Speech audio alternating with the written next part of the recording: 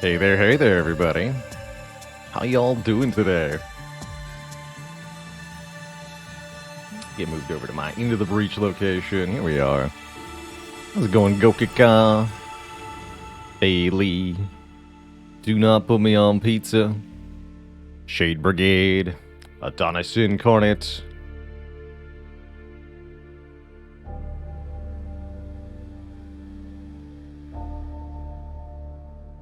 Pete Douglas. Ganja Goblin Gamer.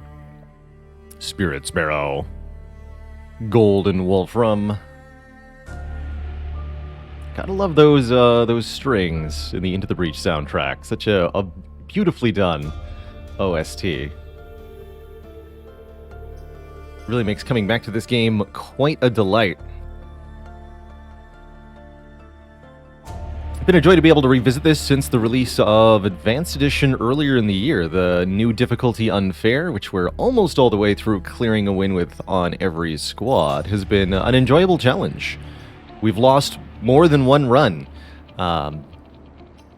Something that was a rare occurrence for me in Into the Breach prior to the Unfair difficulty, so I really liked the challenge personally. Yeah, that Ben Prunty really knows his stuff. Every game that he gets his hands on is a true delight. So let's have a look-see here. We have 22 achievement points. We need 3 more to unlock the secret squad. Going to be playing today with the Cataclysm squad. This is the only squad that cannot...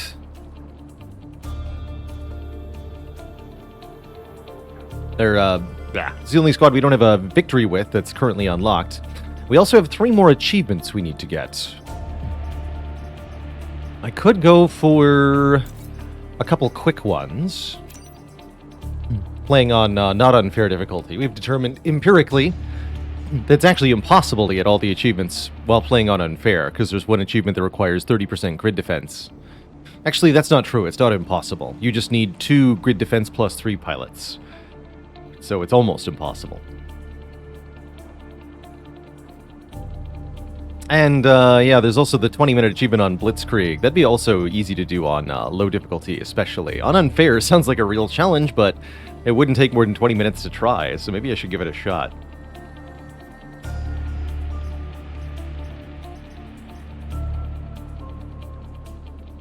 But I think what I'm going to do is first get the win with Cataclysm, then we'll do some runs to get the Secret Squad unlocked. And then for the final stream, or streams, we'll try to win on Unfair with the Secret Squad, which sounds like is going to be a bit of a nightmare, so that might be more than a few attempts.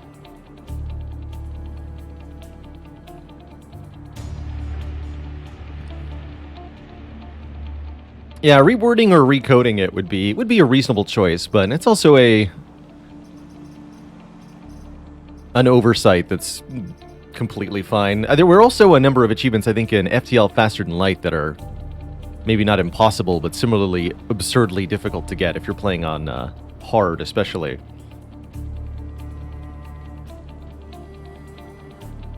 So, what's Cataclysm got? The Pitcher Mech. Throw an adjacent unit and damage it. I don't remember if you can choose the number of tiles they go. This one's a bit awkward because I think you need to have a valid tile to throw the opponent into, and there needs to be an open adjacent tile in the opposite direction, so the positioning options here are limited.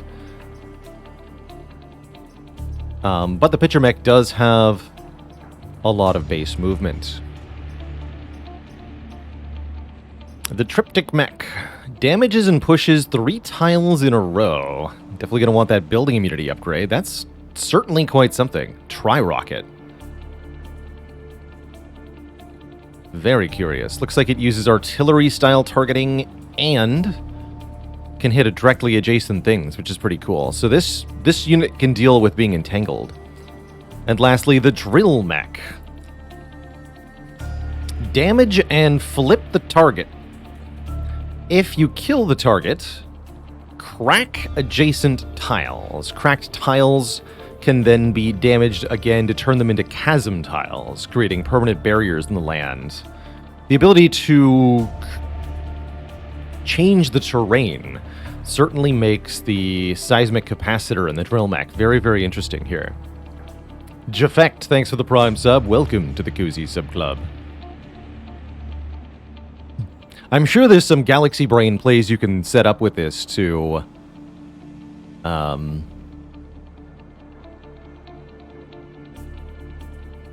like, kill something on one turn and then set up chasm tiles on places you expect the Vec to move to on the subsequent turn. Okay, so the Pitcher Mech has a base of 4 HP. Probably don't want to put the Zoltan in it. Our carryover pilot here is 1 reactor core and 1 mech move. And a popular hero. So we might sell them during this run for 4 reputation.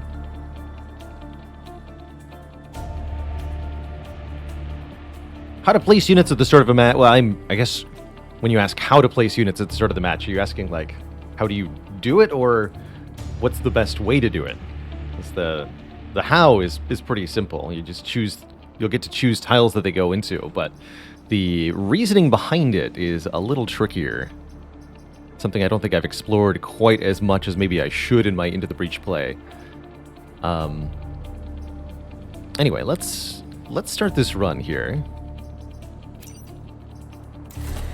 on fair and figure out which island we're going to first. Yeah, I'm not 100% sure how the enemy prioritizes their moves.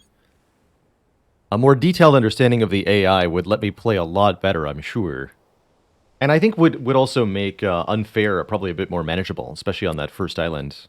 Yeah, which tiles should you place them? So let's talk about that in practice here. Let me get a starting spot picked. RST Corp actually looks pretty manageable. Those are some fairly basic Vec type. The Blood Scion's not too bad. Moths can be annoying. So what I'm looking at here are the Vec types that are shown for each island. Let me move the camera so you can see the leader preview. How high do I have to go?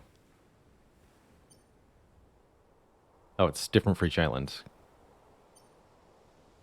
Okay, that works. Cool.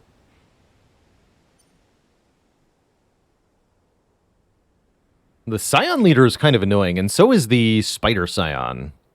I really don't like dealing with them. Generally speaking, I rate Pinnacle Robotics as one of the easier islands. Blob Leader's kind of spooky. Okay, I'm going to go to RST Corp first. The basic Vec here, the Hornet, the Gastropod, and the Firefly are not too threatening. They can't hit, none of these can hit multiple tiles, although Alpha Hornets can be annoying.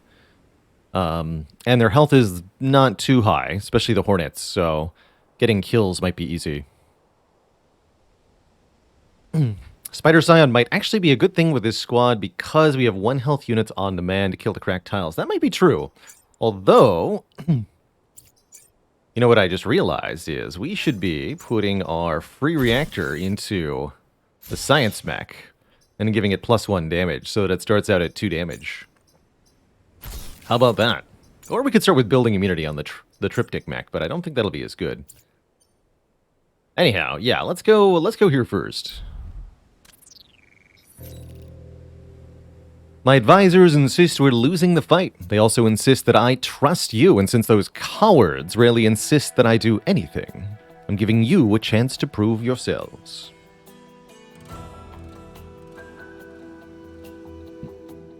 Can't quite show off the Baylor. I'd have to tweak the camera angle? Nah.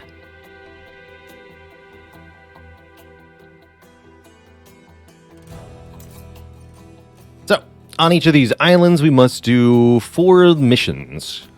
4 of the little terrain areas, and each of them shows with icons what they'll reward us for winning.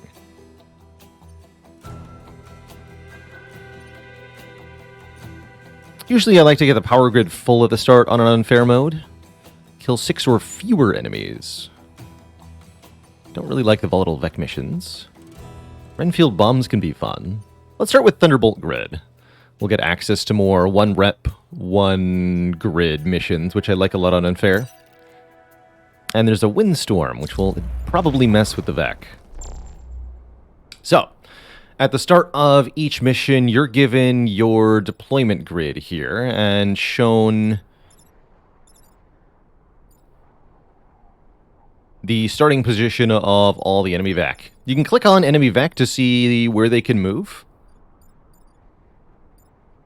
And this can be a useful way to kind of predict what they're going to do. For example, the Firefly with only 2 move, there's really 3 different things it can do. It can move to this tile and threaten this building. It can move to this tile and threaten this building, or it can move to this tile and threaten this building. Those are basically it. So we'll probably want to place a unit that can try to counter that.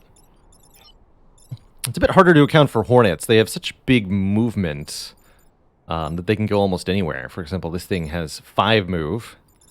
So, can fly in a lot of directions. If I were to guess, it would probably try to double attack one of these buildings, but maybe we can lure it by placing 2 units here. Curious if that will work. Gastropod's got kind of the same deal. So, depending on the terrain, your starting moves should be either to limit what your enemies can do, to counteract what you expect the first enemy move to be, or to minimize the risk to your own units, which is more relevant when you've got Scorpion-type opponents, or Leapers that can entangle your units. You may want to position yourself such that you don't get entangled on turn 1. Is the squid thing giving them regen? Yes, it'll cause them to heal 1 immediately after fire damage occurs, is the timing. So, let's see. Our football mech can move 4, that's right. Probably want to put him here, and I'll put the other 2 here and here, perhaps. So the football mech can go 1, 2, 3, 4. It can flip anybody who's over here. The triptych mech can move down to this line, which is important. And the drill mech with 5 move can get basically anywhere it needs to go and crack some skulls. I don't know if this will be optimal, but this is my hope for an initial deployment to go well. Again, I'm hoping the Hornet attacks us here, because we can just move out of the way then. Actually, the wind will do it. Even better.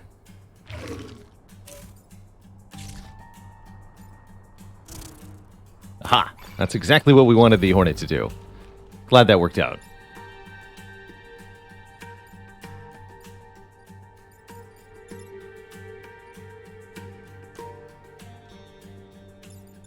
So, moving out of the way, the Alpha Gastropod is insufficient, as it will hit the building behind us.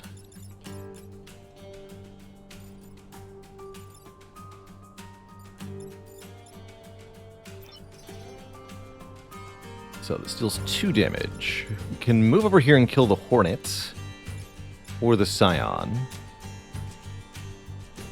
This we simply move out of the way. The triptych mech looks like it might have some actual difficulty here. Because the Hornet is in the way, we can't attack in this line, but I guess that's fine.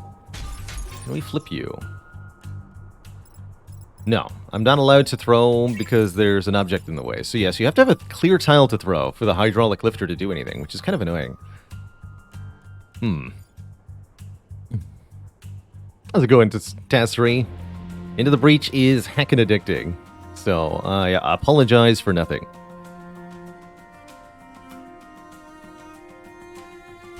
I can push the Firefly onto the spawn here. I'm wondering if we want to perchance simply block this hit with our tanky football mech.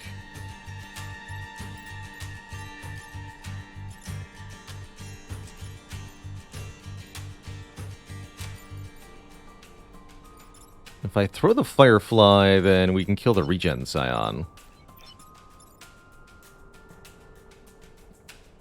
Which would actually let me chasm the Firefly? Is that right? Hold on, let's try that.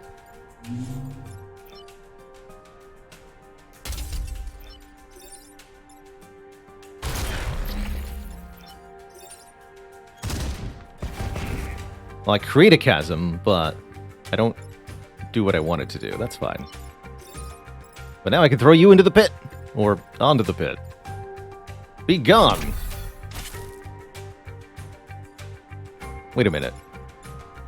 It took 1 damage from landing in the tile. Don't think too hard about that.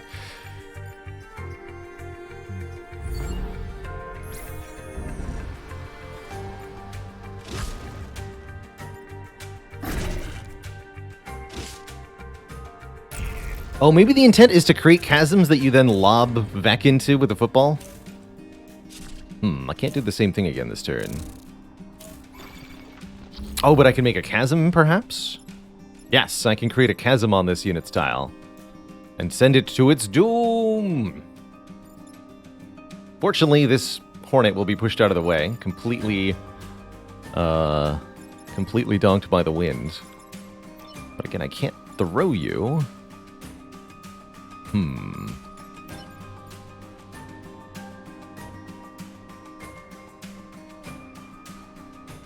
Actually, wait. This Hornet will get pushed into the way of the Alpha Gastropod. We don't need to overthink this too hard.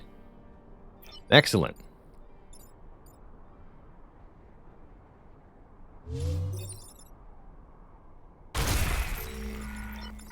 So again, I can't throw it onto its own tile, sadly. Very sadly.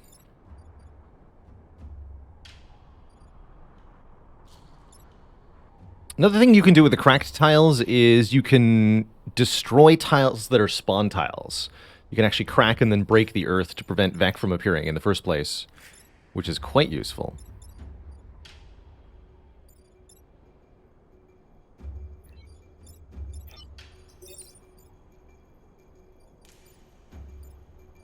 So, for example, I can break this tile on purpose to trap this newly spawning Vec.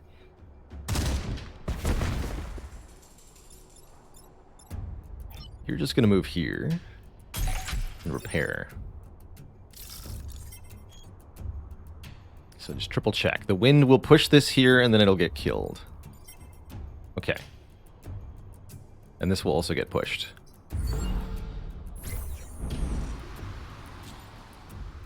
Wonderful. Good job, wind.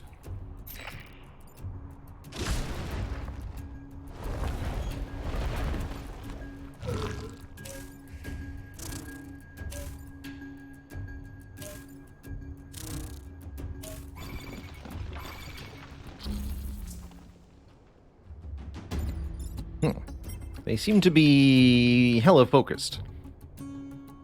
How's it going, Fabitos? Ever heard about the upcoming Marvel XCOM-like coming out soon? Developed by Firaxis. I didn't actually realize it was a Firaxis game. That is likely to catch my attention.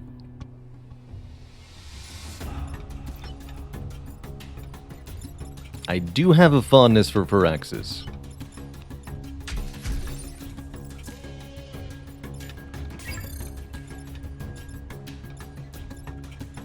So we can kind of have these solve each other, actually.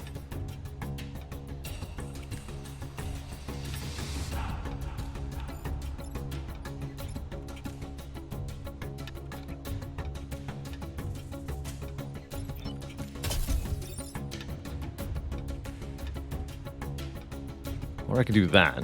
That's also pretty spicy-like.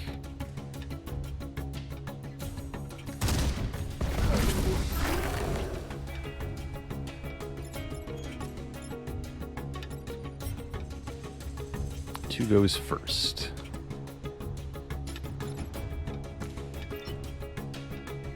Go here. Chuck you here. Breaks the earth. And I actually need you to stay there, or I could now destroy this unit and crack the tiles, but that will actually get my mech killed by the gastropods, so we're not gonna do that. We're just gonna stay where we are. Maybe I could have blocked that spawn then. Doesn't matter. Everything's great. Although we have to kill 6 or fewer enemies, so these are the last enemies I can kill. I gotta keep that in mind. Wouldn't want to get too murderous here.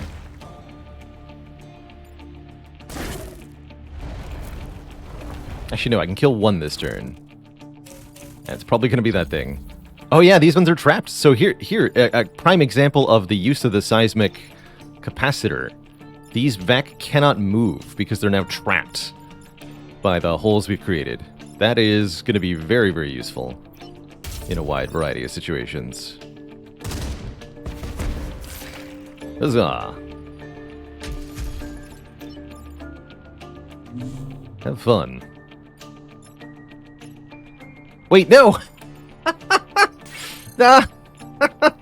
If I move out of the way of this alpha gastropod, it'll die by grappling the mountain. So we have to stay here and use our shield. Okay, that's fine. Holy heck, that's funny.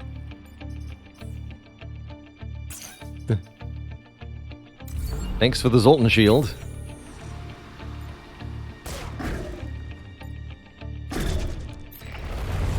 Success.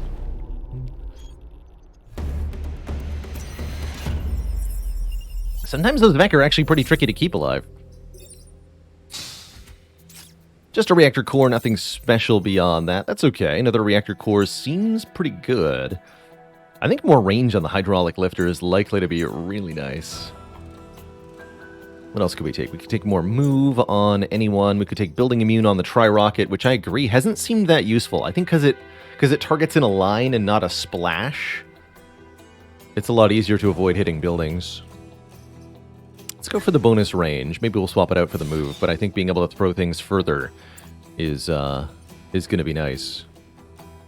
And battle with less than 4 mech damage. Let's protect the bombs since we've got full power grid. Let's try to get some rep that we can exchange for reactor cores at the end of the mission here. So, worked well last time. Let's again try to bait the Alpha Hornet's attack by putting 2 mechs, one behind the other. So I'm thinking here and here for 2 of our spawns. The football and, I guess, the tri-rocket. And then we want the Earth Splitter to be able to get anywhere. So let's go here. Looks like these bombs are going to be pretty difficult to keep alive, but we'll see what we can do. Ha! Worked again. Good. I am beginning to know the way. Question is, what the heck do I do about that? Alright, we can push this lad here. Just move out of the way of this. That blocks both this and this. Okay, that's not too bad. So we just need to use... Use the football mech on this guy if we split the Scion to death.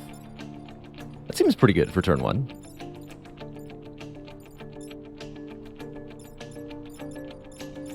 That seems pretty good indeed.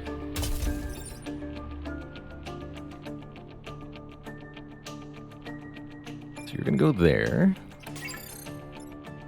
You're going to crack this, and then football mech with 4 move. 1, 2, 3, 4 goes here. Throws this fool just 1 tile so that we hit the alpha gastropod a second time.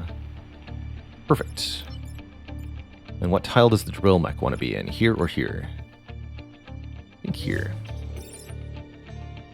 What happens if you crack a mountain? It's a damaged mountain. Fair enough.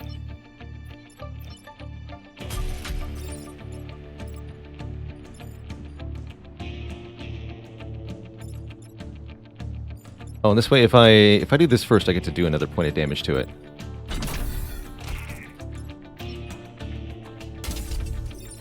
Hit these 3 tiles.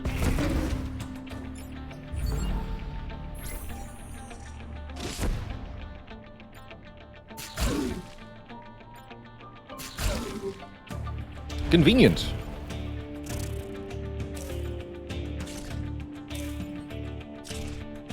Alright, I'm actually not sure what I can do about that. Well, it was a nice turn 1 while it lasted.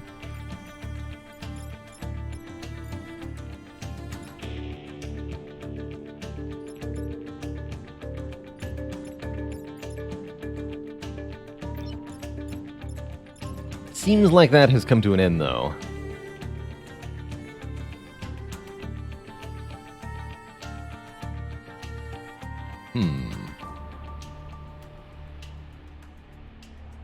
Do they always target you with priority over buildings? I don't know.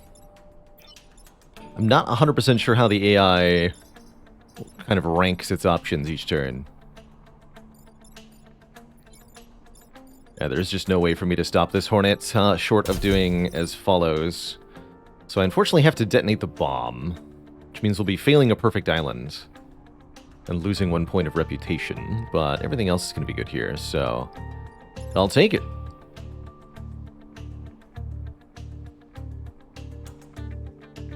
Do we want to crack the Earth before I try to do that? I don't think I get to.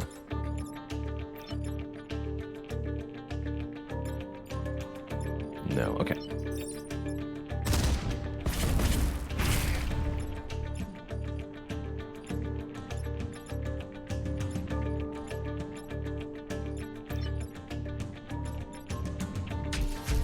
So without the range upgrade, I wouldn't be able to throw this gastropod since the 2 buildings are here, but we can throw it over for the 1 damage, thankfully. And we can use our shield to crack Earth, or we can just go here.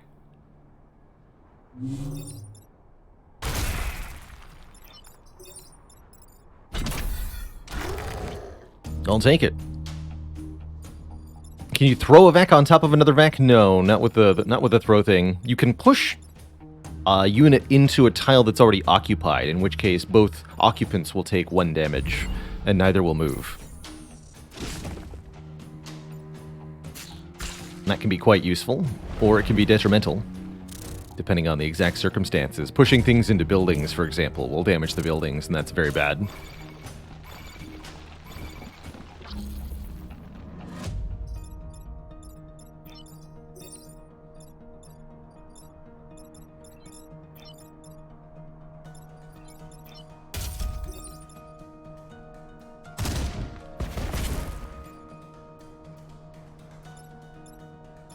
So if you crack a tile that's already cracked,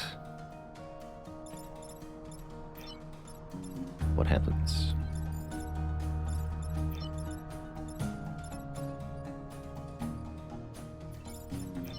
Some things weren't meant to be known.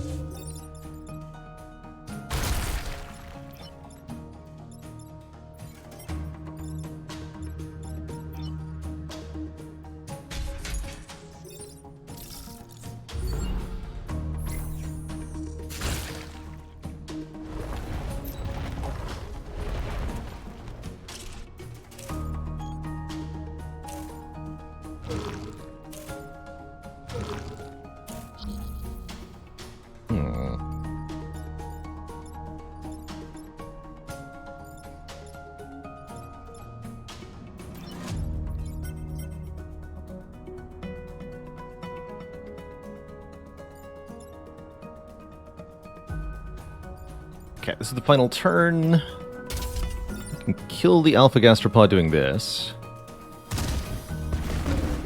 Also makes a ton of chasm tiles, and is hilarious.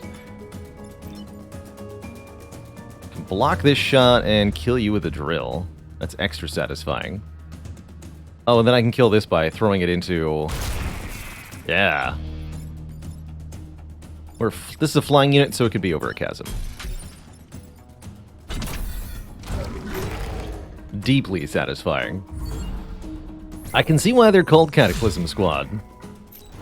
Oh, actually, that was huge important information. If a cracked tile is hit, but the unit is shielded, the tile doesn't break because there wasn't any damage dealt. That's actually really useful to know. Yeah, perfect comedic timing, right? That's great. Great. Defend the train? How about... Wait, what happens if the...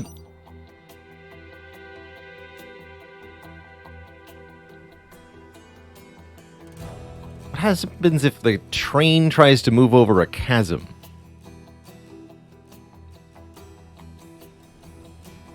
Yeah, Karis is saying, I'm guessing the train dies if it tries to move into a chasm. Honestly, I think we have to science it. I will willingly lose reputation to know the answer to that. Oh man, 2 Alpha Fireflies, good lord. That is going to be a mess. I guess we're going to use the pusher mech to maybe try to answer them, but heck if I know. If you go here, you're going to go here. If the fireflies move to this tile, I don't really think I can do anything.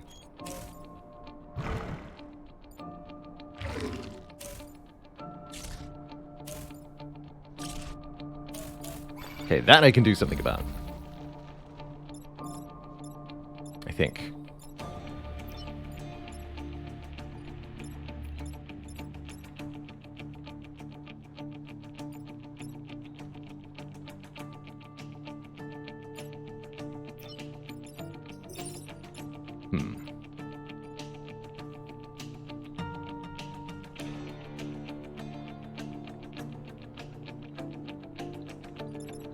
You're moving forward 2 tiles, right?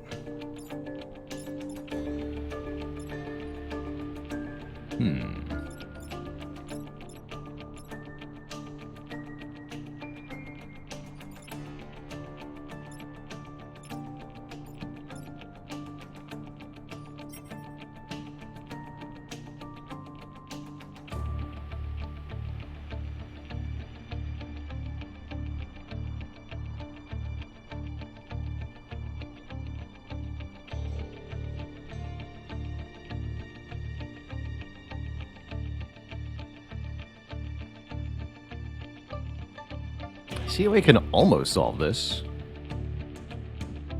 If only that gastropod had 1 less health. This would be a lot easier. Oddly enough, I want the gastropod to have it.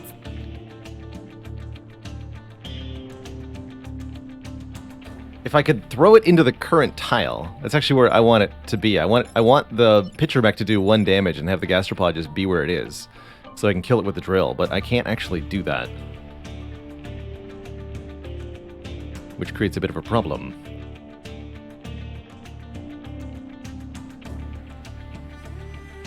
I could throw it here, and then drill it, and then push, but then this will get hit by the train. It's the pitcher mech, not the dribble mech. That's true. That's true.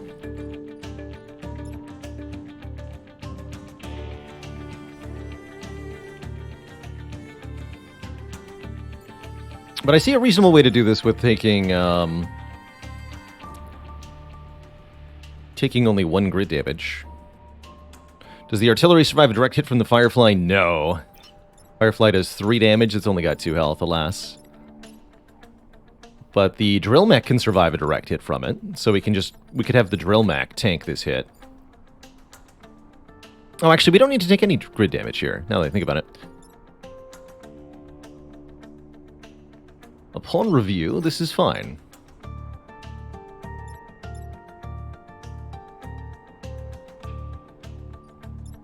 We do like so.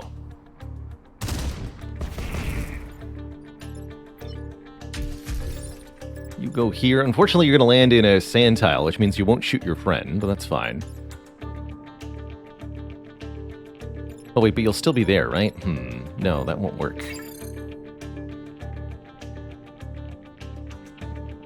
Right, because we don't kill it. That means the train do a sad.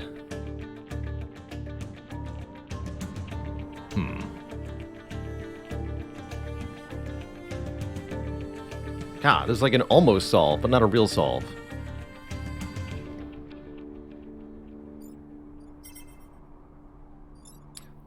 Oh wait, does the snail... Yes, the snail can pull itself out of the way. That's fine then. Actually, that means we move... It'll pull a unit to itself, right? Yeah, okay, so we can't have our guy block. We need the gastropod to grapple out of the way. Okay, yeah. There we go. So we do have to take the 1 grid damage, which means I'm probably going to kill the Scion with the drill mech, which will create a cracked tile that we can test for the train then. That's even better.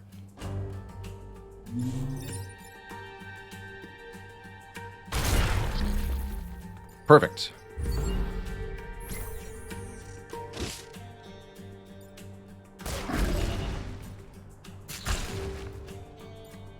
Choo-choo.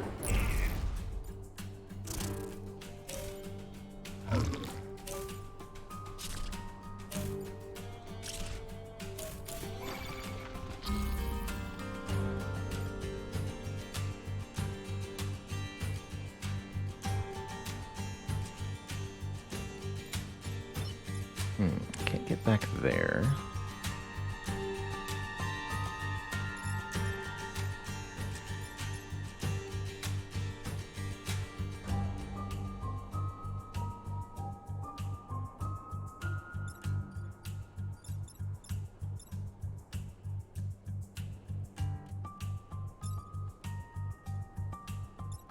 Just drill you, throw you. Okay, science time.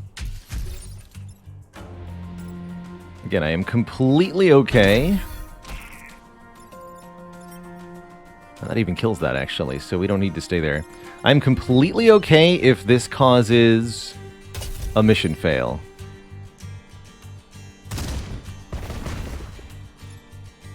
Oh, so our preview is showing the train is going to perish. Well, we got to see exactly how this plays out.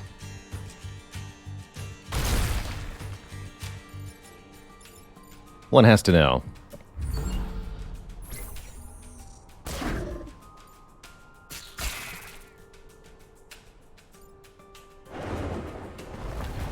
It crashed into the gap.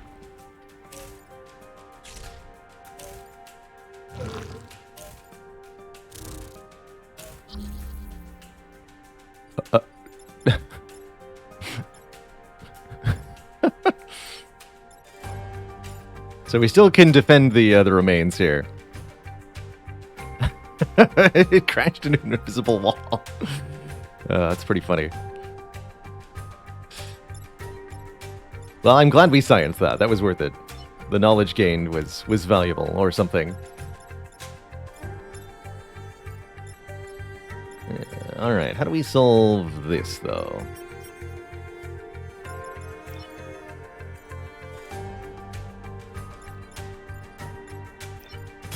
As so, right?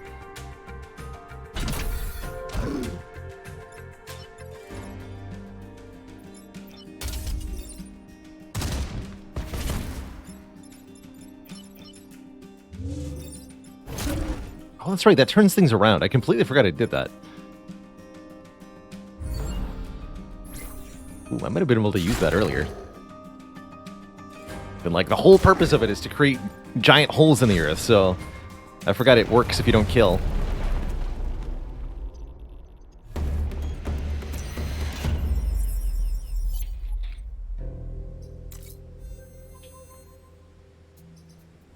Inwector, thanks for the Prime sub. Welcome to the Cozy Sub Club. Destroy Exacs. Exacs are good drill mech targets, actually. Sure, we'll do Scrapyard. Ooh, actually, that looks like a great map to work. This one has decoy buildings, which are pretty good. But no, this looks like a great start. So we want the pitcher mech to be on this side. Artillery mech gets to be in the back. Actually, I probably want to push things left or right, so let's have you go over here. So you're allowed to, like, artillery stuff into that. And you're up front. What's that noise?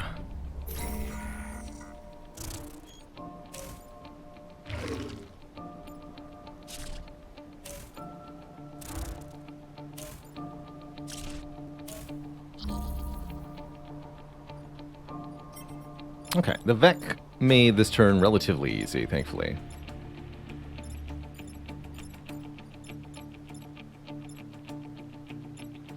Can I throw the egg sack? I totally can.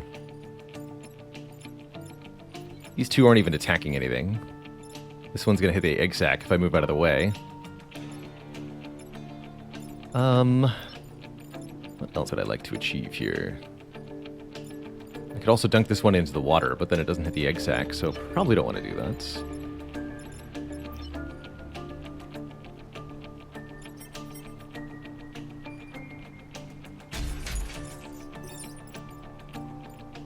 I can throw that wasp, but it won't really go anywhere useful.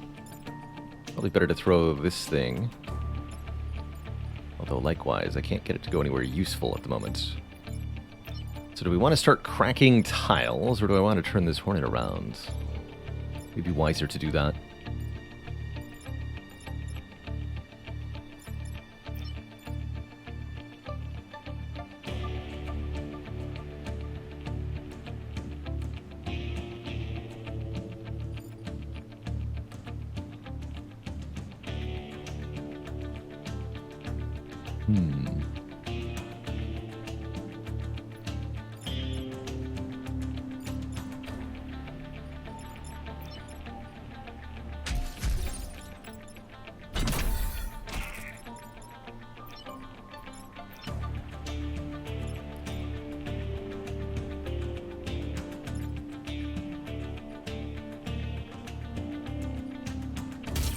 Here and shoot this thing for 1 damage, I guess. Or you could kill the other egg sack this turn. No, that'll do 1 damage to it. Okay, don't do that. Yeah, just do 1 damage to this thing. I'm not sure I positioned my artillery mech in a correct spot, but here we are.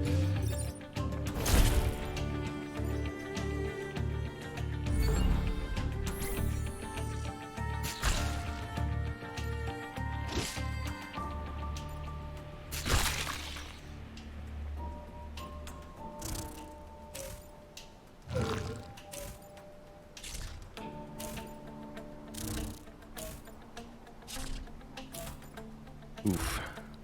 Oh, come on.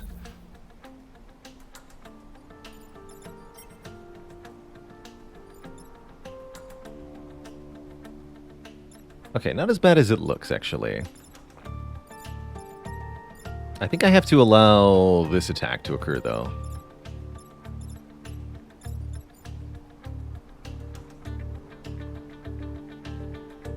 I played way more of the reboot of Van Laser. I've never actually played any of the original 90s era XCOMs. A little bit before my time. Personally, and I find the extremely dated interface and inventory management of the original XCOMs pretty daunting to my play interest. They're definitely quite different. A little bit more in the simulationist vein, so details added where they're not necessarily helpful, like every soldier having their own inventory that you can manage each battle. Phoenix Point is a modern... Actually, if you want the experience of playing the original XCOMs without actually playing them, Phoenix Point is a really good simulation of that, designed in part by Julian Gollop, the lead designer of the original XCOMs. It really nails the feeling, I think. Tense, very scary opponents with some really nasty abilities, meticulous ammo management, and more.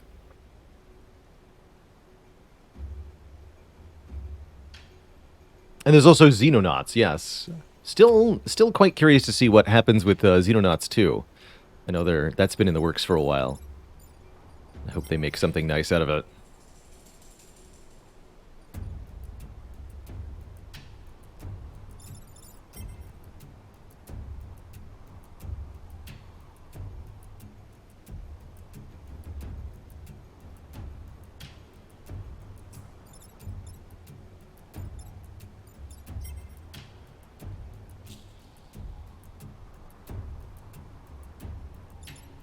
So, football mech can do some flinging. That could be valuable. What's our drill mech doing? Are they going over here, killing you, perhaps?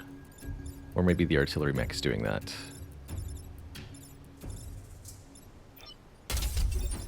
Do that. That solves a couple problems. Although though neither of these are actually problems, so they're not going to get solved this turn. I think we're taking 1 grid damage here. I think that's what I've concluded. And that's a pretty normal unfair turn. Where you gotta take 1 at least. So how are we solving all this? Yeah, you need to be thrown. Probably artillery you. And then we can drill one of these two.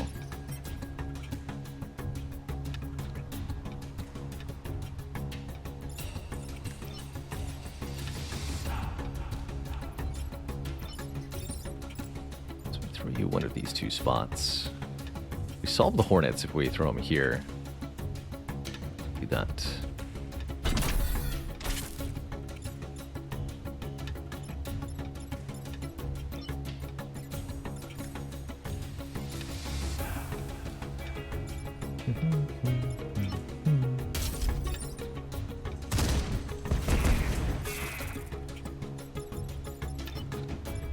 And then we might as well do it this way, because that way they both take 1 damage. Everything's going to be on low health. Although you should probably do that from this tile. Alright, take 1.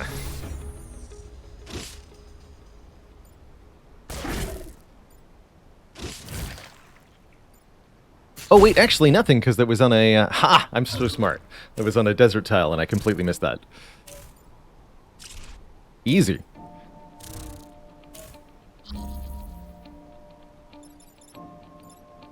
Smarty smart.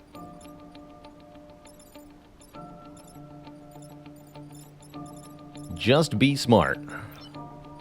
Oh, heck. I'd really like to be in this tile so I can artillery these 3 tiles. It'd be so good. Disaster. Alright, well, you're going in the drink, sir. Not sure what to do with artillery, son.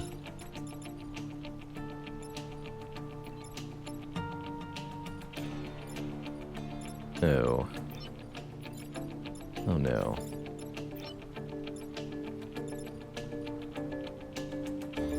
This has definitely been a case study in putting the triptych mech in the wrong spot. Shoot.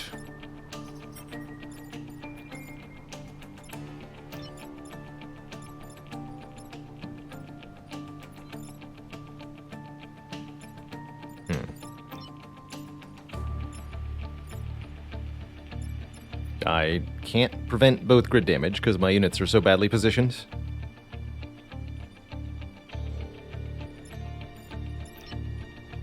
That's pretty lame. Wow, that's what happens when you start your turn on the edge of the map. That's not a good place to be, usually.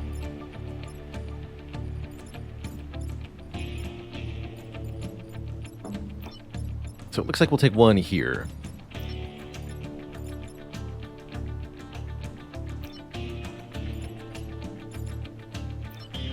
We can use the artillery to push the gastropod here. That gives the pitcher mech nothing to reasonably do, though. Alright, you need to be more centrally located. I guess the pitcher mech can get rid of the vac egg sac.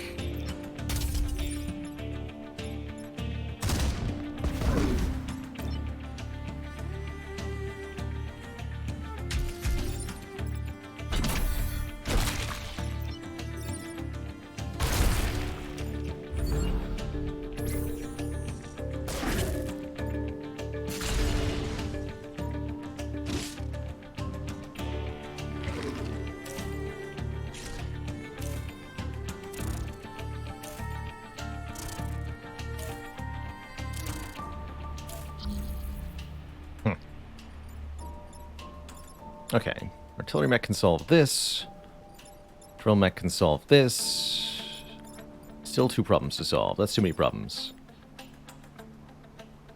Can I get a 2 for 1?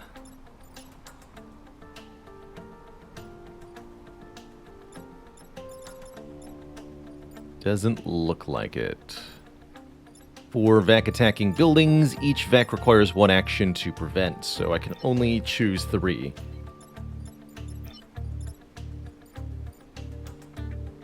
I can't get any of them to hit each other. Don't believe. No, it doesn't look like it.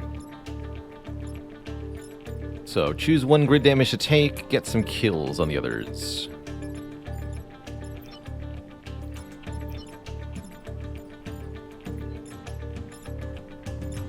Oh, you can't reach that. Oh, crap. Okay, only you can. Which means I can't stop this. No, you have to football over there. I can't stop this? That's even worse. We can't allow this building to be destroyed. It's worth 3 power. So it'd be better to allow this. No, we can allow this because we can use the artillery mech to push you into the smoke. Perfect. Okay. That works.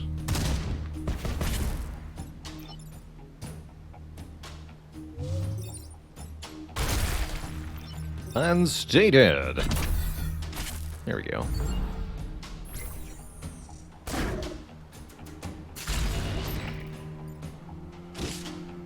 Not too bad. We took some grid damage, but we get it all back for the objective of the mission.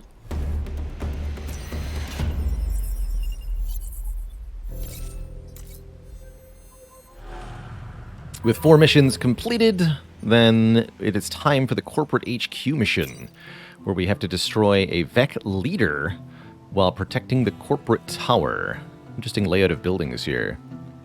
The leader has extra high health and is a particularly annoying foe, but there are ways that we might be able to take advantage here. So how does this work? Use a grapple to pull Vec towards objects or units to the Vec. Nearby tiles erupt in fire. That's what the Alpha Vec does. If we're lucky, we can push the Alpha Vec into a chasm and kill it that way.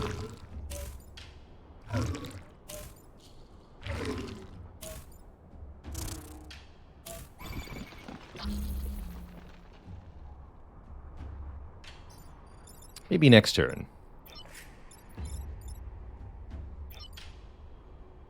I think we're going to be drilling that Hornet.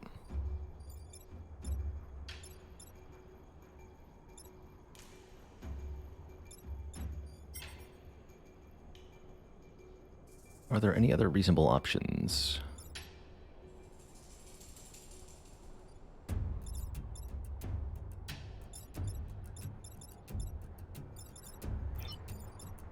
You can be thrown out of the way. Or shot. No, you can only be shot to that tile. What about these two?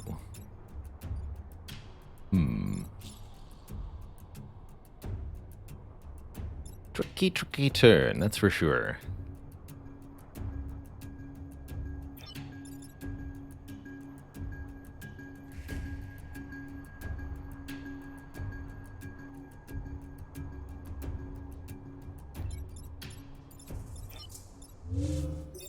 Drill that. These tiles crack. Including the one I'm on. Interesting. My damage seems pretty underwhelming. It is. But we have other ways to get kills with this squad, thankfully.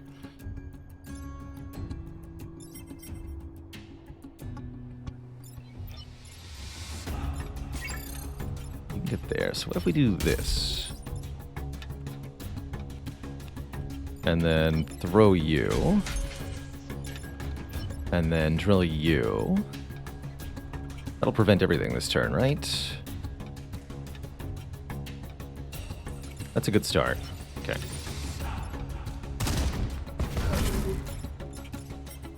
Yeah, because you go before you do.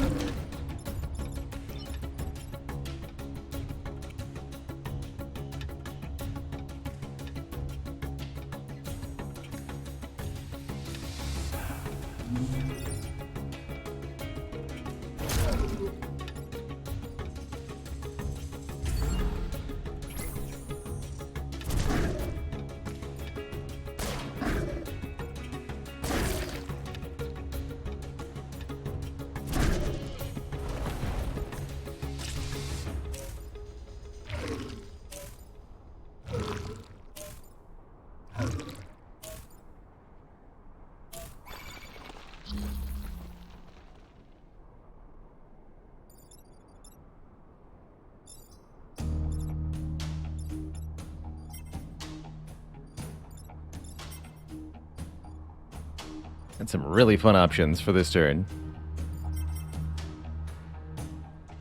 Ooh, I like this one. Shoot here, you'll shoot your friend.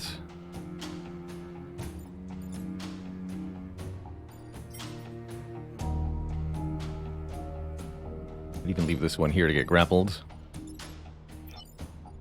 I don't believe this mech can light on fire as long as the shield is there.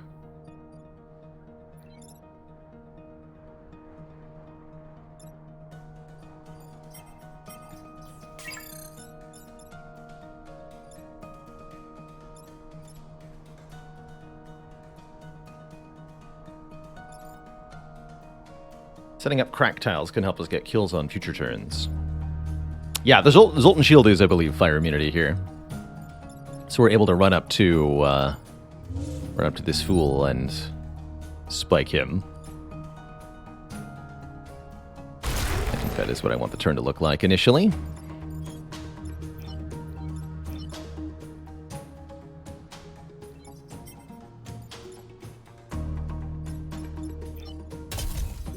get shot here. Who's getting footballed?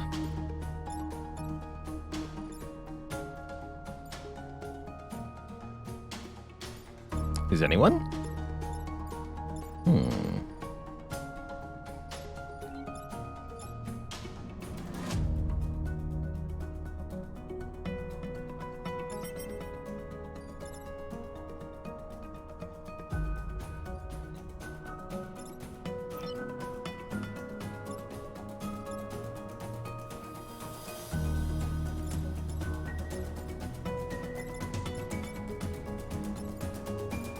I just want you to be centrally located for next turn.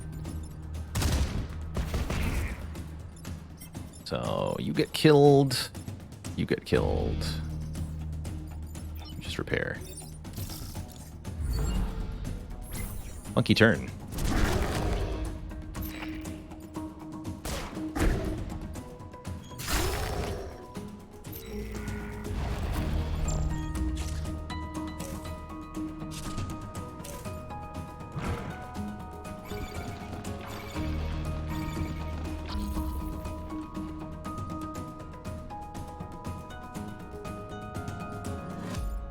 So, Leader Vec have the Hive Leader property, which says they're immune to water. You can't kill a Leader Vec by putting it in water.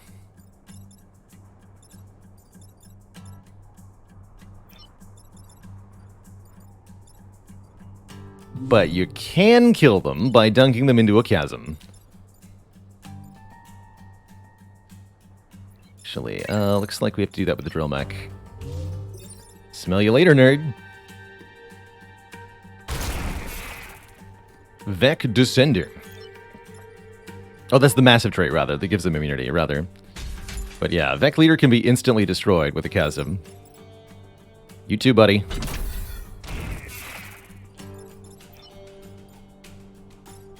You too.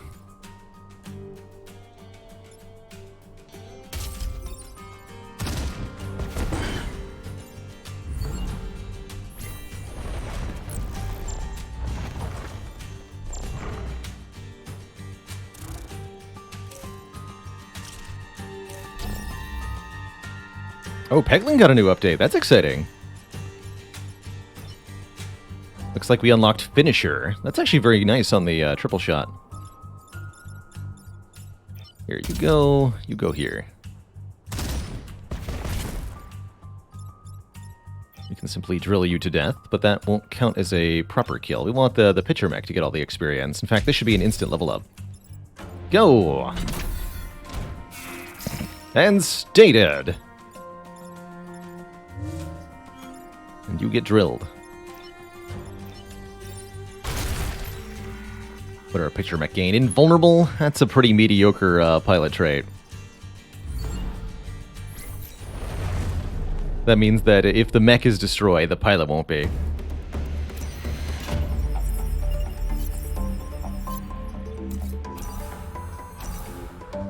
As your only pilot skill, that's not very inspiring. But we got 6 rep. Shield tank. Can create shields. And the rocket artillery. Ah, the smoke rocket. That's pretty good, actually. Pretty underwhelming for the end of Island 1, have to be frank, but that'll be okay. Probably just going to take 2 reactor cores and call it a day. You don't pick up any new equipment or pilots or anything. That's fine.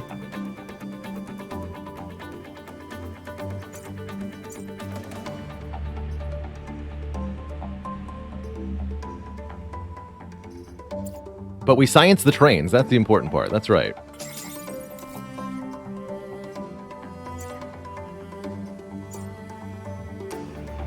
More movement on the triple mech seems essential. Actually, more movement on both of our other mechs seems really important here. Let's get that.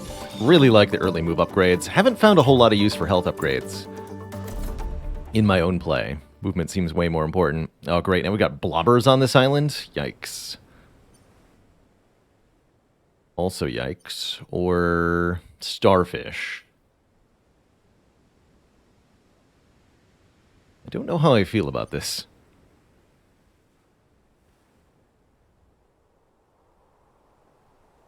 I'm going to try Pinnacle second, but I might deeply, deeply regret it. Good old freeze and defend both robots. Cannot advocate killing the hostile machines in this region, but I acknowledge their threat is too great to ignore, huh? We'll see about that. Okay, so here the Alpha Leaper can super entangle. It will do 6 damage because it is boosted. We just have a Leaper and a Blobber, though? That seems fine. I don't care about being entangled by a Leaper. I am not afraid.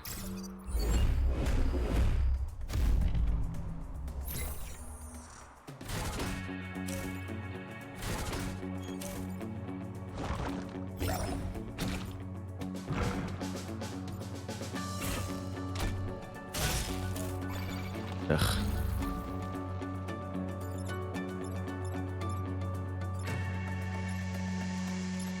Okay, that bomb's actually not a threat. Okay, that's good. You're not attacking. You're gonna die. You're gonna die.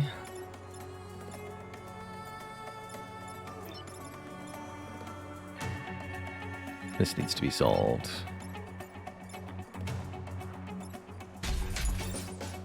I'll throw it here so it kills the boost scion, although I don't necessarily want the boost scion to be killed.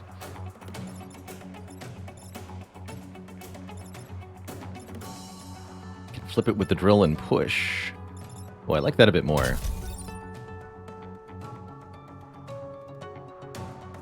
Kill the blubber. I am not a fan of blubbers. Generally speaking.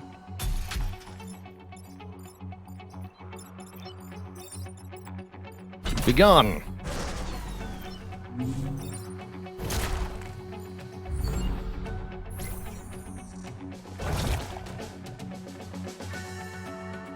Alright, we need to make sure we're blocking Vex spawning on this one. So that's our priority on this turn, is block at least 1 spawn this turn. Ideally 2.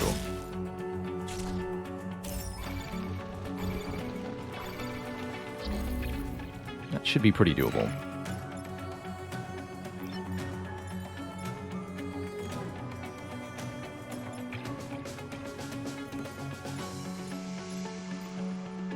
Oh yeah, we can, for example, do this.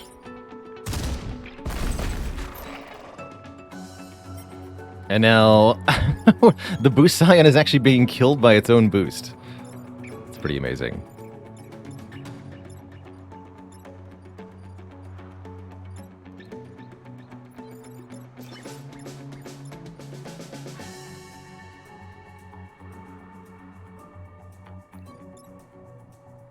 In fact, we can block 3 spawns this turn. Let's do it.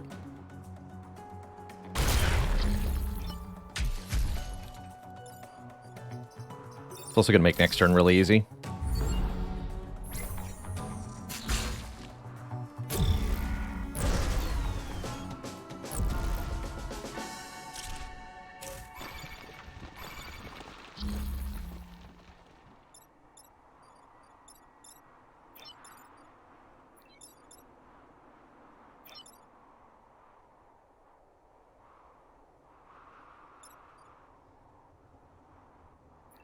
And now we can showcase one of the other uses for the drill, which is destroying spawn tiles.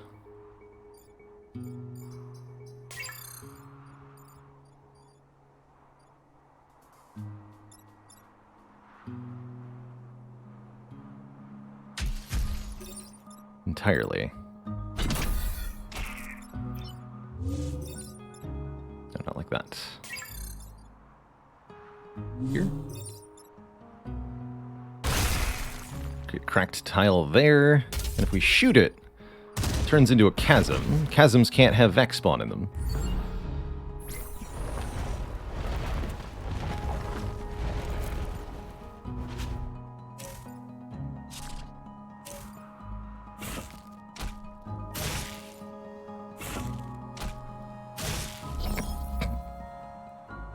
Well, that's cute.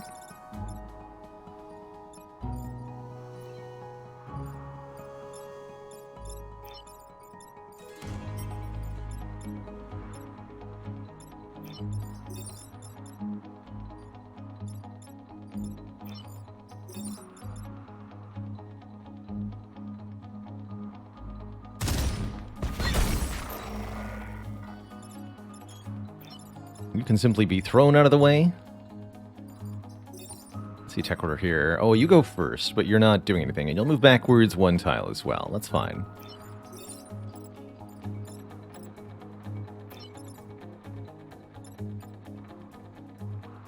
Be able to kill. You have 4 movement, right? 5 movement. 1, 2, 3, 4, 5. So we can kill the Alpha Firefly to gain a lot of XP. Let's do that.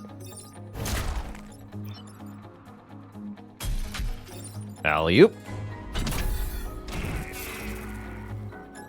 And we survive that. This doesn't happen. Cool. Great turn. Great mission.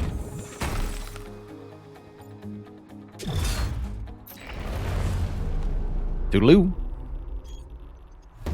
Zoltan Shield recharges at the start of every turn. That's the Zoltan's gimmick. They only have 1 health, but they get a shield every turn. It's pretty good. Oh, we want to get this, for sure. So we'll go through Venting Field. I guess this could be my last mission. Could do Sub-Zero range, Venting Field, and whatever the heck this is. Sure. I am a big fan of the freeze and defend both robots missions, generally. Although we could have difficulty with both of them this turn.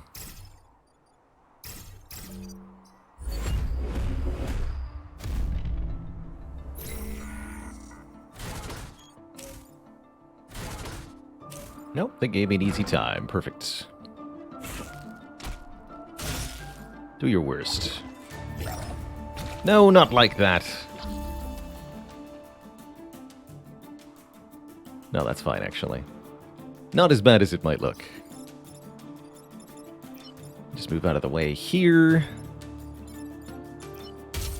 You two are going to get shot. Football mech is going to throw the bomb. And we can crack a tile, I assume, yeah?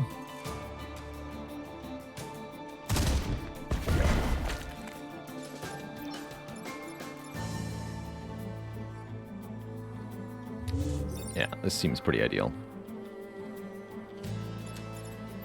Then you are simply frozen.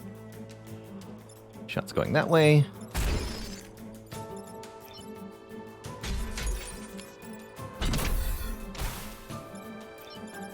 Great turn.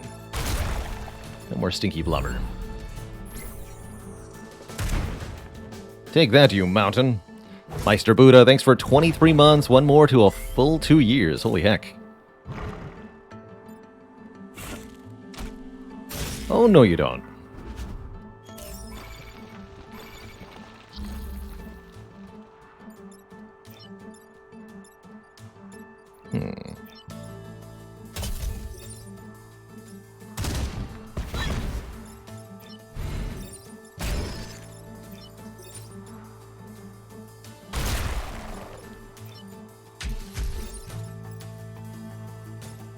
And that pushes the target hit, so I actually don't want this to do that.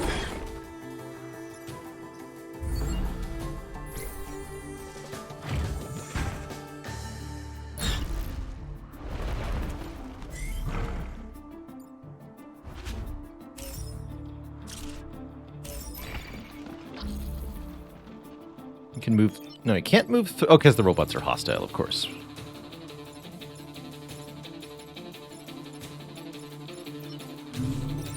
So that won't crack the already cracked tiles further, huh?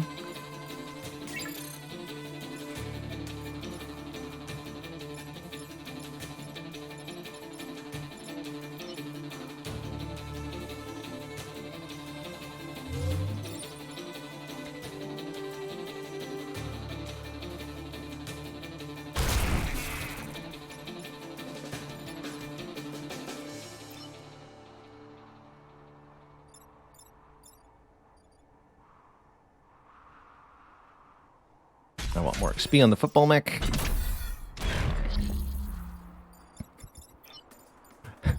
Wait, why did it fall? You know, that That doesn't quite make sense to me, actually.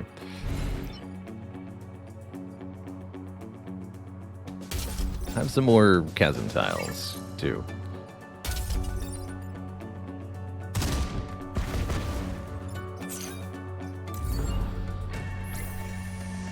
Yeah, obviously it fell because it died, but what killed it, right? It took damage from landing on the chasm tile and then fell into the chasm because it died. That doesn't make any sense.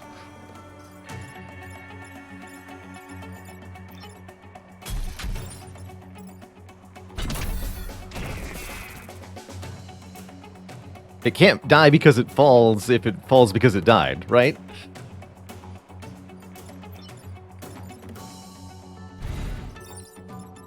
Fun fact, if you freeze a flying enemy over a chasm, they also die, curiously dying before freezing, and then unfreezing as they die. Funny how that works.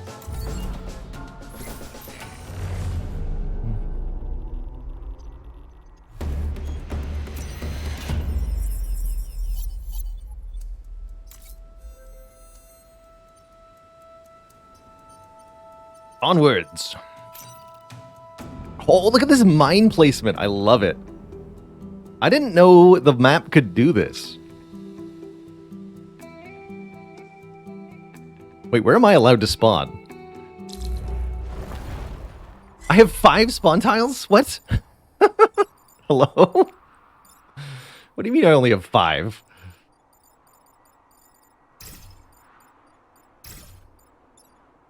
That's nonsense. That's nonsense. Yeah, ice mines, all the ice mines spawned in my start because the map rolled like entirely water. I've never seen this much ice on a map in Into the Breach. Truly. It's going to be great because if you crack an ice tile, I think it instantly shatters.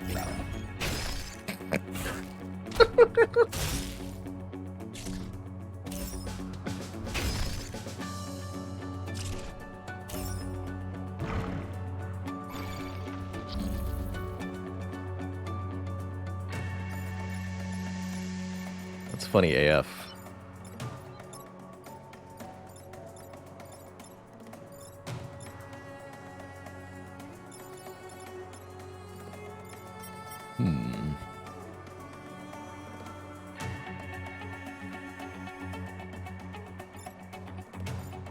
Yeah, taking less than 3 grid damage shouldn't be too hard. That should be no problem, actually. That does 4 damage? Good lord, get out of here. How do I stop that? Not easily is the answer.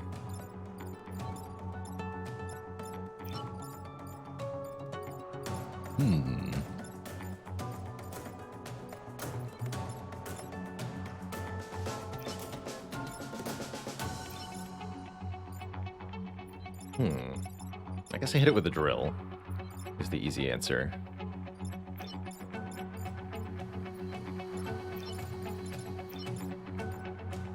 Body block this shot? I don't love that. Let me just artillery this fool. So that would work.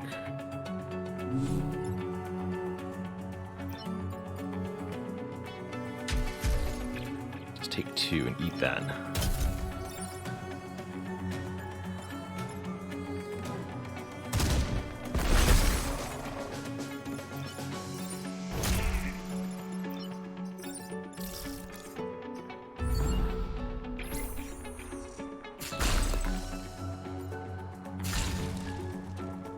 Of course, this is a map with 3 spawn tiles. Let me take a look at that. Oh my. Actually, doesn't look like too hard of a mission, but that's pretty wild. It's Blitzkrieg, no less.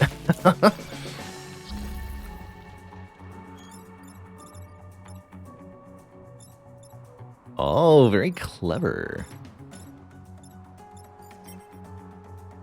A lot going on here.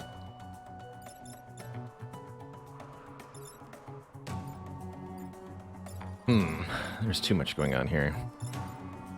Alright, we free the mech. There's no longer too much going on here. Okay, that's fine.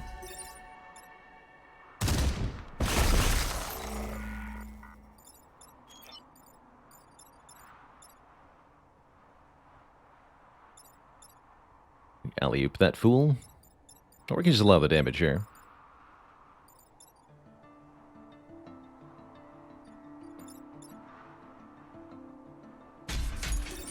This feels like a better move. No more blobs. You're getting drilled again, Steven. I assume that's the Firefly's name.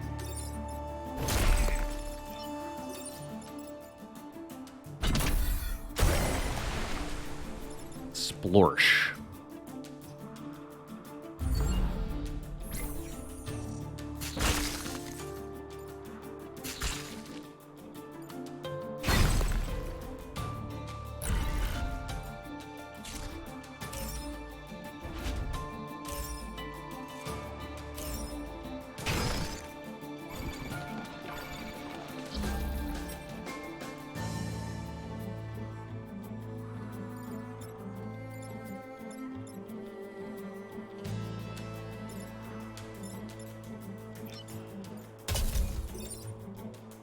I think that'll destroy the mine, but that's still fine. Yeah. We have to move off this tile or we're gonna die. Oh, love that part.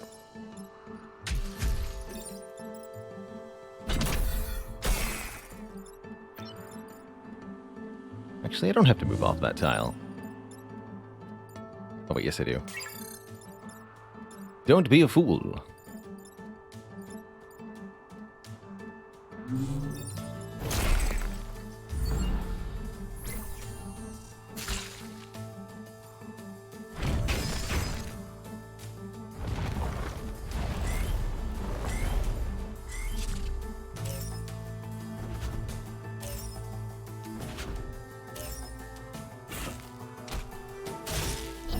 Well, that looks like quite the hot mess.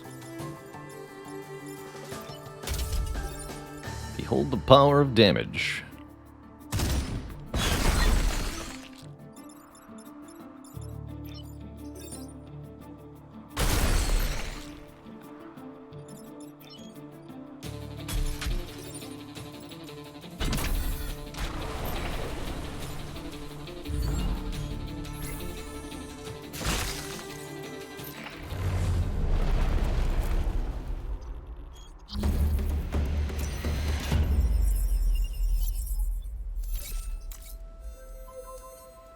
Destroy all boombots.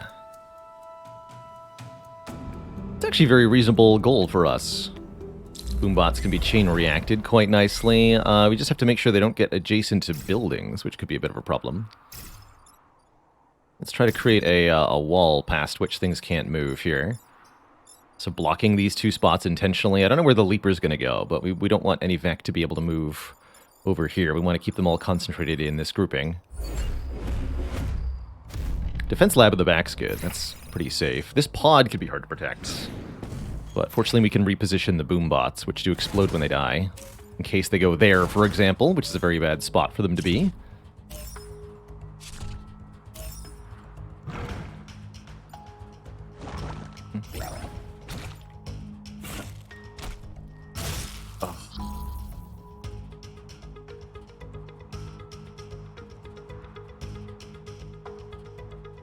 Bummer.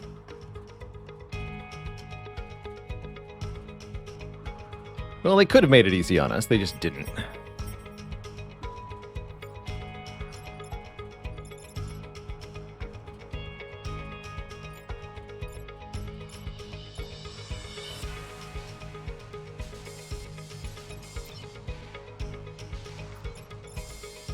Alright, we have to free the Triptych Mech.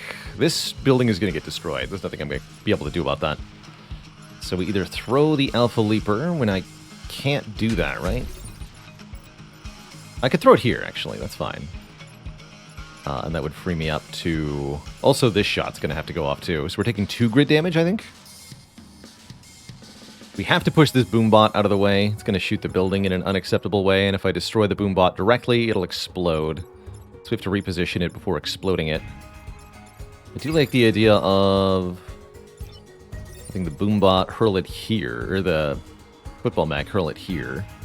But that would mean we need to use the drill mech to free our Triptych Mech, and then what's the Triptych Mech doing? This needs to be stopped. No. Okay, so the drill mech goes here. Football mech frees you. Actually, where's the triptych mech going to go then? You can't shoot the boombot with a triptych because both these tiles are danger tiles. So what shall I do? I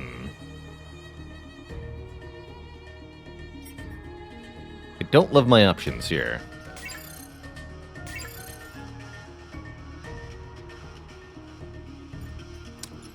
The artillery can shoot the leaper, but if I do that, then we're not escaping the blast of the blob with the triptych mech, and it will be destroyed. So that would be a suicide move. We have to free the leaper with one of the other two mechs and then move the triptych mech, or the blob will kill it.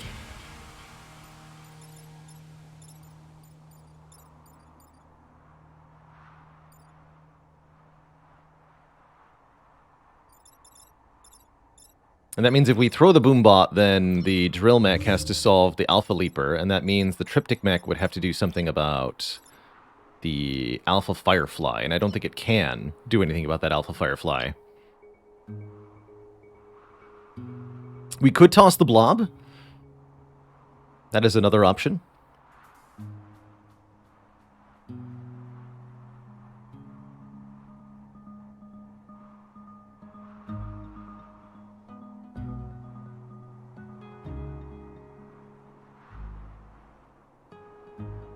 Unfortunately, it won't. It'll just die when thrown. It doesn't detonate.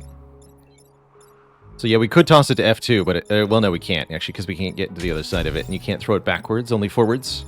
But even if you could, it wouldn't explode.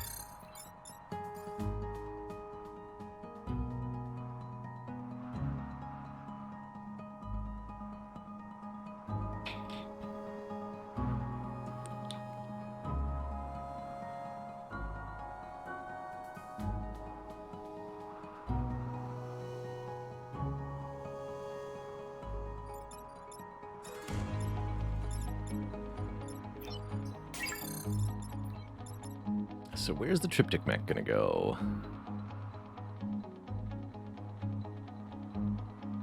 Which move does it have? 4? 1, 2, 3.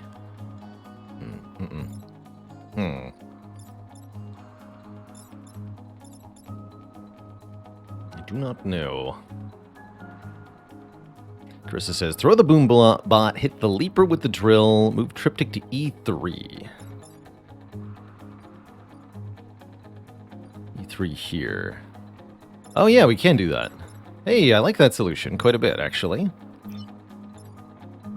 That gets another boombot. Actually, that'll chain react the boombots, too. That's going to be delightful. Yes, I like that. I think that's what I'll do. Throwing the boombot is superior, because if we throw the boombot here, it explodes, freeing this boombot from the ice. Then when laser strikes, this boombot will explode, which will cause this one to explode. And then all the boombots will be destroyed.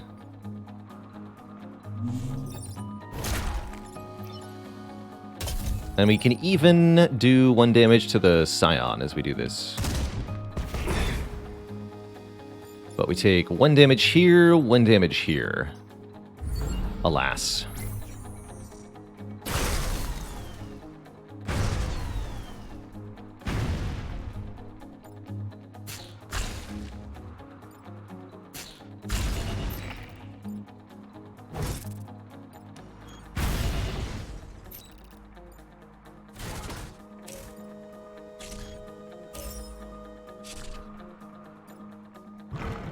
Okay, the Vex seem to have made for a pretty easy turn here. Well, almost.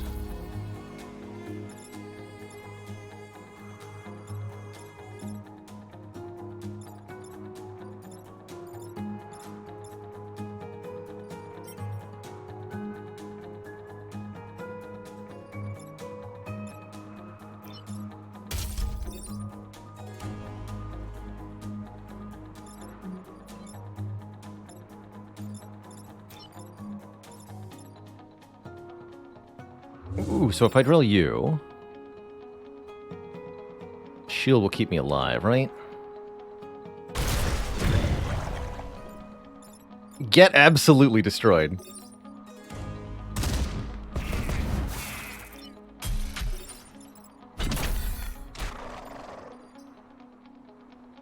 You fool.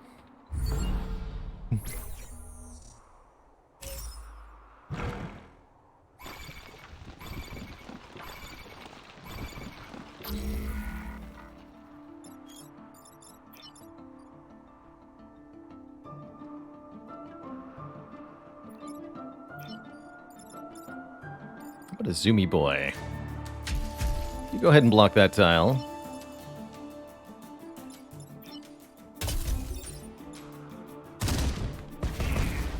Mountains are for nerds.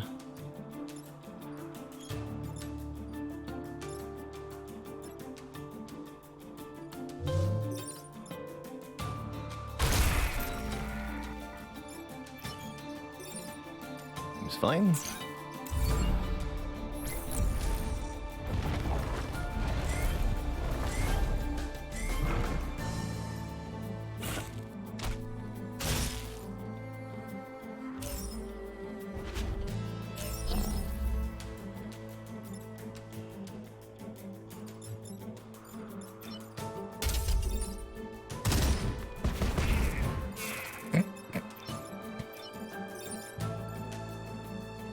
That is way too satisfying every time.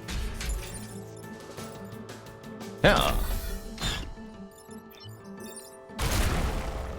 Take that, mountain.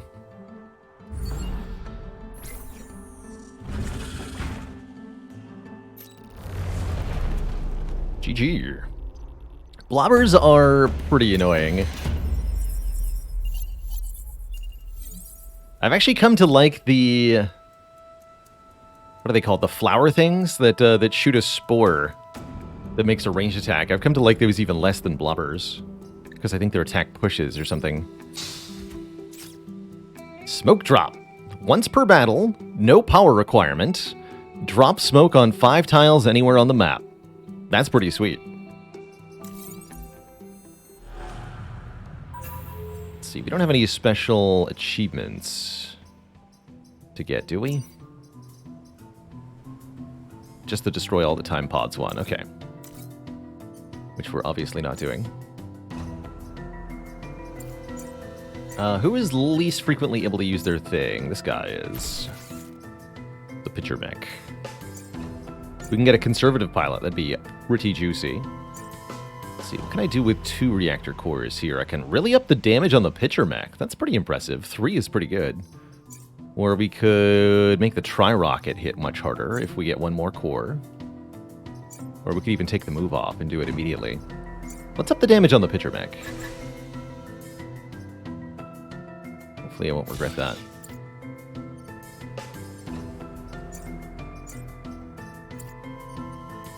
Destroy the Scarab Leader. It's quite a bit of health. You go in the back. You are here.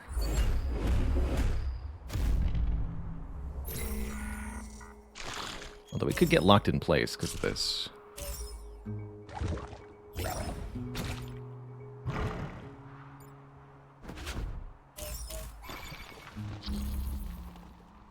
Okay, 1, 2, 3, 4 attacks on buildings. That's not so bad.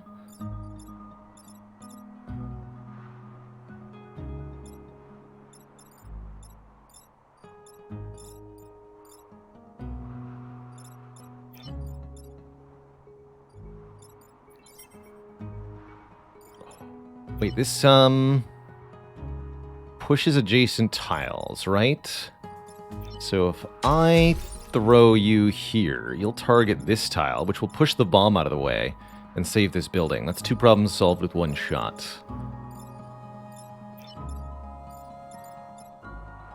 We can negate the moth simply by...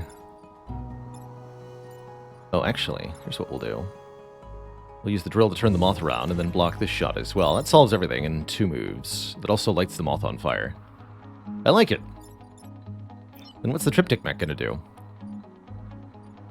Hurt the blobber, I guess? Get closer to the middle here. Can't we throw the alpha to G3? Yes. We could, which would cause them to get shot for... What are you, 2 damage? That's pretty good, actually. How long does one run last in this game? Usually 2 to 3 hours. Really depends on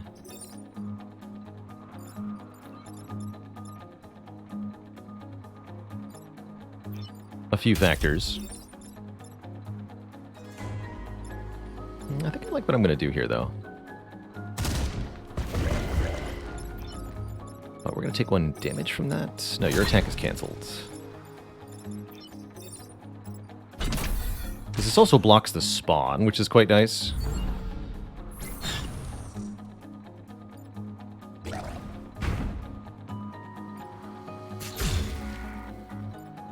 Yeah, a run can be between 2 and 4 islands, so if we wanted to, we could end the run pretty soon here, which would make it a sub 2-hour run, or we could go for 4 islands, and that'd probably be about 3.5 hours. Definitely a longer game than Slay the Spire, but it's also a game you can play fast if you want to.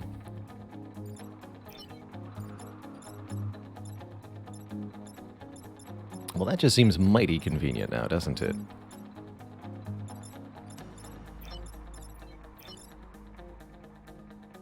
I can drill you. That can lead us to do some fun things. Oh yeah, let's do that. How do we solve this, though? Wait. Don't get ahead of ourselves.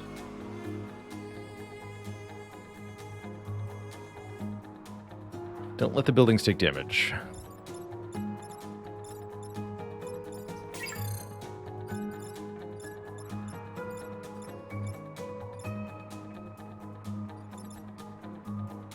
Technically not a problem. These 2 are problems, though. Triptych can solve both of those if we can get out of the way.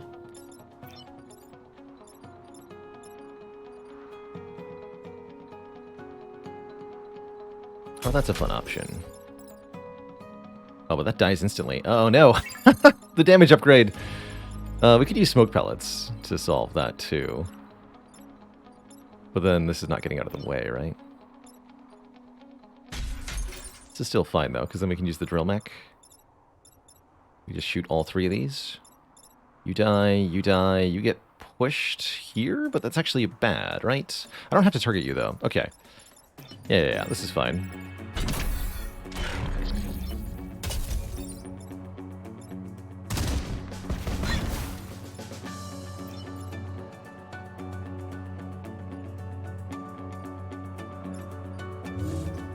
You'll also die to fire.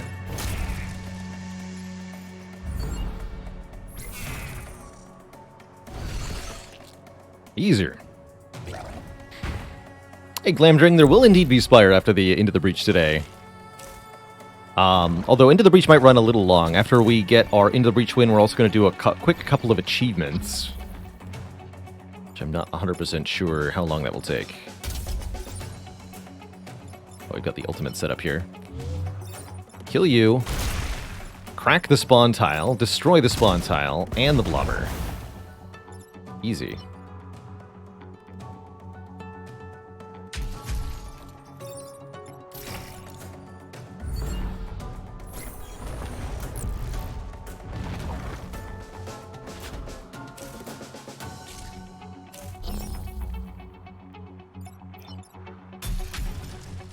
Alley-oop. Bye.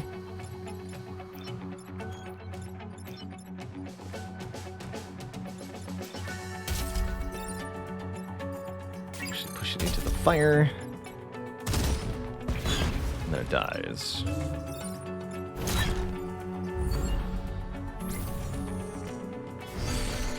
Getting us some more XP. Well done.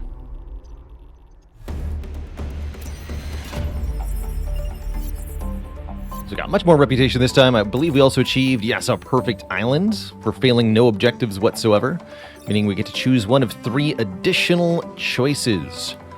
The Fire Beam. Fire a beam that applies fire. Shenrong, +1 mech movement and can move after attacking. That's pretty good. Or just refill our grid defense a bit. I quite like the Fire Beam.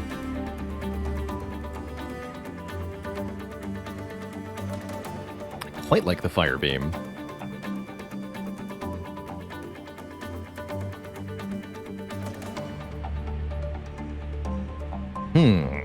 I'll take the fire beam. What else you got here? Quick fire artillery. Fire 2 artillery shots in different directions. That's pretty cool.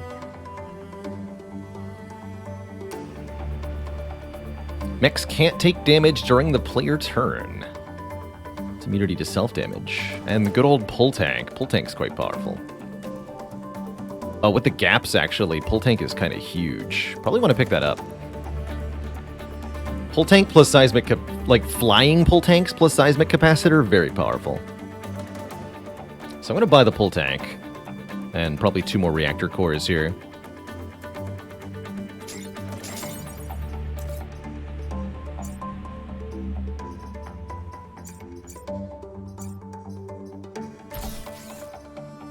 And it's free to have, which is quite nice.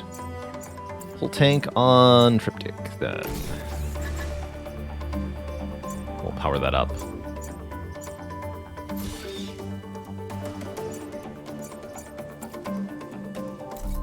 Alright, what's going to be island number 3? Detritus looks very scary with the burrowers.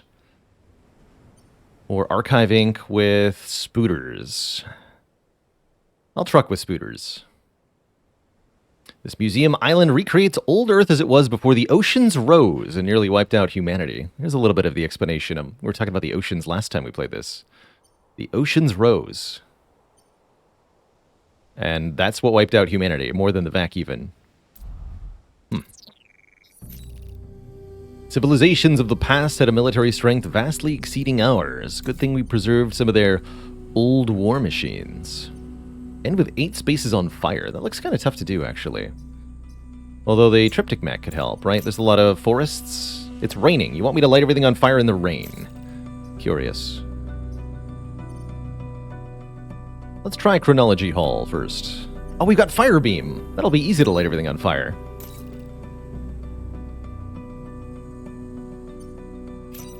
Let's protect some emergency batteries first. So, spiders throw an egg that entangles anything that's adjacent to it. That's their nastiest trait. We want to make sure we don't put our units in a position where 2 can be entangled by the same egg then. Something like this to start. Double centipede. This looks really mean, honestly. I am a little concerned. But we've got smoke pellets, so I'm not too concerned.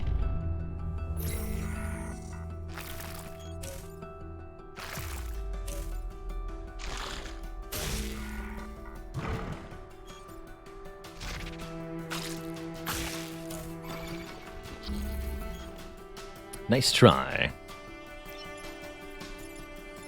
Well, maybe successful try, actually. I'm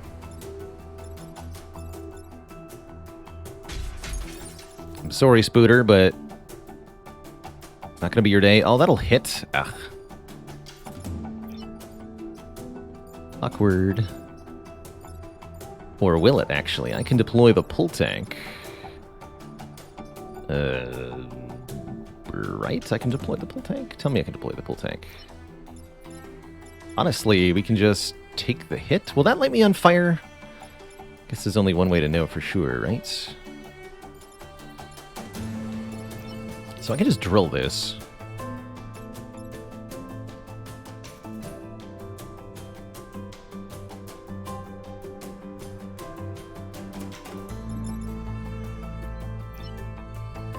That frees you to deploy the pull tank.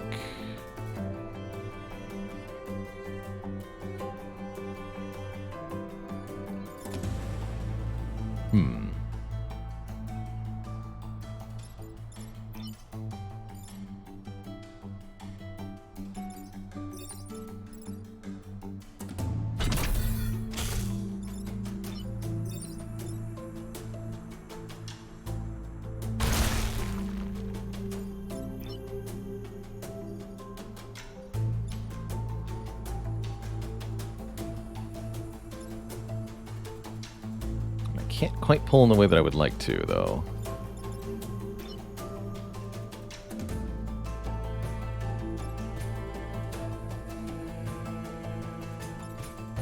Let's not going to do anything.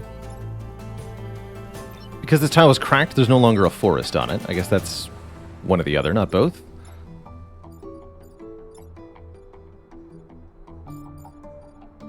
So I guess you come over here and deploy a pull tank here.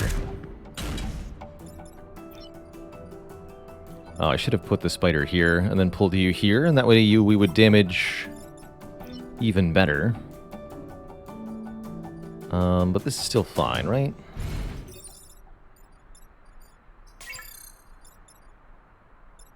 Yeah, it's not like we were going to prevent this hit, no matter what we did.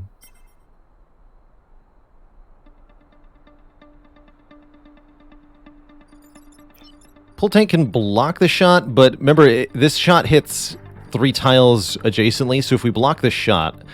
I guess we could block it here, maybe. If we block the shot here or here, we're going to destroy the building. Let's just do this, then. Take the 1 grid. Yeah, I suppose there were tiles we could have done that with.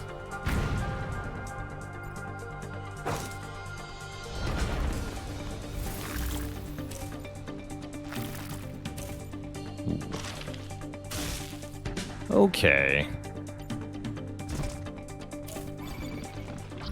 Well, that's rude.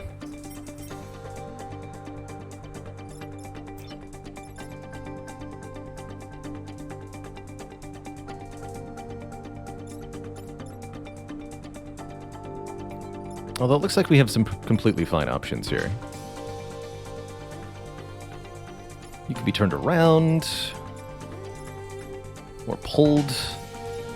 If I pull and it shoots the smoldering scion, this building gets hit. That's awkward. You can also smoke pellets like all 3 of these and cancel all their attacks. That's pretty juicy.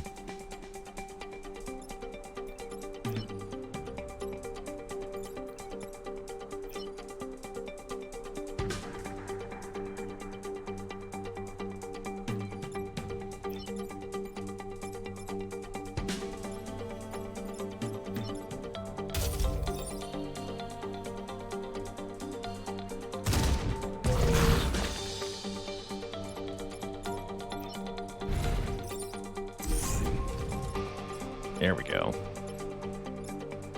And then I lit them all on fire. Actually completely valid here.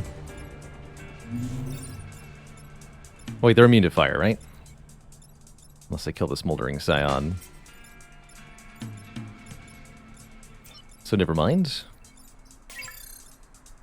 You go before that thing does. We could kill the smoldering scion with this.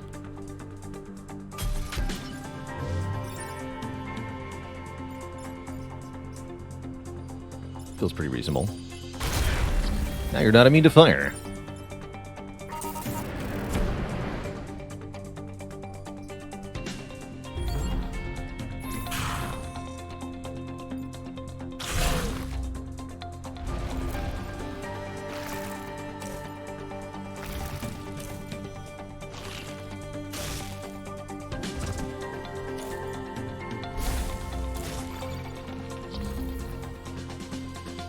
Two are an easy solve. So is that.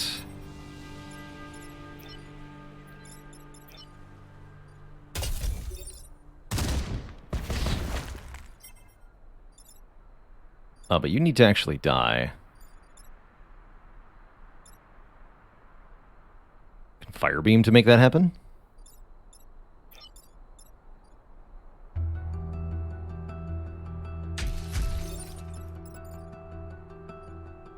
Squish.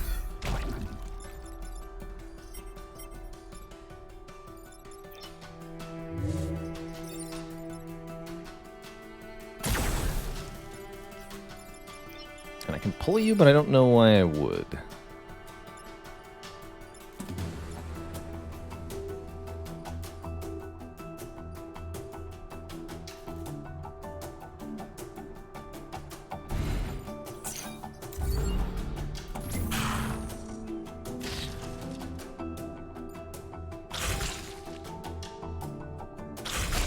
Anything but the green water.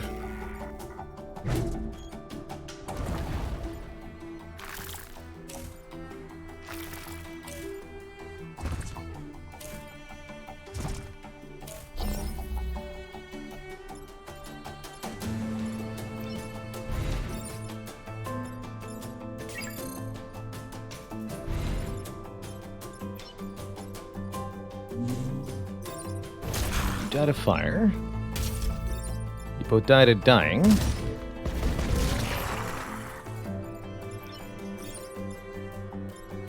And you die to being thrown into a lake.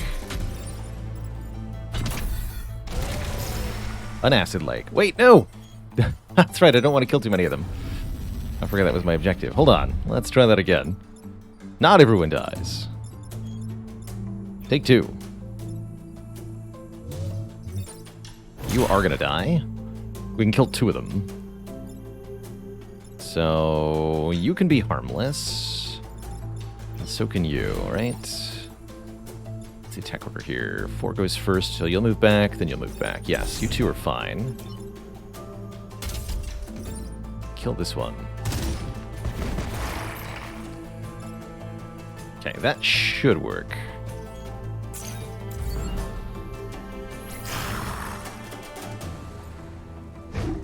Courteous of them to get out of the way like that.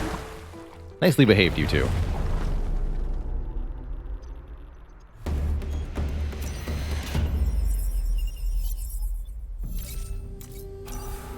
Oh, we got conservative. Amazing. All right. So double smoke pellets now. Or double fire beam. Up to us. Or double pull tank is another option, too. All these are single-use items. Double pull tank is kind of hype. For the library, we'll probably want double fire beam.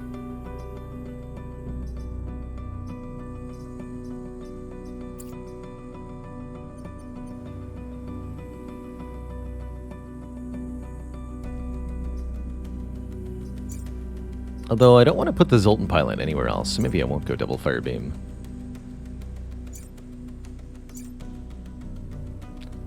Use my move to do double pull tank. That seems pretty powerful. Or double flying pull tank.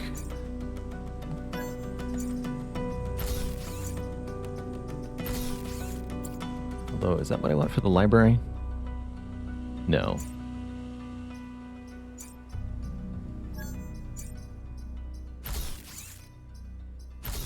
I do want the flying pull tank, though.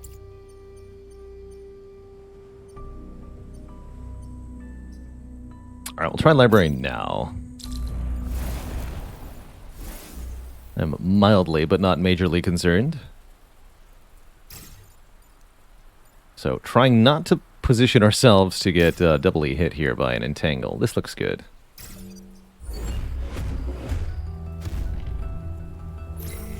Stinky spooters.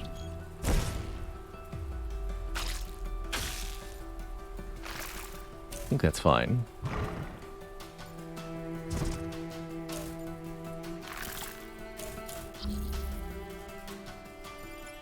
Alrighty then. Slight problem here, slight problem here. Problem here, problem here. So, 4 attacks onto buildings or building-like entities. Smoke pellets can solve a couple.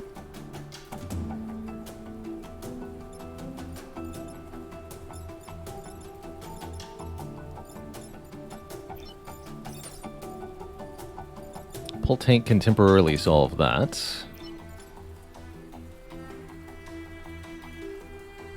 Spider next turn will be annoying if I don't kill it, though. Trouble, trouble. Is a great deal of trouble.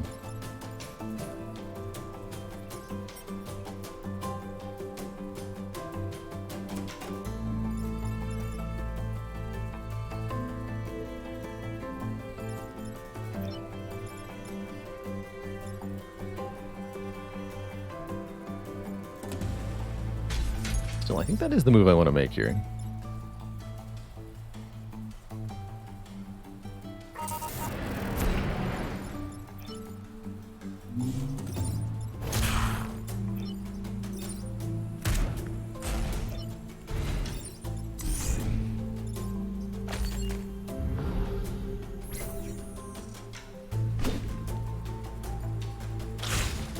Okay, it's no fire if you do acid. Got it.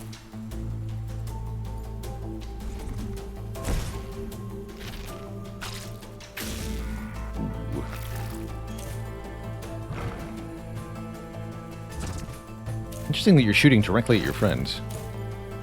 Likewise. Hello? Why are you doing that?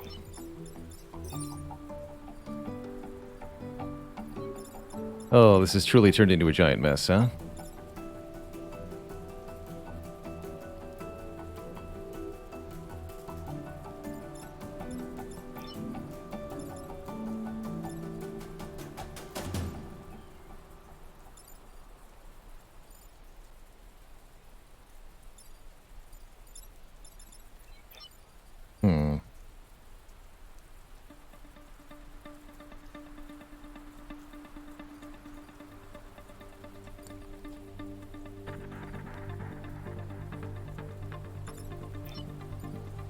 Okay, we can pull this guy out of the way. Pull tank is here to help. Also pull this one into smoke if we want to. We can launch new smoke too.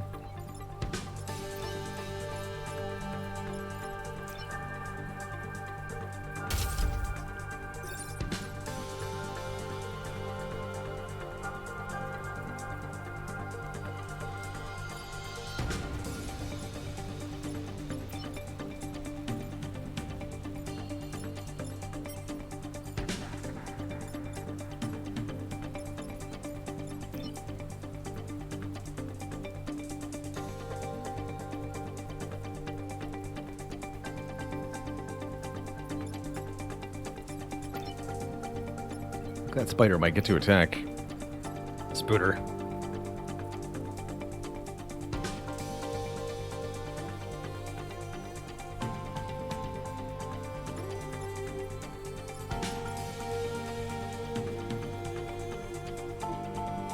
Also throw this fool into the water.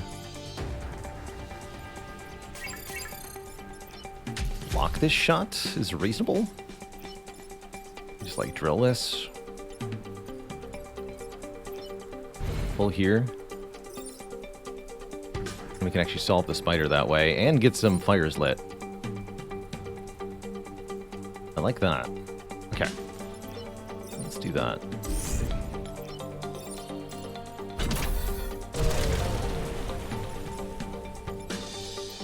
Taking a hit is fine.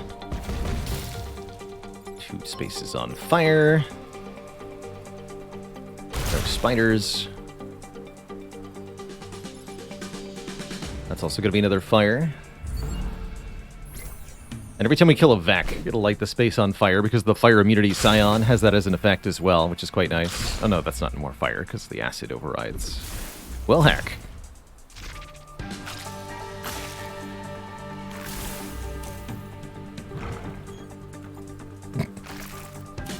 Thanks for trapping me.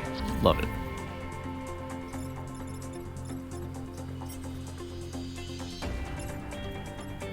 Alright, so you move out of the way and you kill your friend, right? Cool.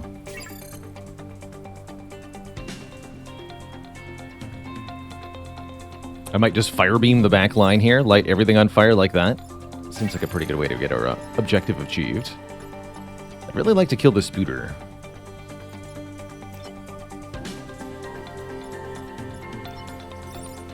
You need help.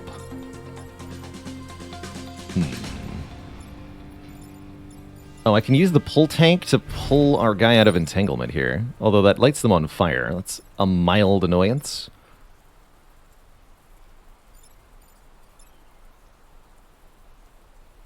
Maybe it's more than a mild annoyance.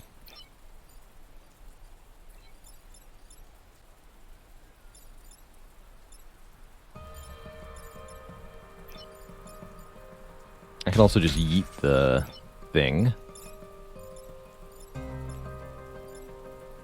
We have to come and drill this fool. Oh, that works. If we drill you, you take 4 damage and you'll kill your friend. Okay, that makes life easy. So you're getting drilled. You kill that. Do magic fire things next turn. You're killing your friend. You're getting yeeted. Yote. Fire immunity Scion is actually helping me. In fact, I can just kill these all right now.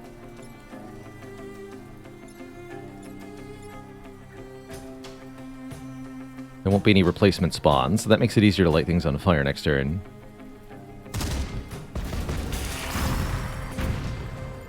Now we got 5 spaces on fire. And this is fine, right?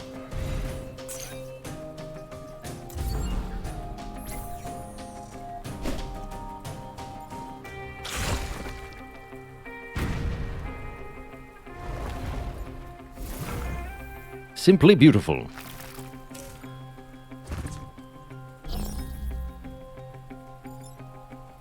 Behold the fire beam.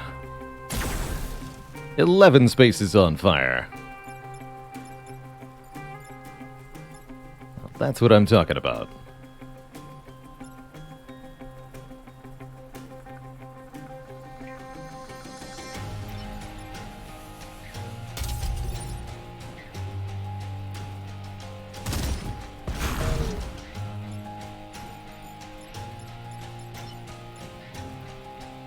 Can't roll this fool. Is that wrong? I can always smoke him, right?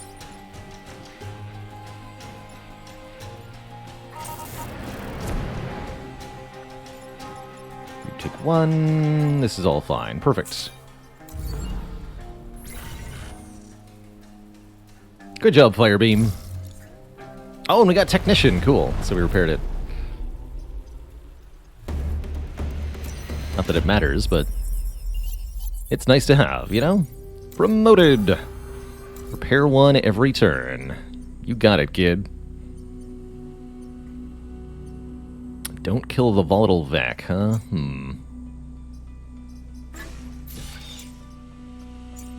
Maybe. Use 3 repair platforms. That's a lot more doable. Our mechs all start at 1 health here. I'm not allowed to spawn on that? How rude. Although, Mafan is already... yeah. Cute. Don't get double entangled. Right, that's the rule.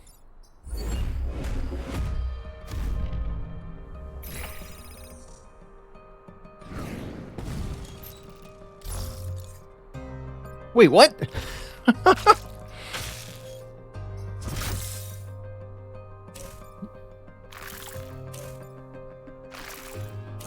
I didn't know it worked like that. That's pretty wild.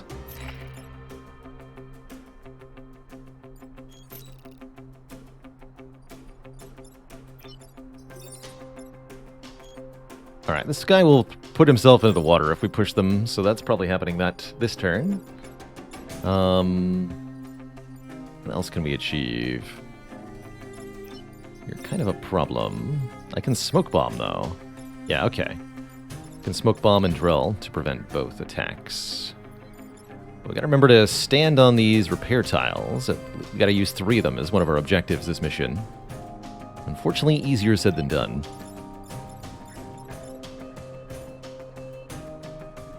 Is there any way to kill the Spooter? Actually, yeah, I can block a shot and kill the Spooter. And I think this gets 2 repair platforms, right?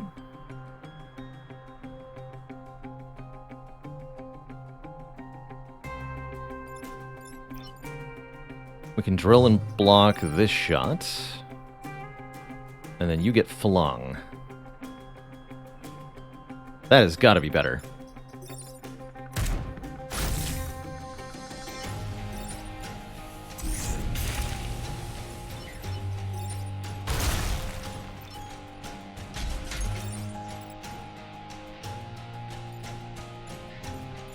Dice from fire if it goes there. Dice from water if it goes here. There's not much of a difference then.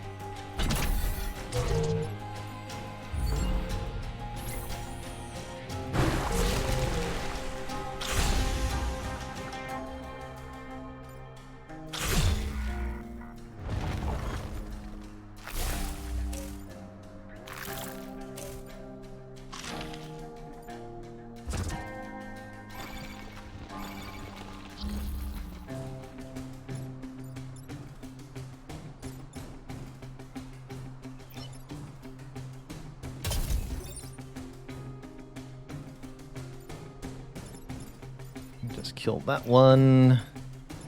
You can get flung while repairing. That seems worthwhile.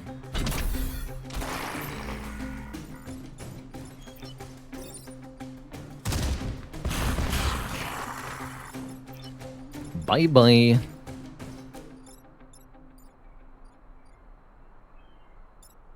Light these fools on fire, or...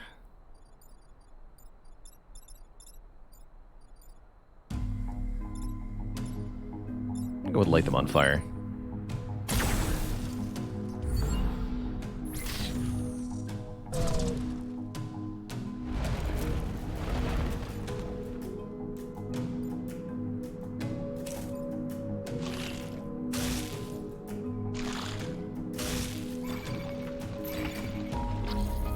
Well, that's cute.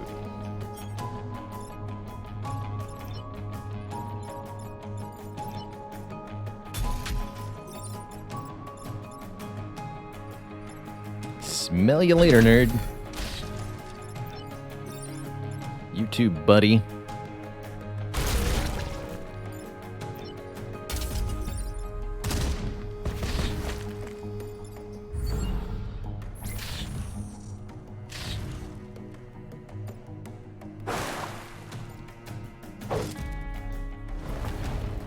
That is a lot of Alpha Scorpions. Holy moly. Hello?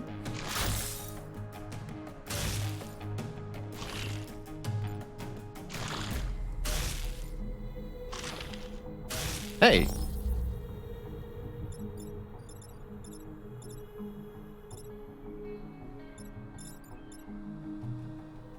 Okay, smoke pellets can solve this, thankfully.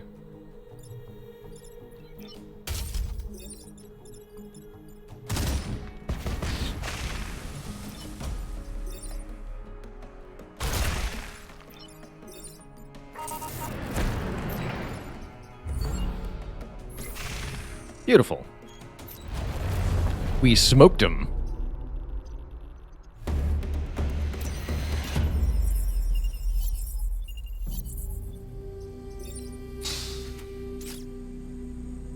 The push beam.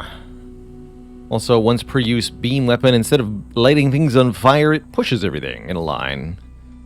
Don't know if that will use that, but the reactor core is good.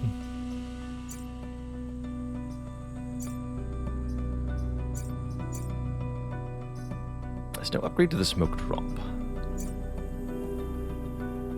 I think more health on the triptych mech is reasonable now that we have technician.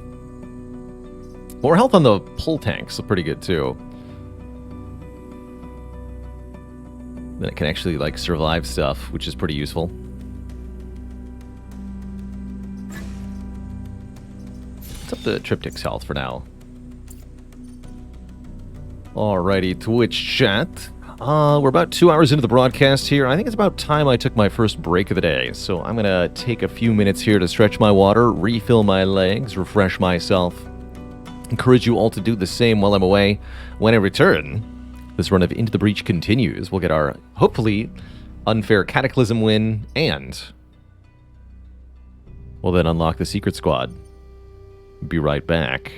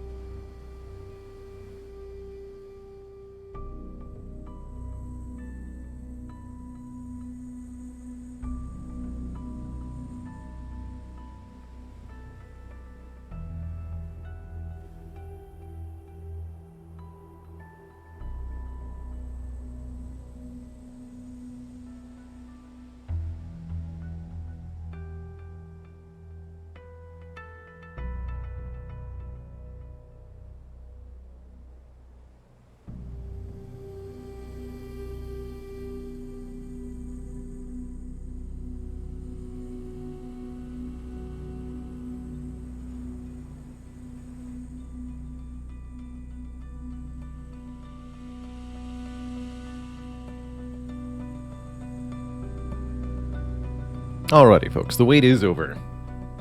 Never fear. Baylor's here, and he's got some tea now. So he's extra cozy.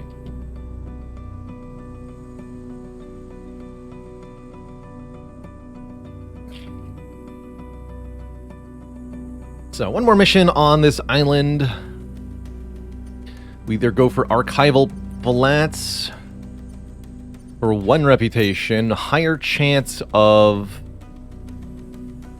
a perfect island if we do that. Or preserved farms.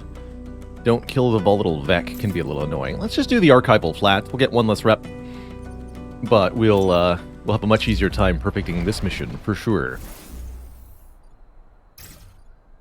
Sure, feel free to step in front of me, Vec. My mechs aren't totally exposed or anything.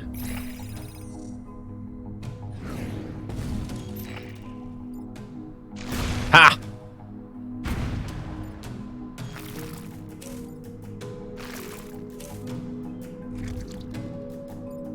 Bold move. Ooh, smart there too. Clever. Actually, that was a secretly brilliant move by the Alpha Mosquito because it prevents me from throwing the centipede into the water. How did it know to do that? Curious. Most curious. That's right, back-to-back time pods. I believe you always get 2 time pods on your 3rd island. And 1 time pod on your first 2 islands. Pretty sure that always happens.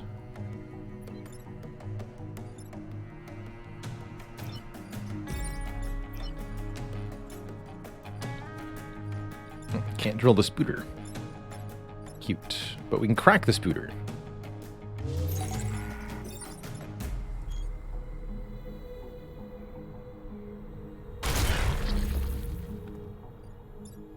Get cracked.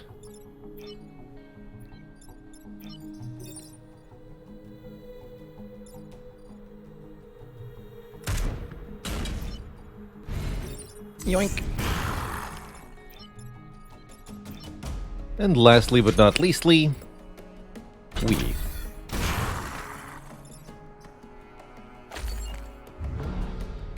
Unacceptable turn 1.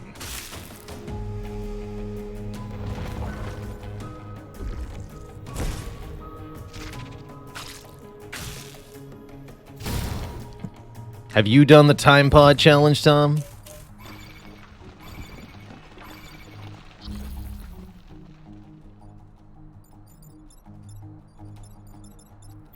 Prove your worth by eating a time pod live on camera. Paramedics will be standing by.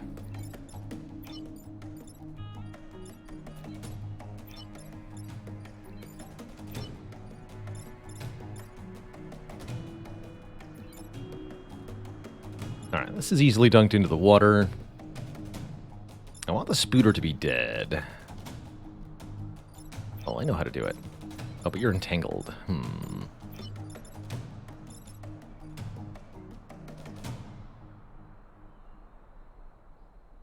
So we drill? You have 4 move, 1... You'll be able to move. So we can throw you there. Okay, yeah.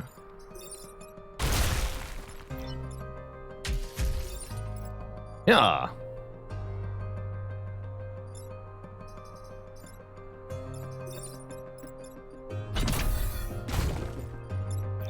Then you go here. Spooter comically destroyed. Bouncer comically destroyed. Perfect.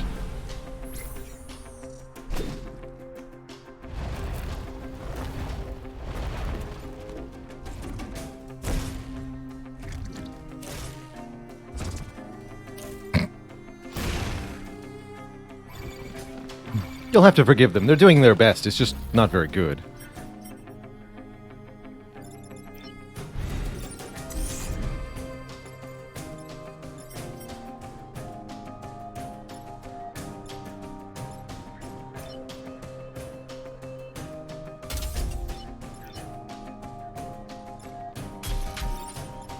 Does too much damage. Repositioning with my own mech is less desirable. I think what I'm going to do is use smoke pellets to block some tiles that those mech might want to move on to next turn, which gives them really limited move options. Let's do these.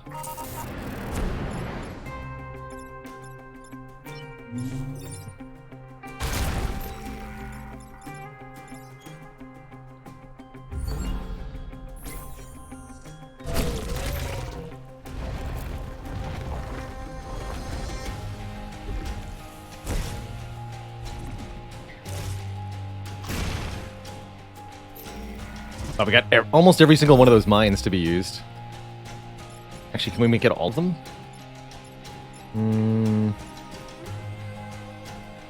Not quite. I guess I could by having my own units die, but that's not the intended thing here.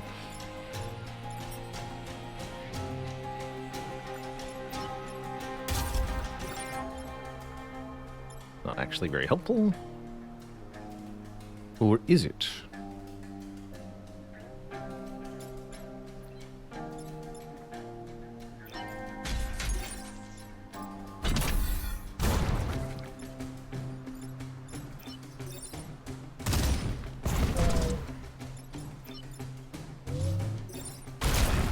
Oh, we get them all. Perfect. Fools. Take that.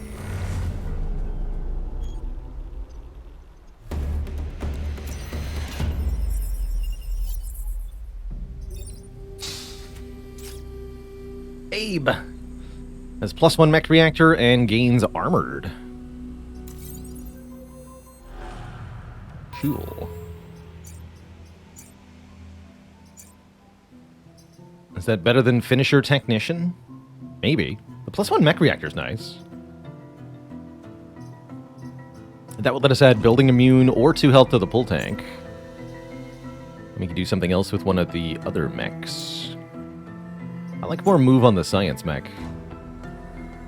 Savannah has 4 metric years. Thanks for 40 months of support. Heck yeah. By the way, we do have finally some new sub badges in the works.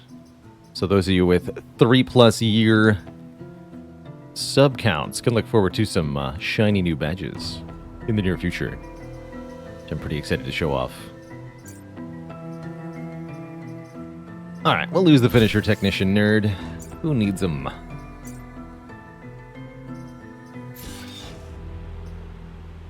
Actually do both if I want to. Destroy 5 goose.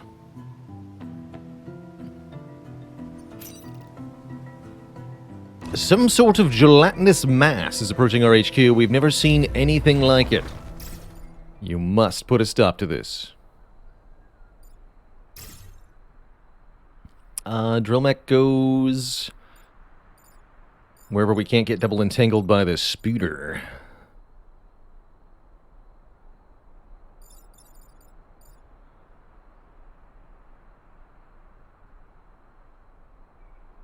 Here, I suppose.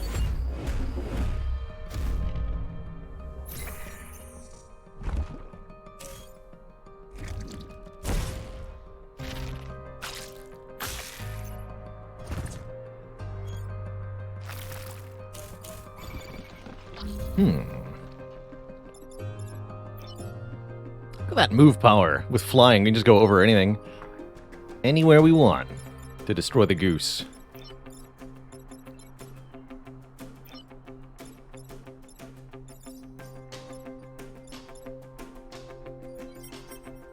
Slime goes first, crushing the thing in front of it with 4 damage. That's not great.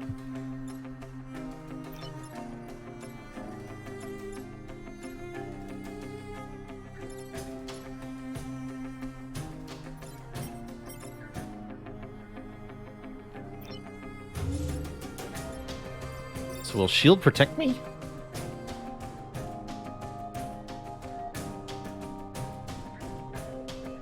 One wonders deeply.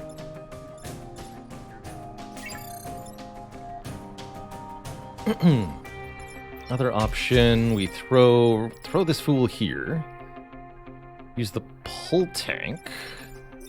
Flying pull tank can pull the goo backwards to here, so it'll move and then get splattered. That'll be perfect.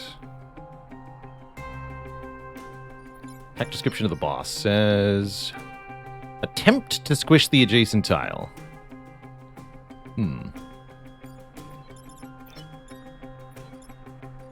Curious. But if I'm not needed for the reversey, then that means I can do extra Spicy Town.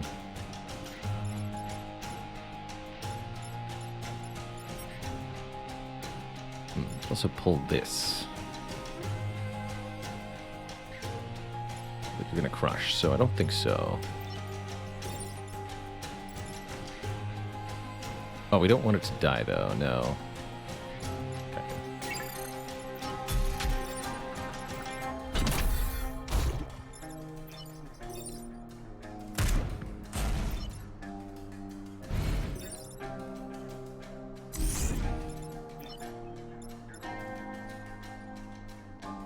Right, I can't light these on fire because that'd be bad. So we hit the spooter. Or we hit the goo. No, if we do the... Don't want to do the goo.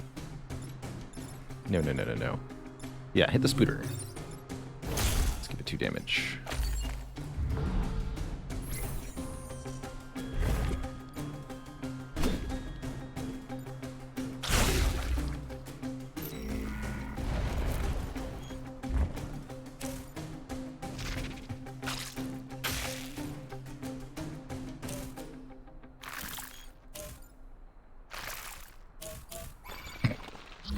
Hello? Well, those are some convenient attacks. Sure, you can do that. If you want to. Have fun, in fact.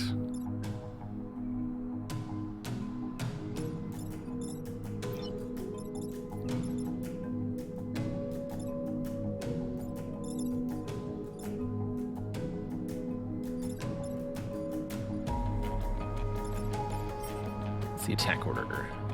2, then 3. So we could even do better by pulling this nerd here, for example.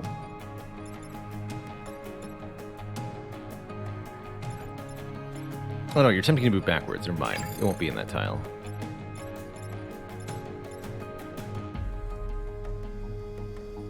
It's attacking this tile, trying to move backwards.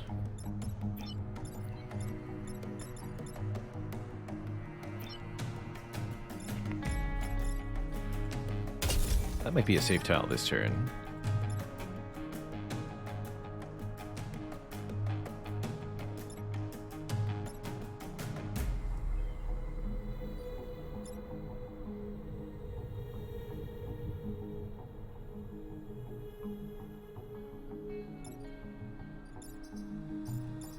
Don't know if it's worthwhile, though.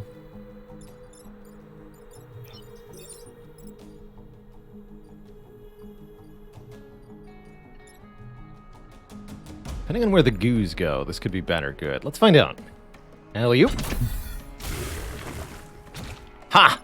Perfect.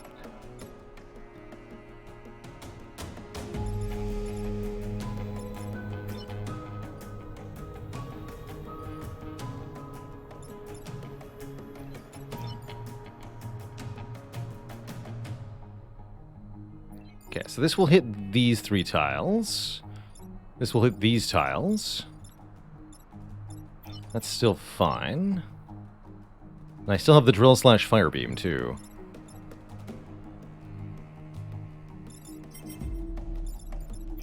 If I'm willing to get acided, we could... No, we want that to do the thing. So... Oops. I think we do something like this now. Reposition this goo 2 times. So that it gets hit by the acid attack as well.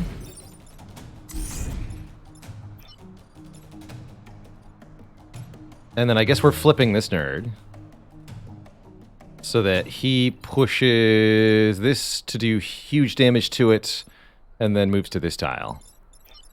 Excellent.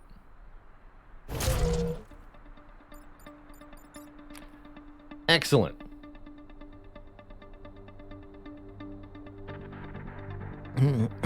The Great Pickle. Here's a dad joke for you since this just popped into my head. What do you call a spider who's also a pirate? An arachnid.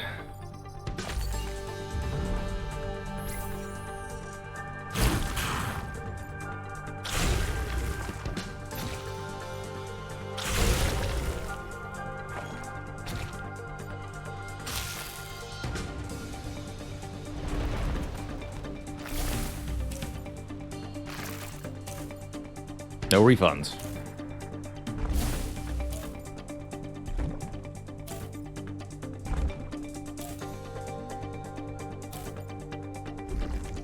Hey! You can't gang up on me like that. Although, this actually seems perfect, right? These blobs will all self-destruct if we just move out of the tile, thanks to flying. That's no problem. Can fire beam these two. Or hit them with the artillery. From here. Seems good. You can be pulled into the smoke. Or lobbed somewhere to your death. Do you die if you land in the acid? Yes, you just instantly die. This only does 1 damage? That's fine. What about you? You have 1 health.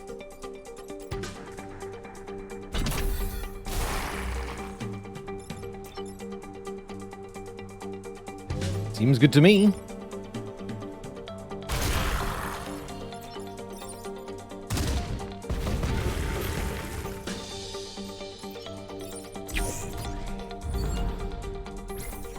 Behold the self-destruction of the goose.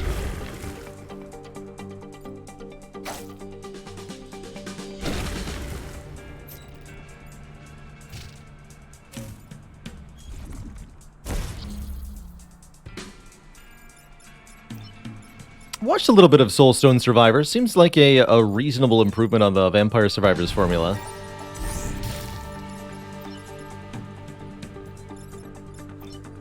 Haven't felt compelled to try it.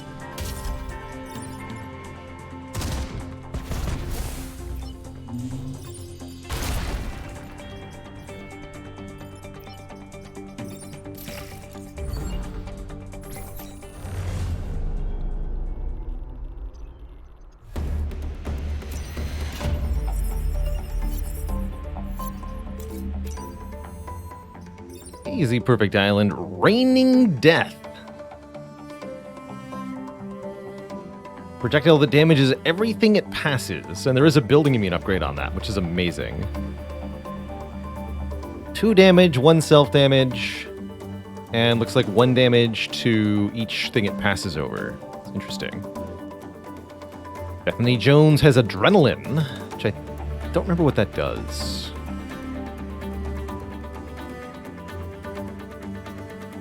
Or we can gain 5 additional grid defense, which is going to be nice for the end here. Let's take that. I imagine we'll do the final mission now. Squad seems like they're more than capable. We've got 6 items that are pretty good. Double smoke pellets will be incredible for the final missions especially. Oh, that's right. 1 move per kill. That's kind of whatever. If I want to use our popular hero Zoltan, now could be the time, or we can just say, heck it, they've been so good this whole run.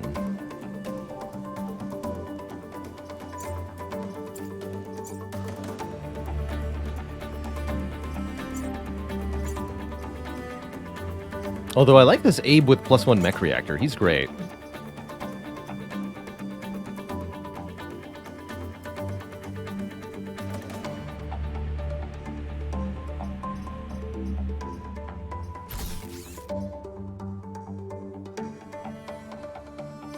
Okay. Because we can get a whole new reactor core for selling this fool. Dash in a line. And the ricochet rocket, too. That's quite good. 3 brute class weapons for sale. It's interesting. Glad I don't need any of it. Okay, so we have 10 corporate rep.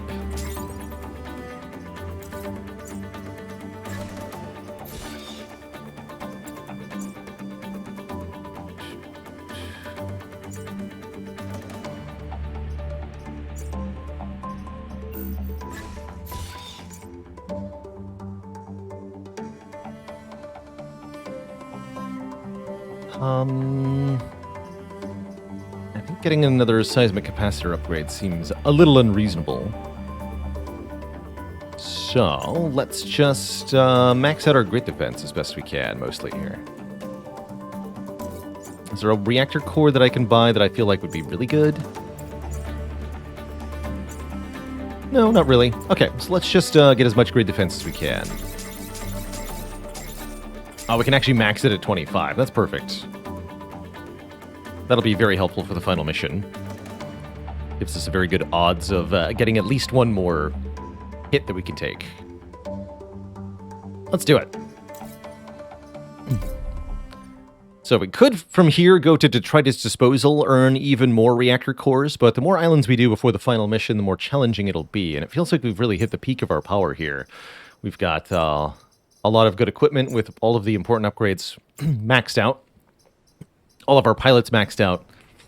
To go further would potentially let us find some of the broken stuff, like the ice generator or maybe the mass wind, but I think we have really good odds of a victory now, so let's go for it. Crab Leader. Could be quite a challenge. Never know where the buildings are going to start on this one, so planning your turn 1 is a little difficult. I usually like to go 2 mechs over here, 1 over here.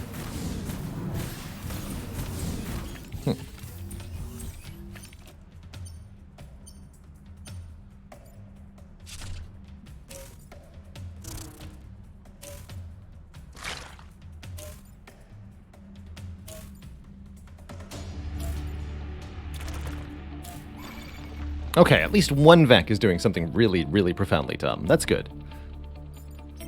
What's the attack order here? You go 3 and you attack for 4 damage. So you're telling me if I push you 1 tile over, and the pull tank can do that at minimum, you're going to have a bad time? That seems pretty sweet. So we'll use the pull tank to pull the fire... No. It needs to go here, right? No, we can't use the pull tank for that. Can I really not get the Firefly Leader into B6? C6, rather?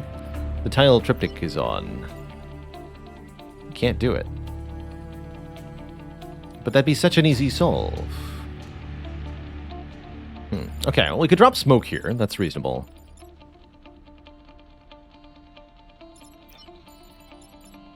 This is already dying. This is a problem. This is a problem. Smoke could also help over here.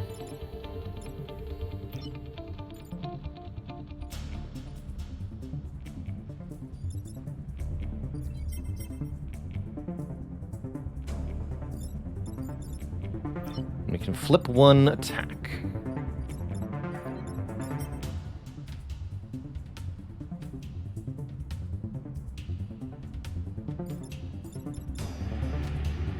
So I think that means we smoke these 2.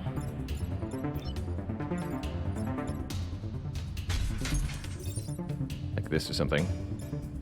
Yeah, probably here. You move and deploy the pull tank?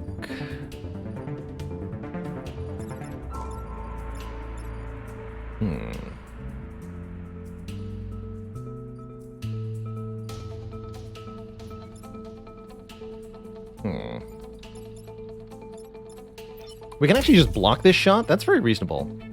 Yeah, and then deploy the pull tank. Okay. Okay, I get it now. And we can actually even pull this in such a way that they shoot each other, or at least this one gets shot.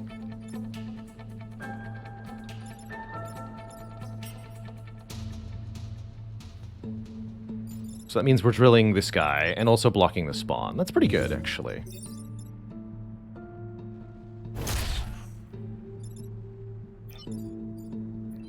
Yeah, I'm pretty happy with this turn, actually, all things considered. So who's getting pulled?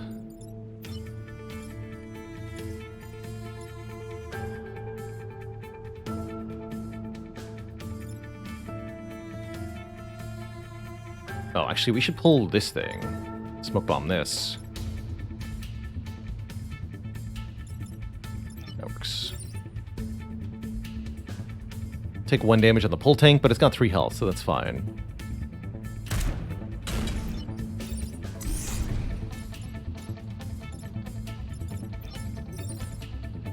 And then don't smoke the Alpha Vec.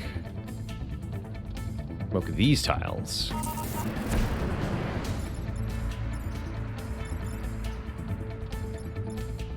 Okay.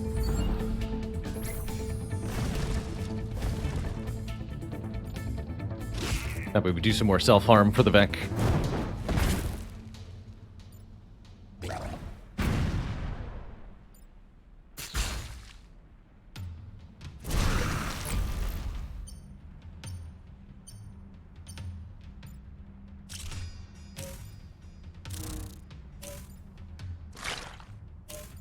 Ugh.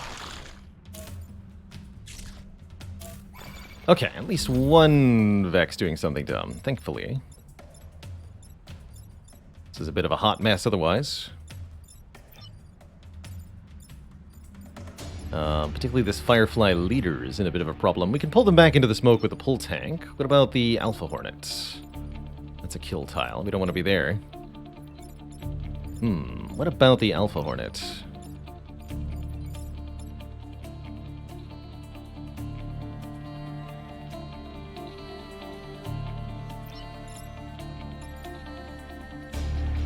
Not a lot of places we can shoot from.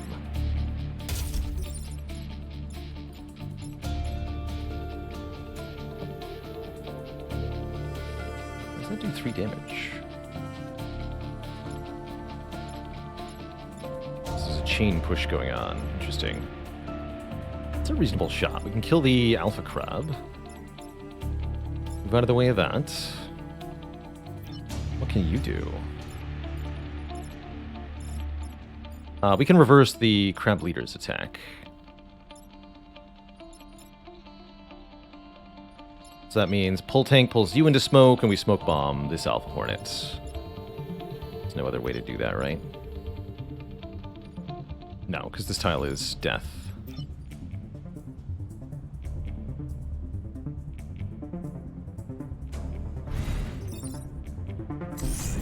Okay, bit of a weird turn, but I'll take it.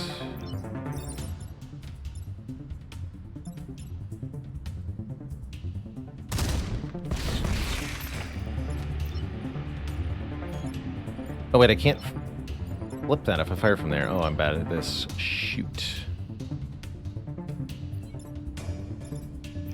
Wait, no, that's a turn reset, huh? Yeah, it is. Dang it. Try that again. Have to be in this tile. Oh, which means taking 1 self-damage. Oh, and you can't even get to that tile anyway. Okay, that's totally different then. What do we do about that? Smoke I placed last turn is actually a disadvantage now. I'm kind of off-put by that. We can drill this, but that doesn't even do anything, because flipping its direction makes nothing happen. Shoot!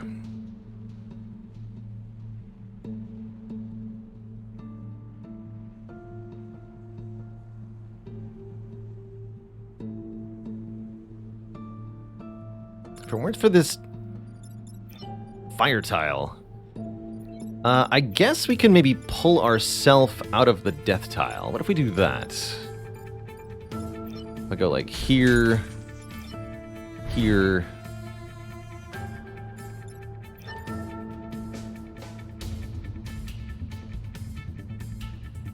Can't go there.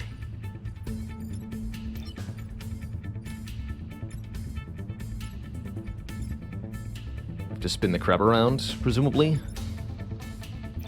You get shot out of the way. You get flunged. Nobody deals with this. Nobody deals with it. Oh, man. I could do that.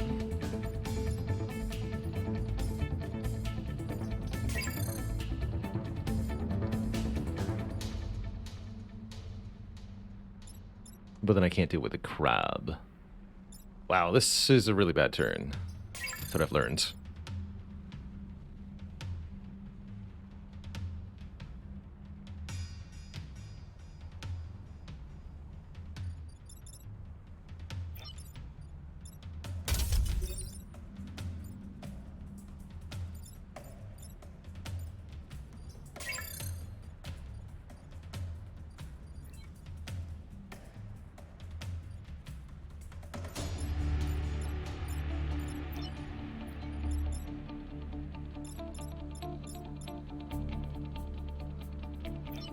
You push this.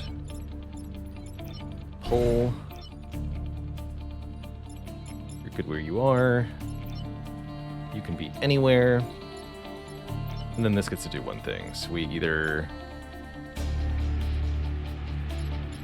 Wait, is that the easy solve that I was looking for?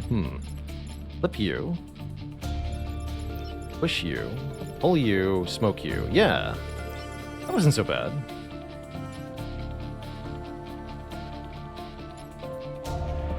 And you might be able to block this spawn, too.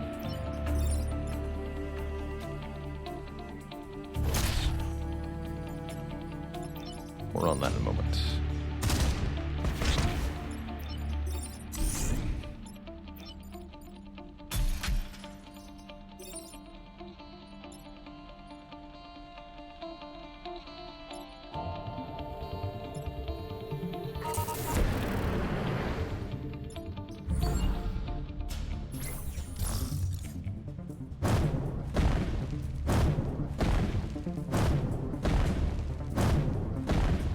Okay.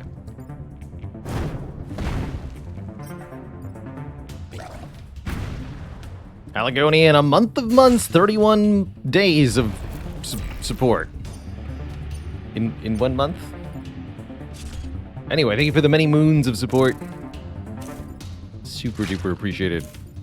As ever. What is going on here? The big yikes. Not as bad as it looks? Question mark. It looks pretty bad. Just move out of the way of that. You're pretty killable. You're doing things. Why are you doing things?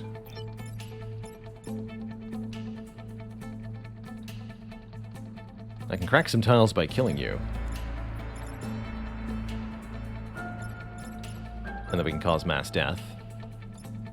Upper tank can go... No, it can't. More on that in a moment. You're also a thing. But let's say we start by doing the cracking here. What does that allow me to then do? Artillery mech only takes 1 for staying still, so that's actually fine. Which would let me push you out of the way and kill you. So this, and this are all solved by that, leaving this and this. Full tank has 3 move. 1, 2, 3. You can get here or here. Full tank can block the shot if it needs to, actually. That's fine for the penultimate turn. Or we can do a body toss. Actually, what's the attack order here? 4 and then 7. So we need... Wait, who can prevent this then? That Hornet attack. Really is up to the Triptych mech to do that, huh? Looks like it. Alright, that is a bit more of a problem then. So if that's the case...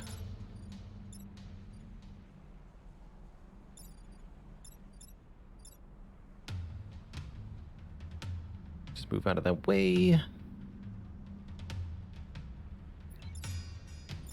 What do I do about this crab leader? I could throw this fool out of the way.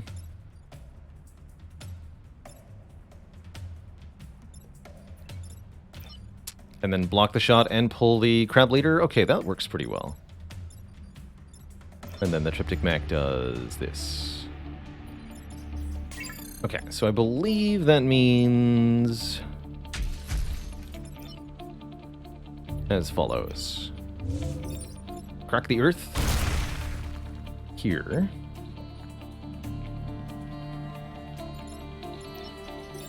You lob this fool here, where it'll burn to death. You come here, pull this thing over here. You move here, shoot this thing out of the way.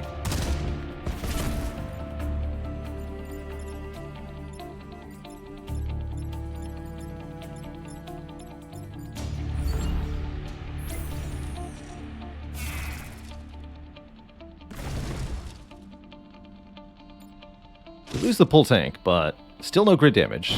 Feels pretty good.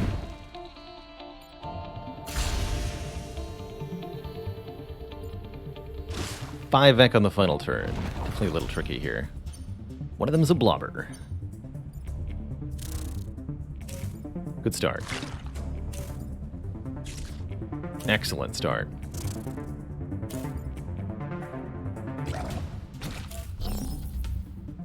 That bit's a little annoying. Okay, that can be thrown. You two can be triptych'd. Looks good. We'll be fully healed before entering the second phase of the fight. So no need to worry there.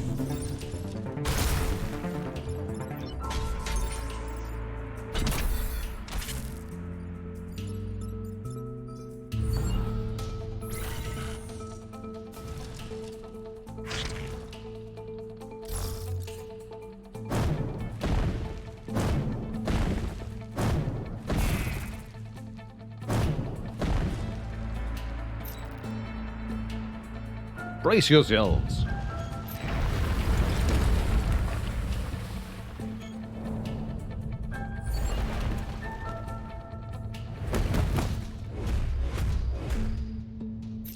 Alright, hopefully this won't be an 8-turn final mission like our last run.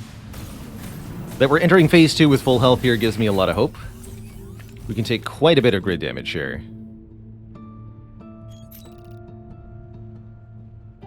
We can lose 3 of these double pylons and still win.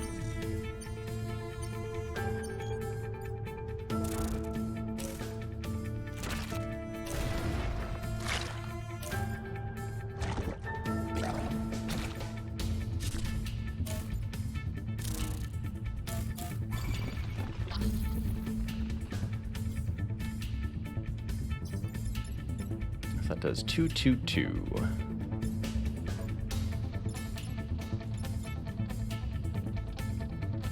Use a pull tank over here. Smoke could also work on the digger. In fact, we might be able to trap this thing. Got 3 move. So if I use smoke on these 3 tiles, this alpha digger can never leave the corner of the map and can never do anything. That means I should probably really smoke that. And we can even block this spawn while so doing, likely. That seems pretty good. I'm okay letting the bomb take a 2 damage hit here.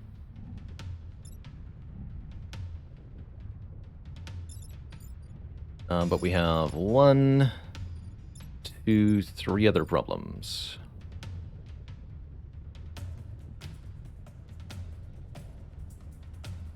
Might need to let that bomb go.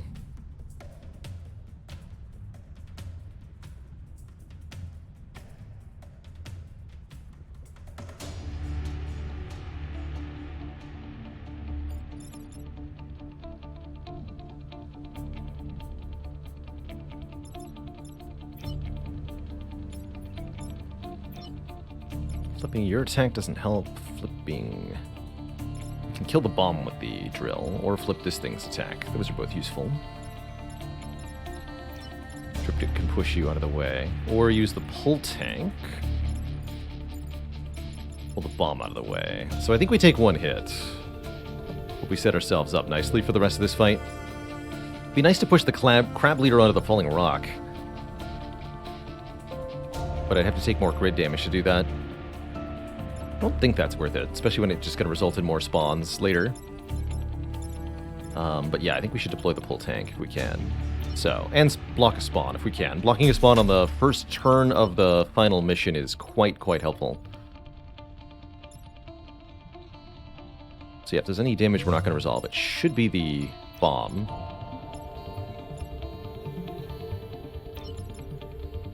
Since the bomb will take care of itself.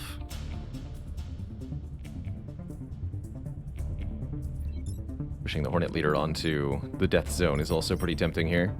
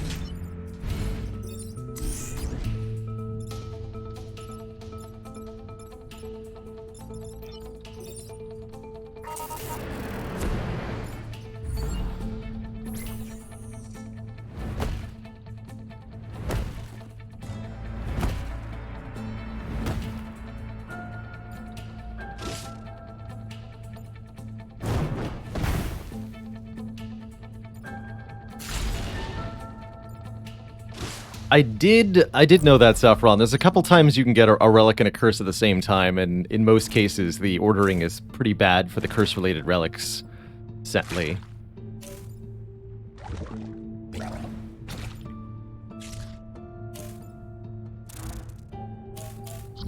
Alright, some very good smoke pellets this turn, if we want.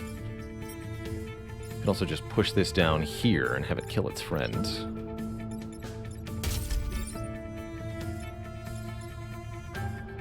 Quite what we want to do, though.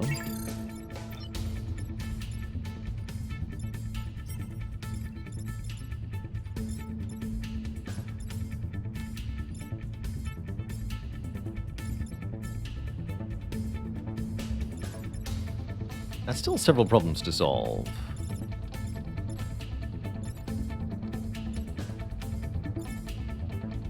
Okay, we want to...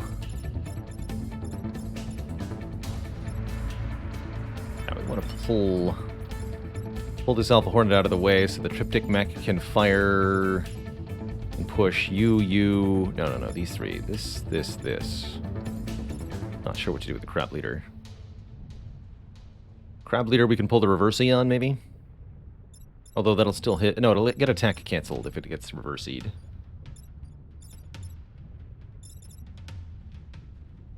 Which still leaves the ability to smoke pellets. Good.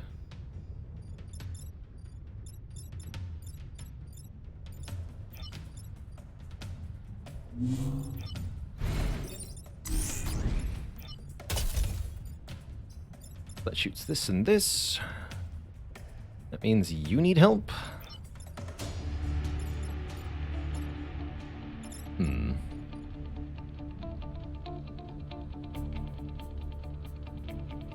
can also smoke pellets that guy. More on that in a moment.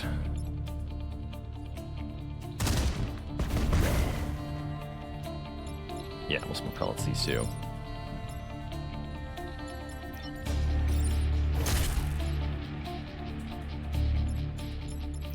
These three.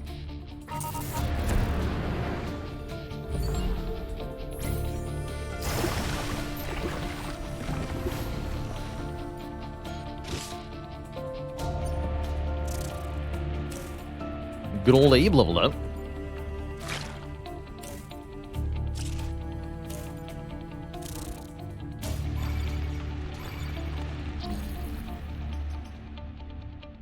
+1 mech reactor, conservative, and armored. That actually gave him a second pull tank use. Oh my goodness, that's wild.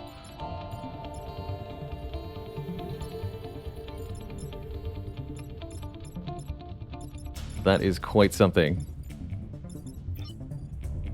How's it going, Rackbar? You're, in fact, too early for the Spire. Actually, you're just about in time. Perfectly timed. So fear not, you've not missed it. Simply hasn't happened yet. You get squished. And so do you, buddy.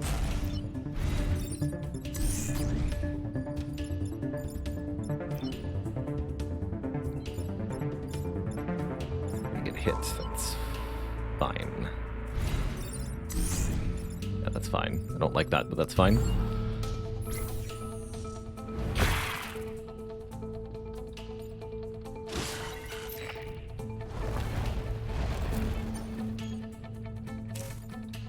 After we win this run, we're going to do a couple of achievements real quick to get the secret squad unlocked, and then we'll be wrapping up the end of the breach for the day. Looks like a pretty dang good final turn. Oh, everything spawned over here and got trapped in the smoke? That's extra lucky. The fools.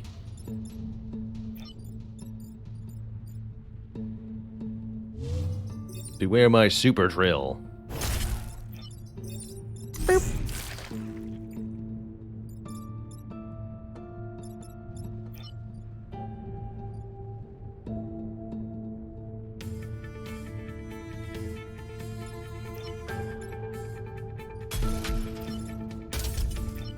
Blocking spawns doesn't matter because this is over. GG.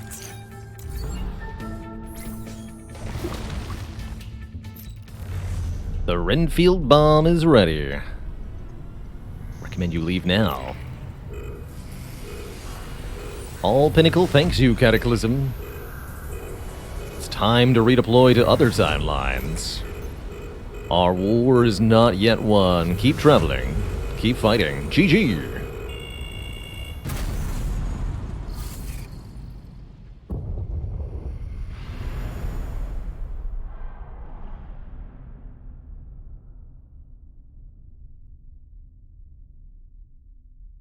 GG. Thanks to the valiant efforts of Ganymede, Abe, and Nick Kirk, the Vec Hive has been destroyed. GG. GG, everybody. Abe's coming with us. +1 mech reactor, conservative, armored. Seems incredible. Seems simply incredible. So, 25 coins for the secret squad. We have 22. We're missing 2 achievements with bomber mechs, 1 with frozen titans, 1 with blitzkrieg, 1 with custom, 2 with random. Oh, that's right, blitzkrieg and random are. And then a couple global, 1 global. Finish 3 islands and destroy every time pod.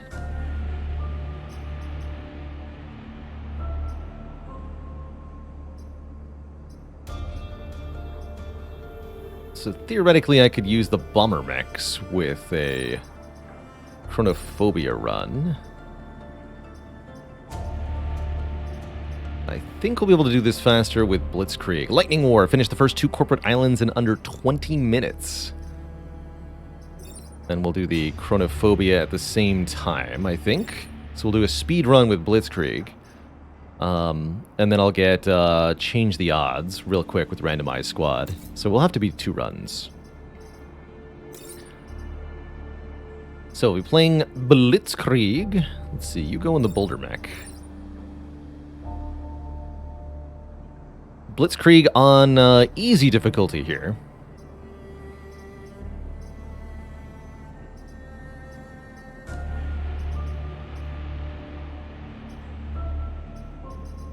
And playing as quick as I can. While also destroying all time pods. Good luck to me. So, easy. Reduced enemy spawn rates, less score. Difficulty is set at the start of the run here on this screen.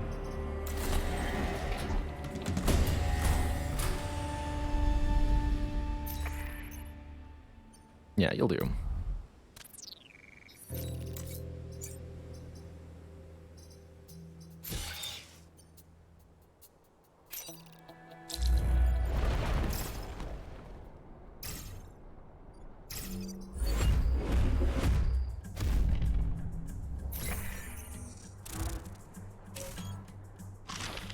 That's a lot less enemies. I'm definitely used to there being way more than that. That's right, you get push adjacent things.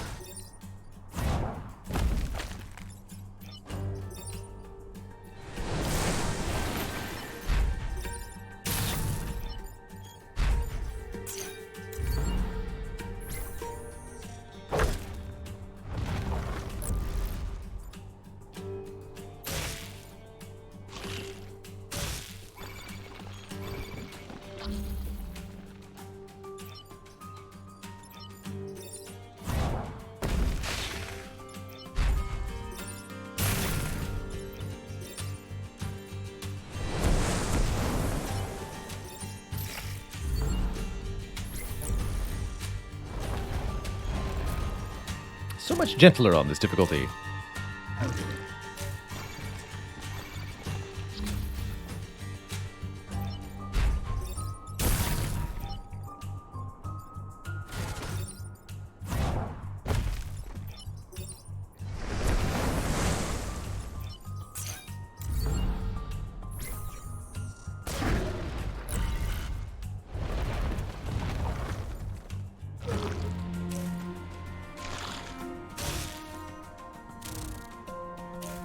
Hey.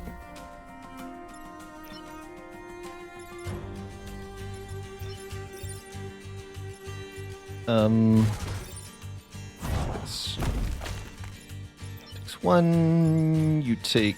You're not taking anything. It's fine. Oh wait, I forgot to terraform. Dang it. Whatever. We don't actually need to achieve anything. We just need to finish the missions.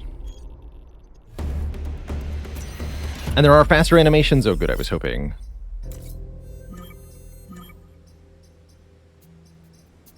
Combat speed fast. Okay.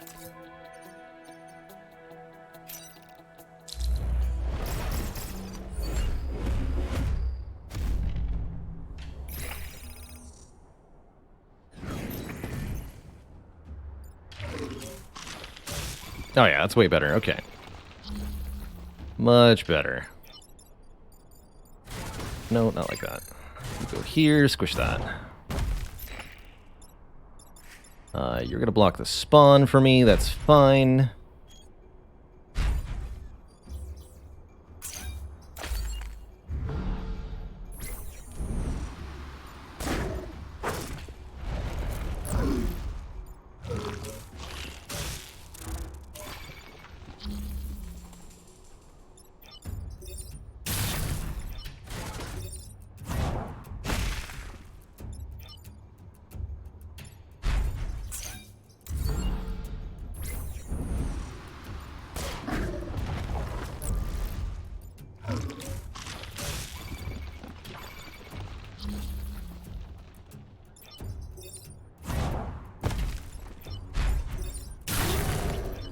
Whoops.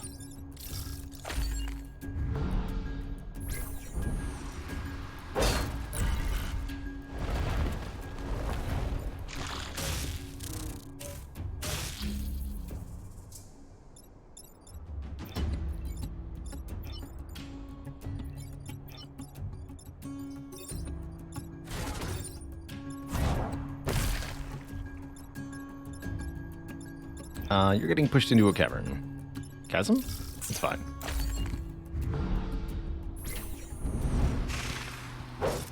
Perfect. We speedrunning? Yes, for the achievement with this squad. On easy difficulty. We decided.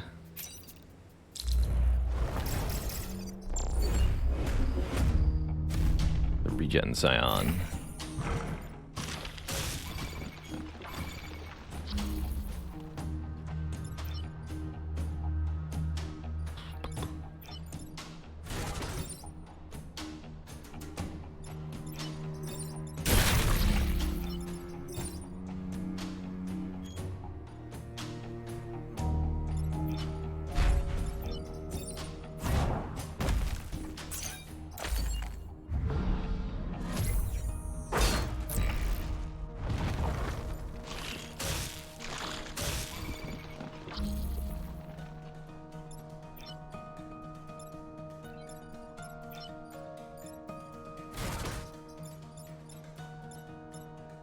How do I want this to go?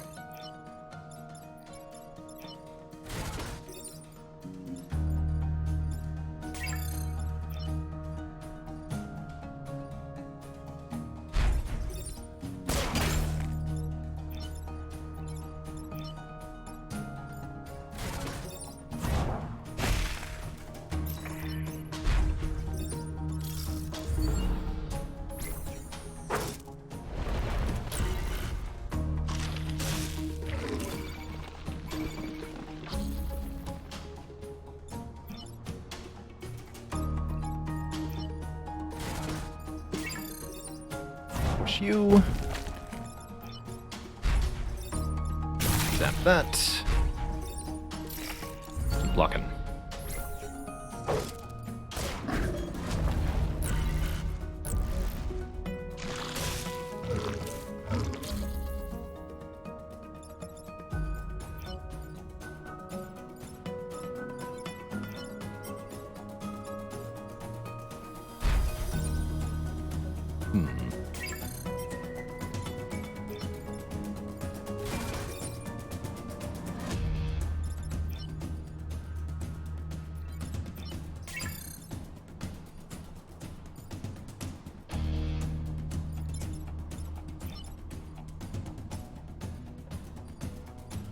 I guess I don't need to perfect it. That's fine. Don't overcomplicate it.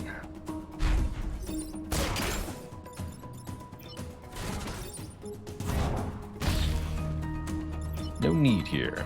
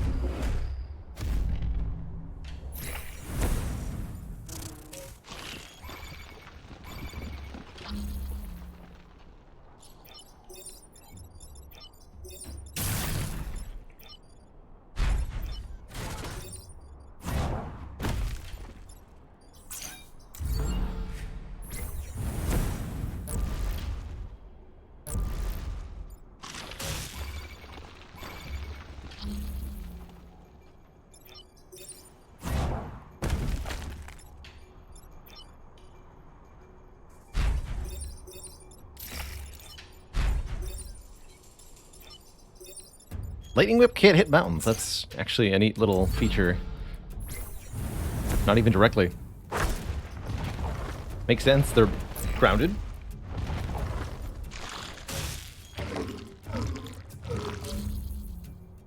Excuse you.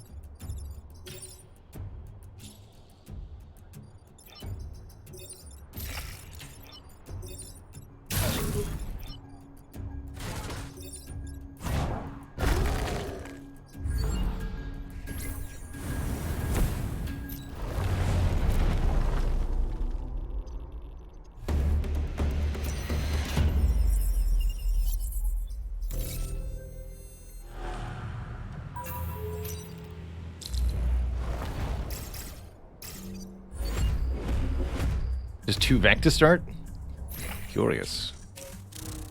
You have armor? Who said you were allowed to have armor? Interesting.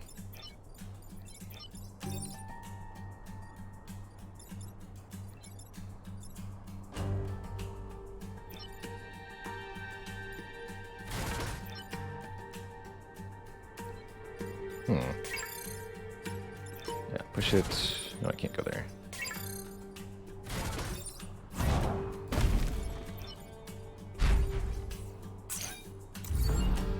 It's okay if we can't actually kill the bouncer leader, I guess.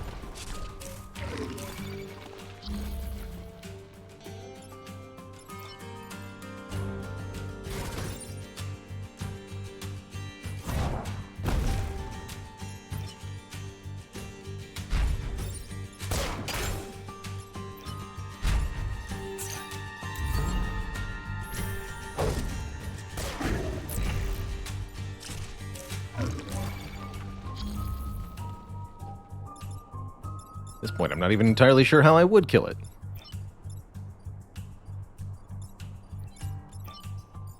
So forget that part. Heck, how do I just prevent the grid damage, in fact?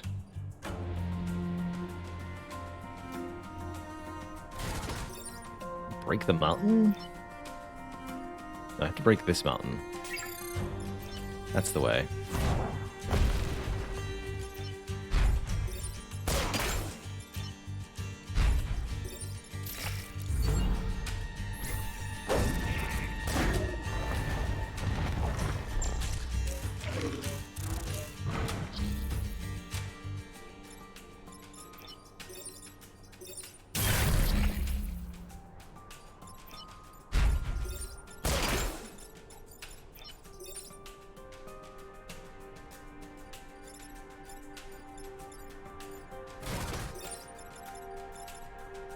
Died of collision damage.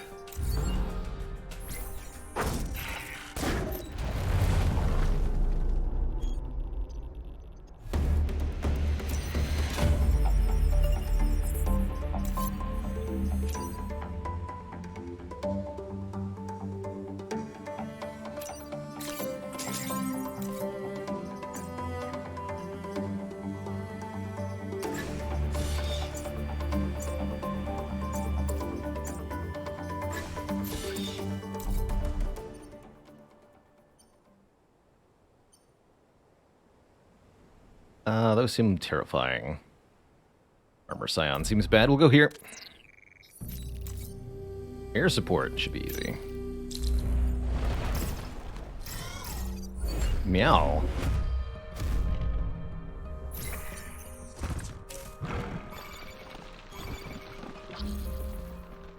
Yeah, we can just kill everything as it spawns, more or less.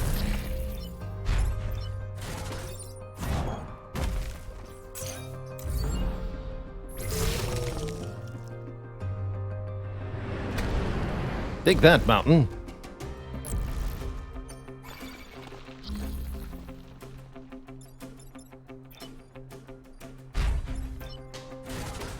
Alright, you may spawn, but you're not allowed to move when you do.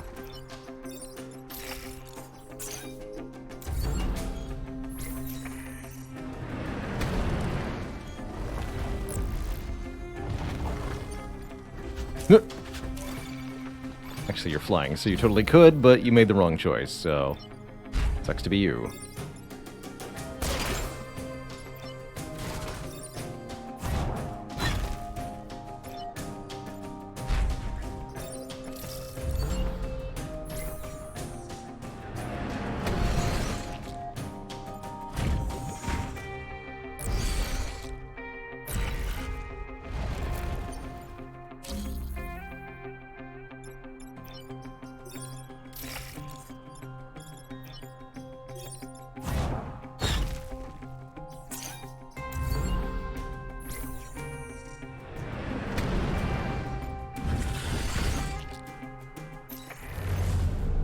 Success.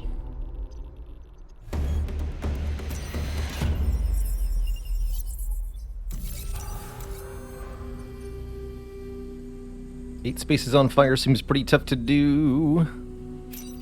Let's do this first.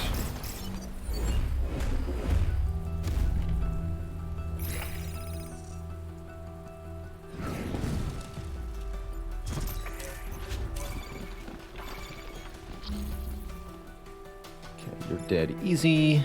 Can I just, like, directly zap this? No. Gotta be the rock mech then.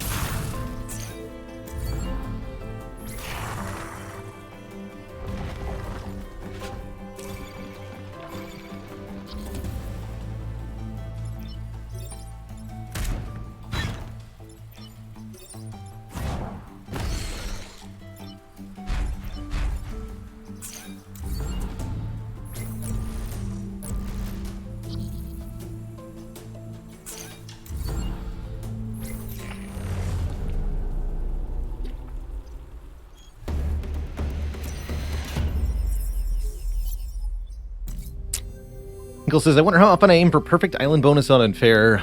On the road to winning with most of the squads, I'd say we got it about 75% of the time. Pretty often, actually.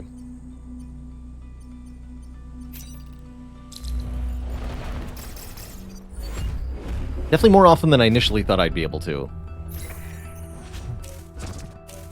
Time to ban up for the achievement is finishing this island by 30 minutes, so we're well on track here.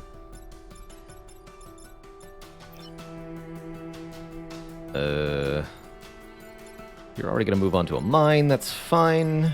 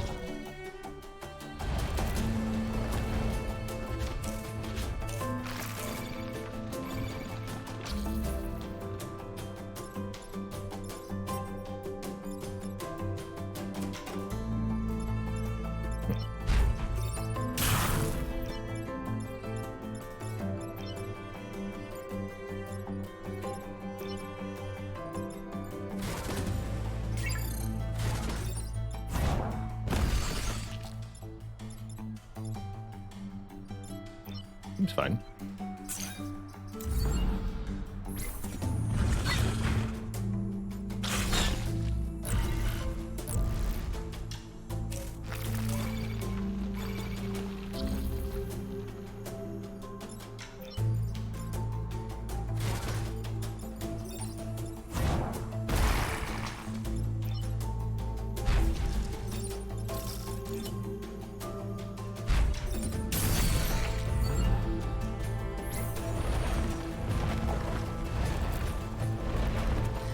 It's Zappin' time. Also landmine time, apparently. Hey.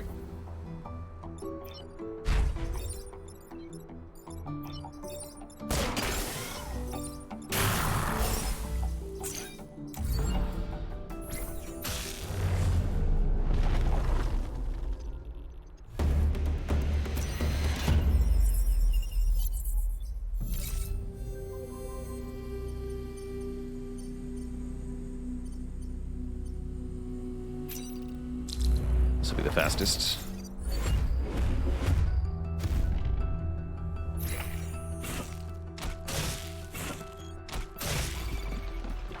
Well, that's cute.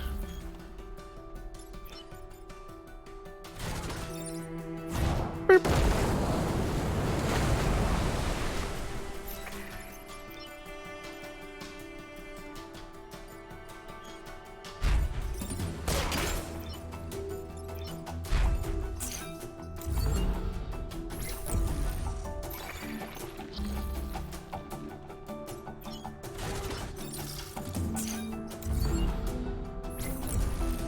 Well, damn.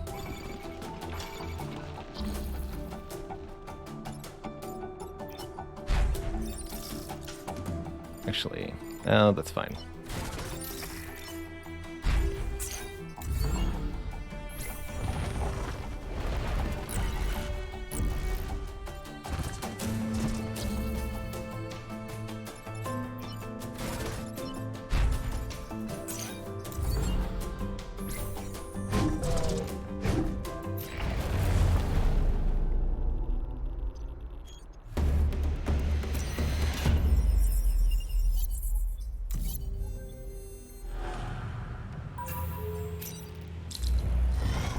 Bloobs.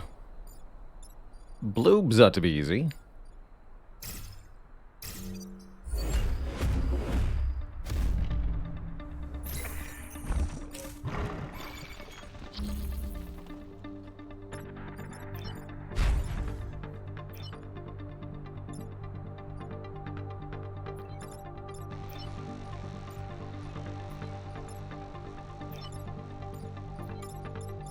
Blobs be spider blobs, too? That part's unclear to me.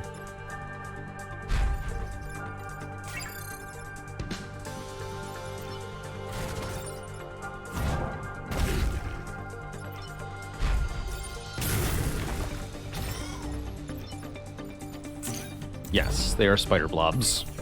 Haley, look at those waffles. Did you know that the Mississippi needs something to hold the water from its university, but everybody dislikes it? It's the damn MIT. Damn them. Wait. Hit. There we go. Only have a few more minutes to win.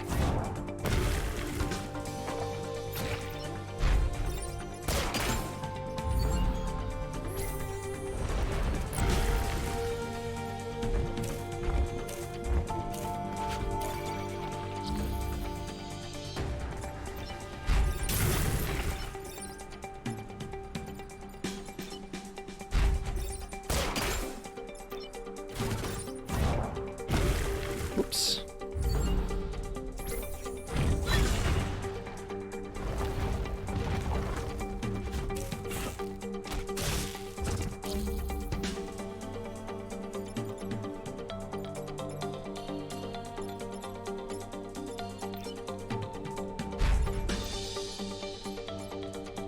You have 10 move?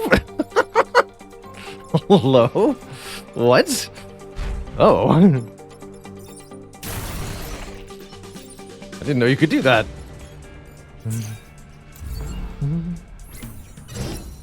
Easy.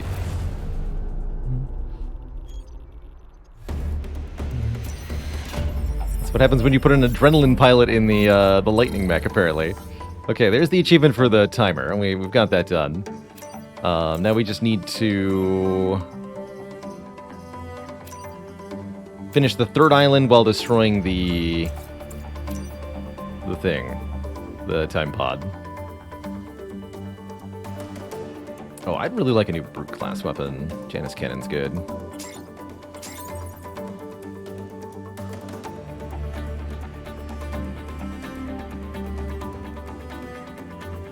Artemis Artillery is also fine. Whatever. Doesn't much matter.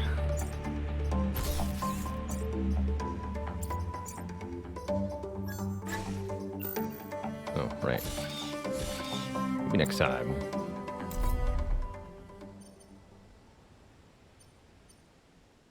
Okay, now we'll deal with this nonsense. This sounds fun.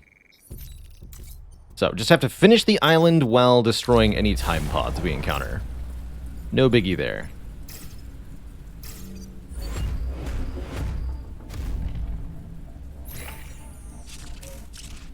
Yeah, there should be 2 time pods.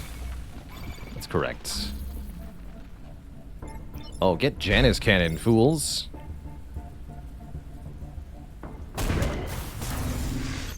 You live over there now.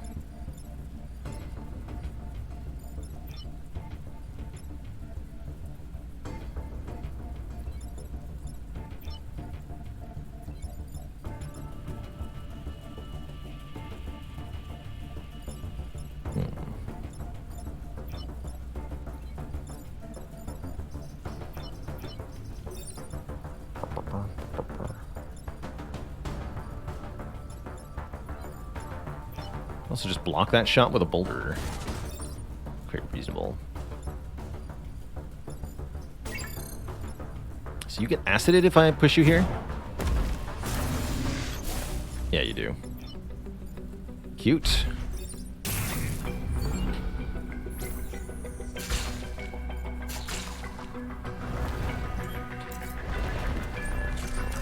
Alright, everybody exploding now.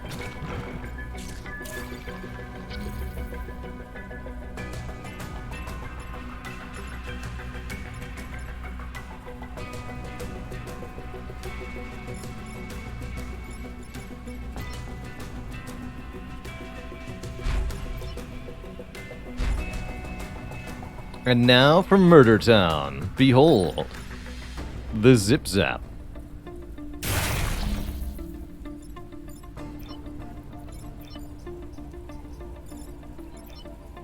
That's how you do it.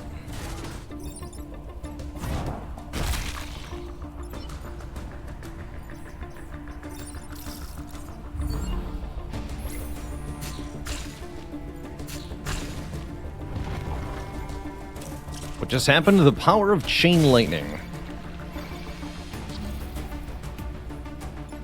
And now we have 9 movements, so I can go up here.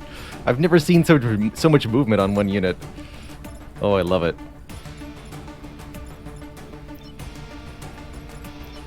Gosh, that's hilarious.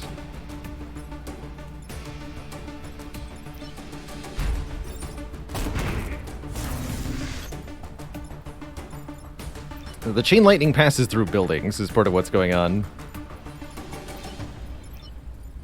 So we can create a murder chain wherever we need be.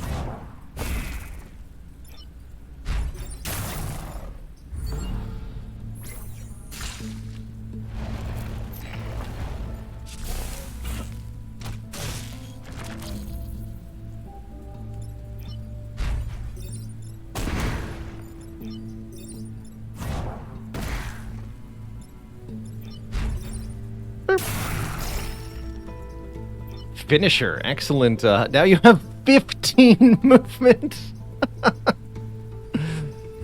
The speedy boy.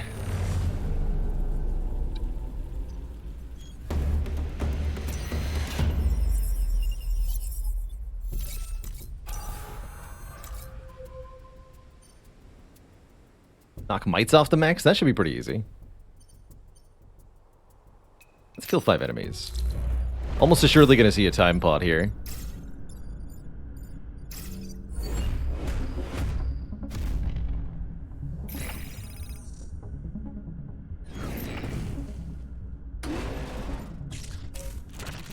Oh, that's actually convenient. The conveyor will automatically put this fool onto the pod.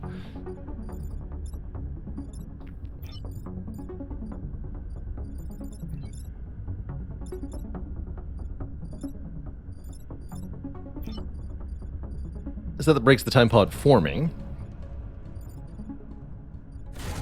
which is highly convenient.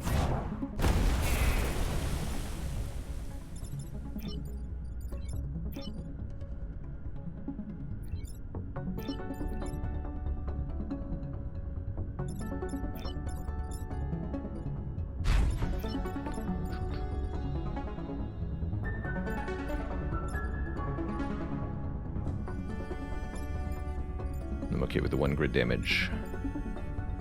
Here, you live in here now.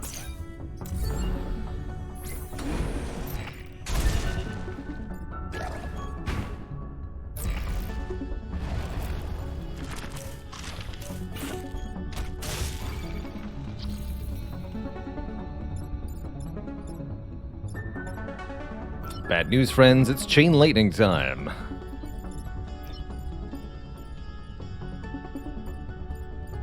Almost. I can use a rock to connect these pieces, but then we also get zapped. I guess that's fine.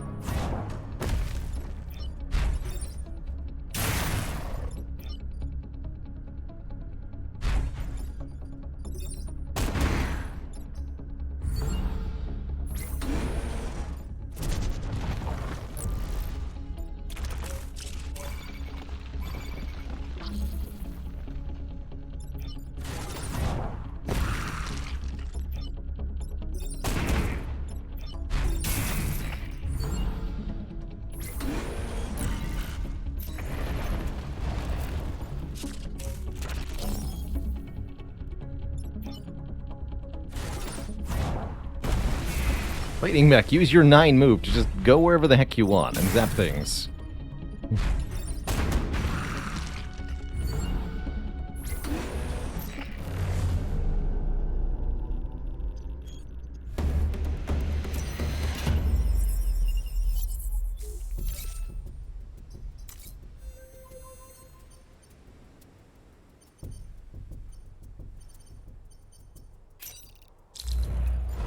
Chain lightning! I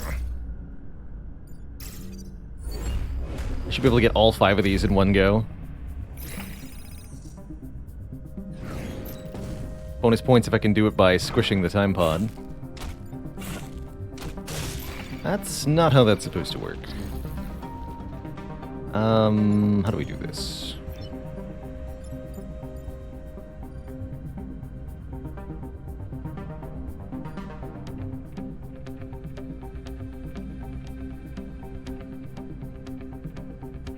Not well, so...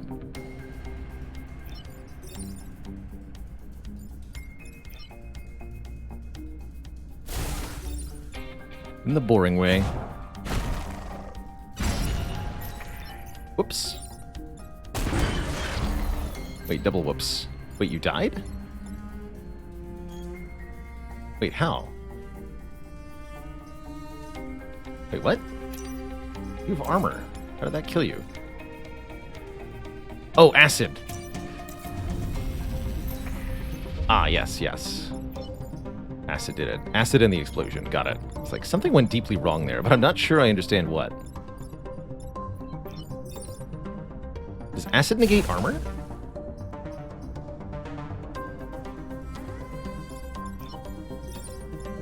Yes! Oh, okay, I didn't know that either. Well, that makes more sense. Whoops.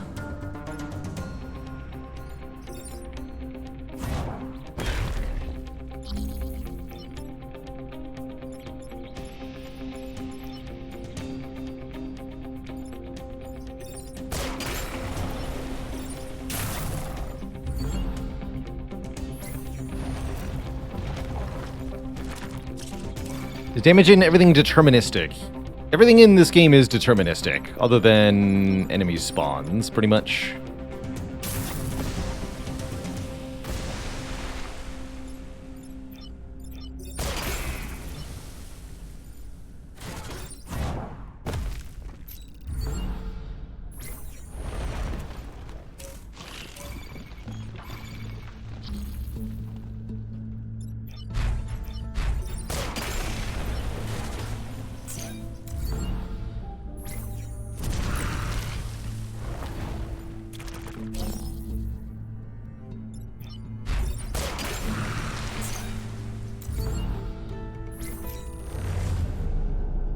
Why are we destroying the time pods? For an achievement, which we need to get the final squad unlocked here.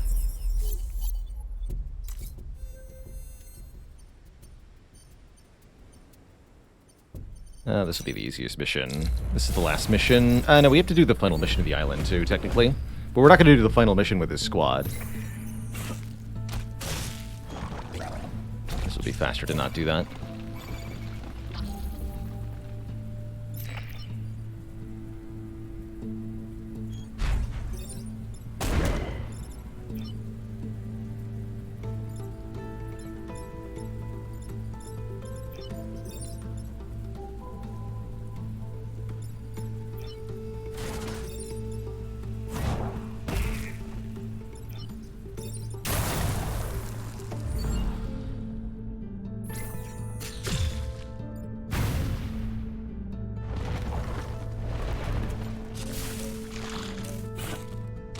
If I abandon the timeline, do I keep the pilot?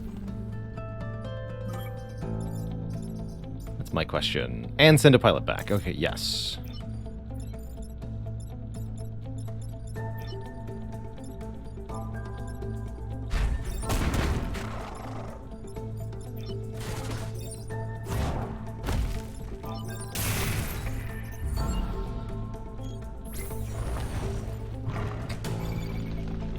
That's what you spawned? Well then. That move, though. Look at the green! The whole map is green.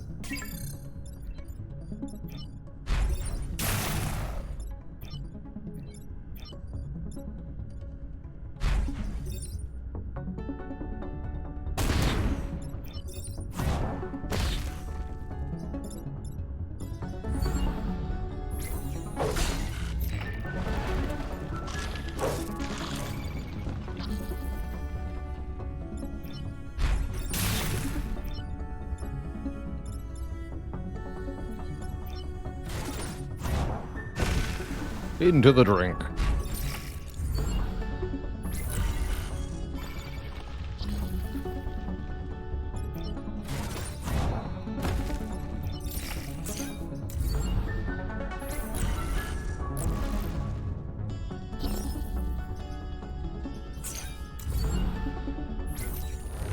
Easy is a lower enemy cap, yes, so you only spawn with like 2 or 3 enemies and only a couple spawn per turn. It's really easy to just keep the field empty compared to unfair, where there's so many vac you gotta deal with each turn.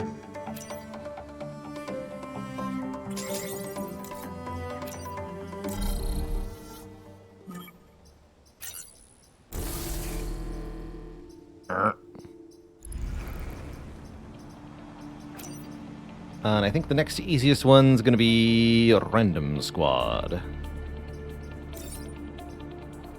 Give me a Chaos Roll. Laser Mech, Rocket Mech, Defense Mech, sure.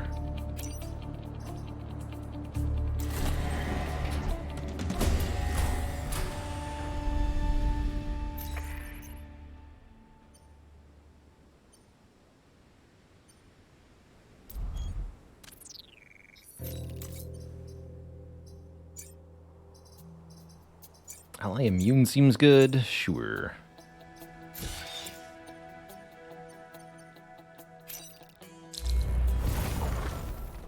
Now we just need to max out our...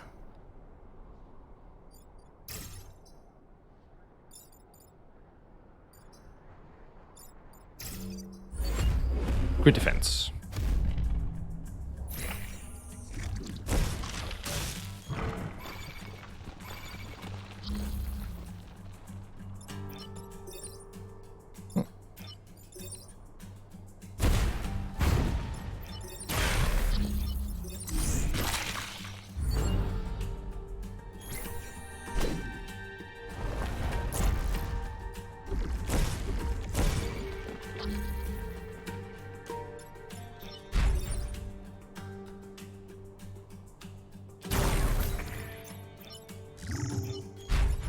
Wait, no.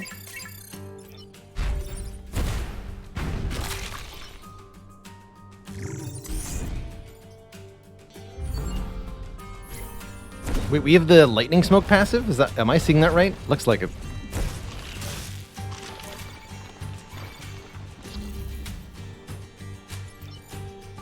That's right, smoke deals damage to enemy units every turn. Cool.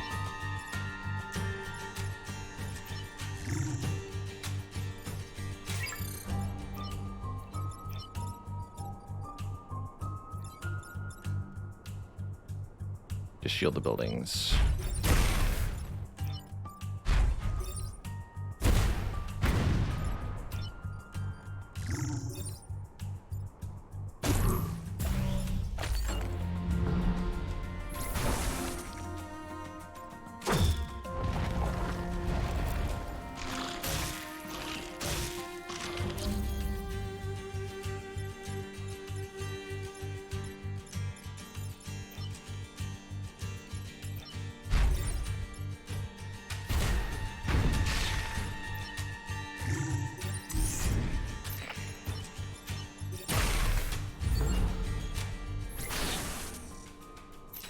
Laser Mech sure does the damage.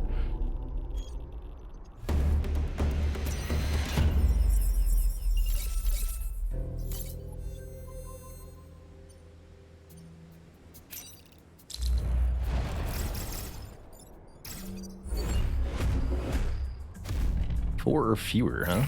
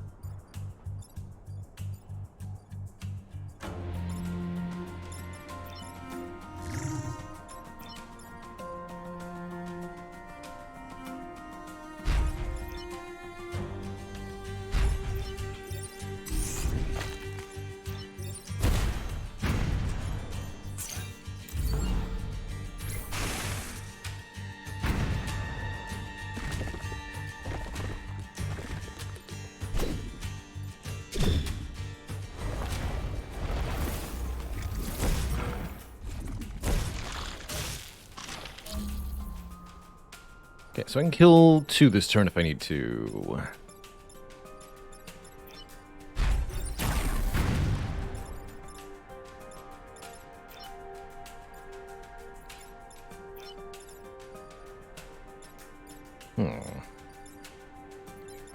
Or I could just take grid damage. That works too.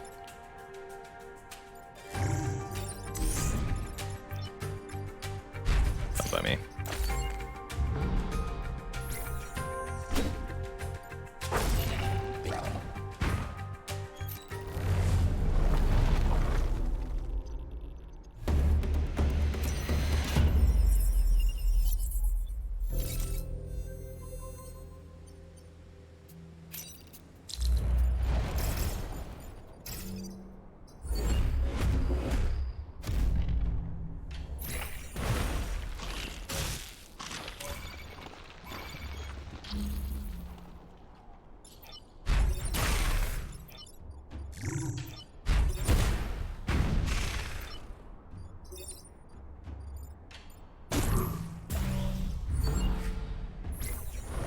Be shielded.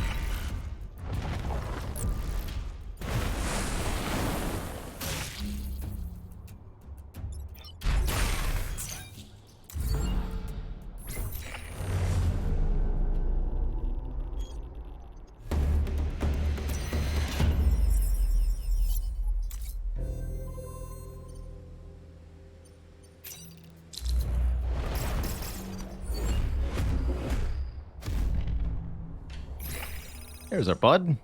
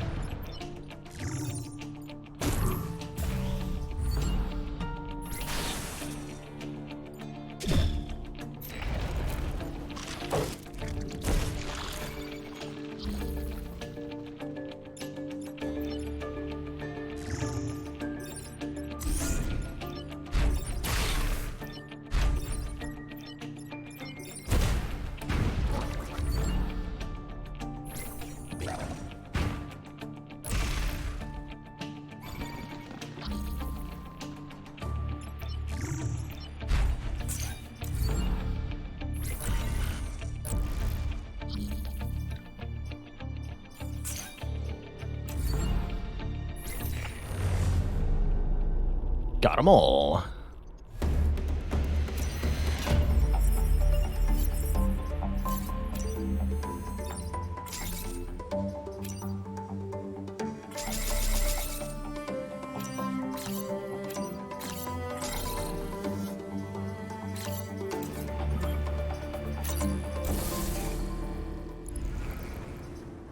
Alright, there's our 25 coins. We can now unlock the Secret Squad. Humanity's last hope are a blend of machine and Vec, created to defend Earth. Really tricky thing about the Secret Squad is no pilots, meaning no pilot abilities. Just 3 kind of underwhelming units, actually.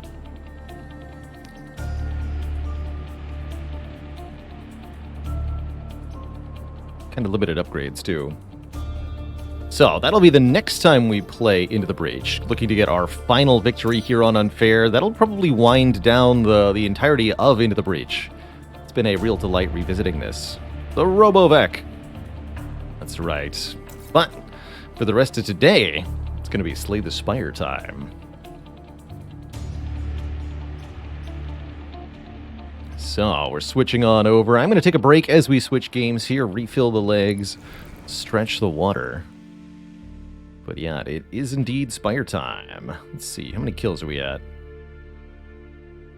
Change their colors so they don't blend in with the enemy alpha. That is a nice pro tip. 376, you got it.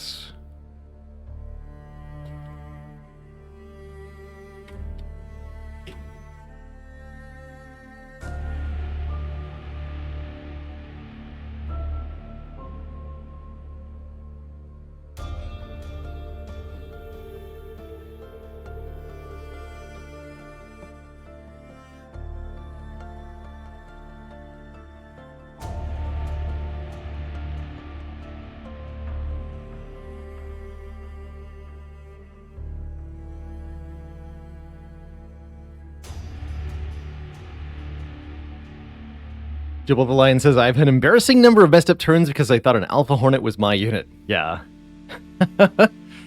Indeed. Indeed. Hoping for a sweet, sweet Chevron. Well, pretty unlikely that that happens as the defect. But I'll see what I can do. I will see what I can do.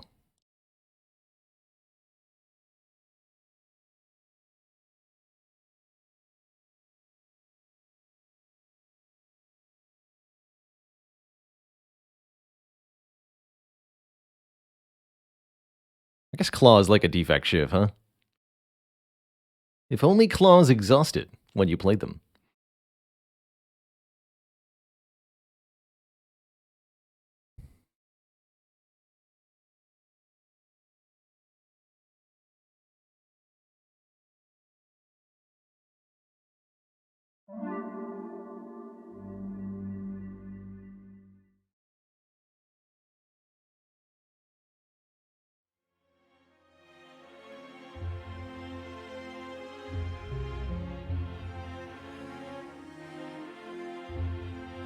Wonderful. Last defect, we had 2 defect recycle runs in a row. End up dead to the Time Eater. 154 damage to Time Eater. Not even the Lizard Tail could save me. Just couldn't get rid of the cards as fast as Time Eater added them, and that was really a hard shutdown to this infinite attempt. Pretty promising otherwise. If only we'd had a way to keep the focus on the bias cogs, I think we could have won that. What if they exhausted and added a copy to your discard pile? Amazing. Amazing. So, it's defect again when we return here, but it is also break time for Baylor. Baylor needs a snack. Baylor needs a drink of water. So, I'll be back in a few minutes, my dear Twitch chat, when I return. The Spire content you love will continue. Wake of Insanity, thank you for continuing your sub streak. 23 months. Just one away from 2 full years. Heck yeah. Very heck yeah. Alright, folks, I'll be right back. Don't go nowhere.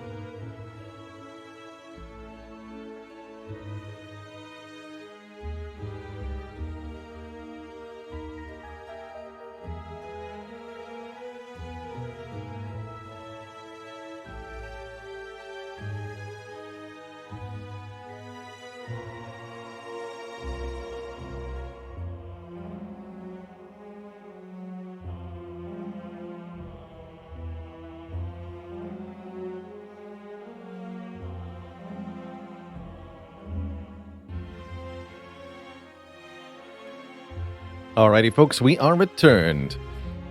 You're just in time for the first Spire run of the day. This run here was yesterday's. We just played some Into the Breach. And now, we shall play as the Defect again. Indeed, Bunusade, a little off-putting, in fact, to lose a Pandora's start. Usually consider this one of the easiest ways to win. And I honestly thought we had really good odds, but man, Time Eater put a really hard stop to us. I wonder if there might have been a different line through the fight that could have changed things, but when Time Eater kills you from full health plus Lizard Tail, usually indicative of a bad matchup somewhere. And we really had a problem here. We were quite turn limited with double bias cognition. Couldn't assemble the infinite despite our 5 compiled rubbers. That's right, we lost twice in a row to Time Eater, both times attempting to use Recycle as the win con, and both times being absolutely denied by Time Eater. It really is so difficult to beat Time Eater on Ascension 20 with those added slimed that Time Eater adds. Time Eater doesn't do slimed until Ascension 19. So any lower Ascension level, the slime boss, or the slug boss, is a lot less threatening, but man, on A20, he's rude. He's just downright, absolutely rude.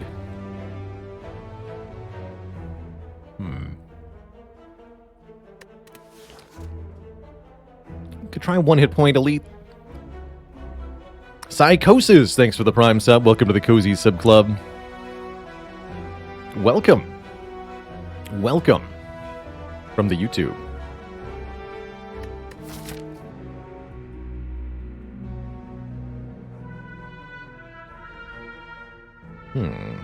I probably want to hit these series of 4 nodes towards the end. This is very juicy here. We could even go for this fire instead.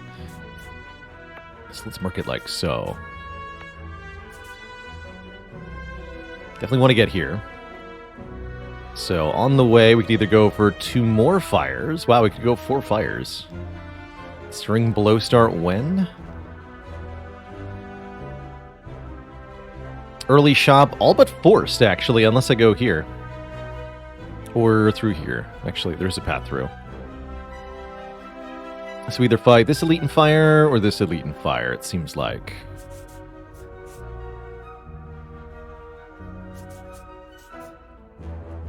That's all dependent on whether I want to go to the shop or not, then. So what are the starting options? Curse for a rare colorless card. That's reasonable here. Random rare on Defect is better than most, I think.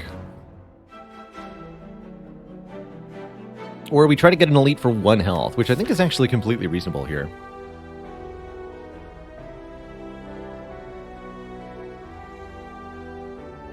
One health Elite would make this act a lot cleaner, sniping this or this.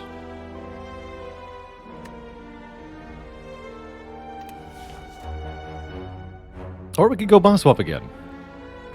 Ended up with a Meteor Strike on random rare. I think a floor 1 Meteor Strike, although it'd be an immediate detriment, is almost assuredly useful in the long term. It's a pretty powerful card. I wanted to do the snipe. That's how I felt. I've settled on it. Get zip zap. Snacko Oil can make Meteor Strike interesting. And I'm the pilot here, which means I get to play how I want, and that means I can pick Storm as my first card if I want to, and I kind of do want to. I think it's a shockingly good card to build a Defect run around. I'm curious to see both Heatsinks and Storm here.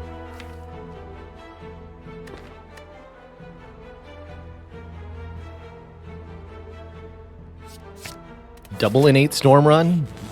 Oh, we already failed the snipe. Well, that's fine.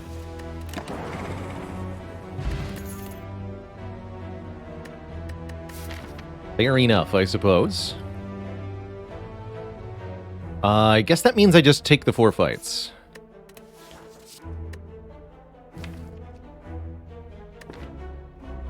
And that means we need a real card. Probably go for the eyes. Probably go for the eyes.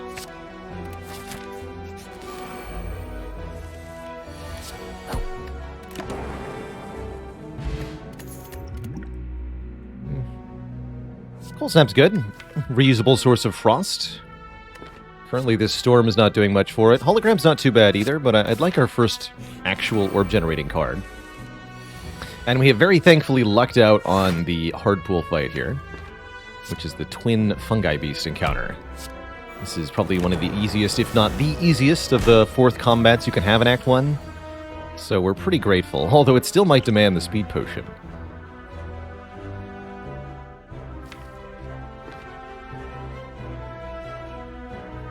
I guess that depends on where dual cast lands. Yeah, speed potion.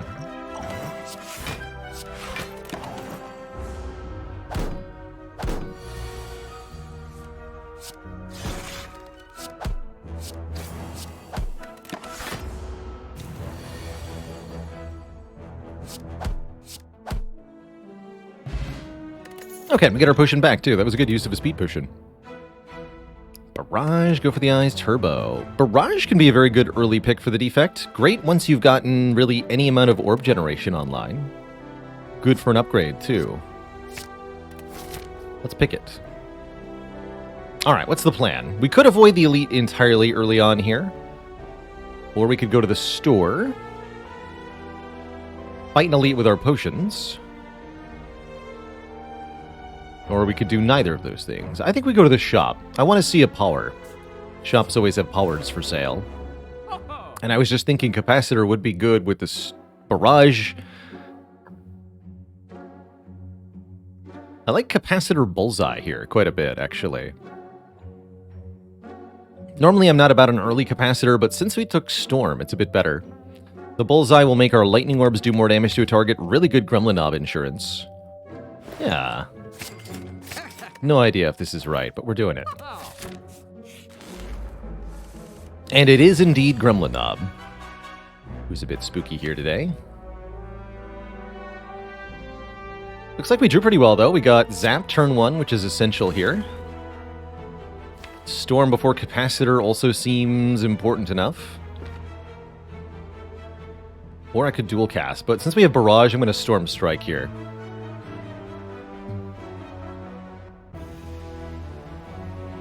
Brixmeyer, thanks for the 200 bits. Appreciation for chat during our double rainbow P-Box swap run yesterday.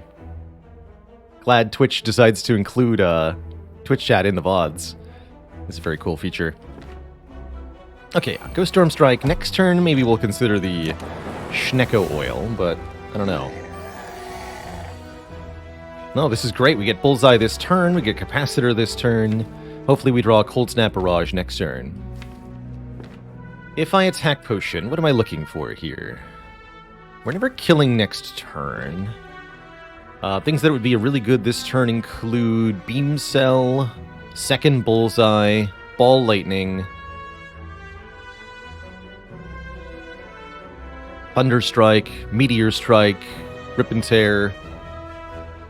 That's a lot of hits. What do we get? Thunder Strike. That's the one. This will be 3 times 7, because Capacitor gives us a Lightning Orb too. Doom and Gloom. Kerpow.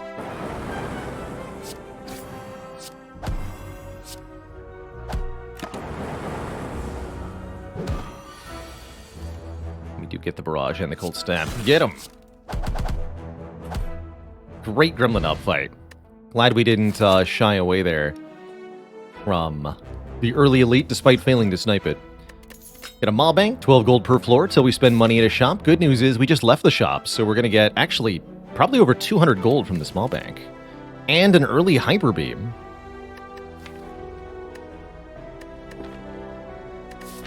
Although Chaos is pretty good, too. I mean, we're fighting Slime Boss, so I'm picking Hyper Beam. Hyper Beam answers Slime Boss quite decisively.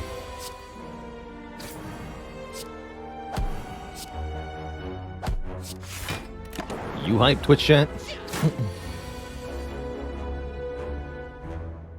Thankfully, Zap, then Barrage, then Dual Cast kills here. With the bonus from the lock-on, Dual Cast is 12 times 2. It's pretty big damage, actually. Keep giving me powers, Gabe.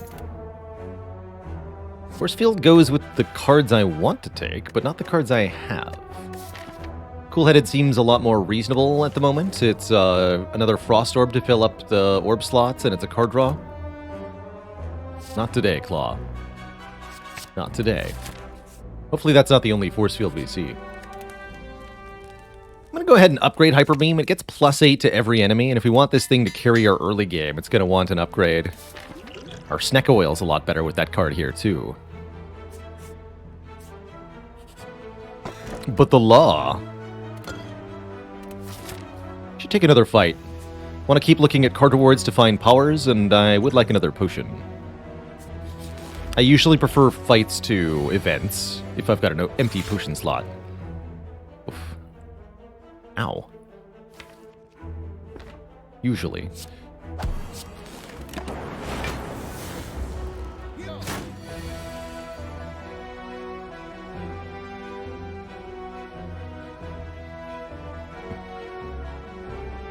So, 24 plus 4 plus 6 is 34. 1 damage short of a kill here.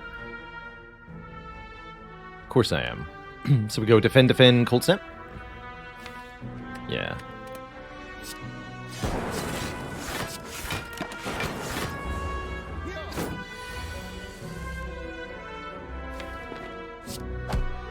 And we'd actually prefer not to win this turn, because I want Happy Flower to be set up higher for the elite fight. Actually, I didn't think I want to strike either. Oh, we can just double defend here, right? Yeah. Perfect. So, a little bit of effort on these, like, per turn relics that carry over their number between combats can be a really good investment on A20 especially. Super taking ball lightning. Actually, am I? It goes with Bullseye and Barrage, but we have Hyper Beam. I want powers. Could take a rebound here. It's nice with Go for the Eyes and Hyper Beam. Prefer a hologram to a rebound, though. I think I'm going to skip them all, actually. Get a bonus combat. I suppose that's fine. What's not fine is this turn 1 draw. Hello?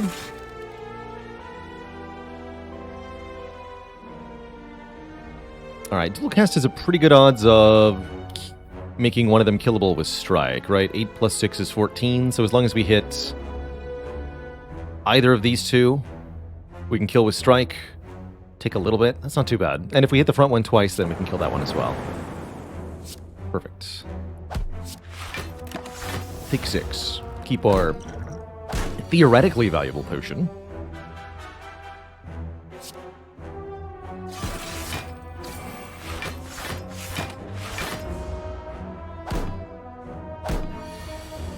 Here's Hyper Beam. Another Go for the Eyes, Streamline, or Ball Lightning. Since we've got this Hyper Beam Plus, I think it behooves us to simply not add too many more cards. We want the max odds of drawing said Hyper Beam early on. This would have been an amazing turn 1 if we were fighting the 3 sentries, but 'tis not our opponent. Instead, against this foe, we'll want to get set up with the Capacitor and some orbs. So let the sleeping egg lie, so to speak. It's a pretty good turn 1. We could go Bullseye, Zap, Cold Snap. Or we can Zap and pass again here. Let's do that. That way we also have one more energy on the next turn. Okay, Storm's a dud here. That's fine. I'm not going to play the Dual Cast, because it's going to matter when I redraw the Barrage. Might choose to use the Snecko Oil next turn. We'll see. Pretty bad draw. Randomizing the cost of the cards I draw might not be good, though.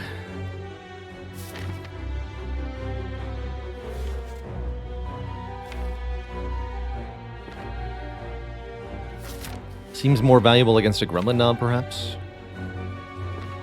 Bummer. Well, we could defend in 3 strikes. I don't know, it's weak. Fine. What do we get?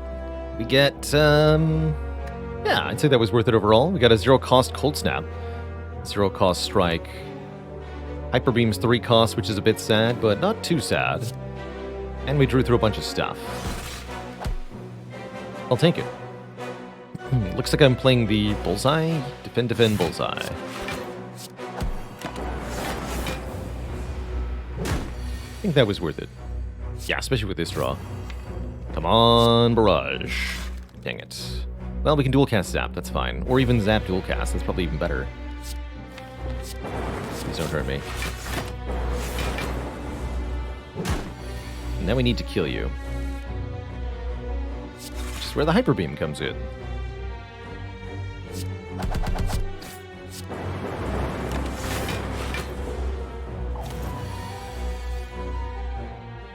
Hello? Well, we still get a kill. Cold Snap. Strike. Zap. Good enough.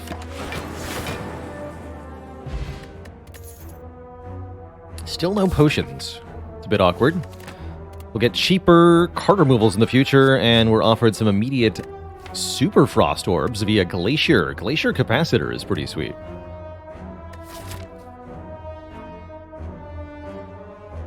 I think we need to rest before the next fight.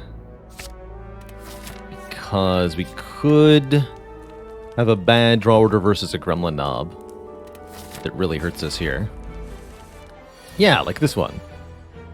This draw order, for example.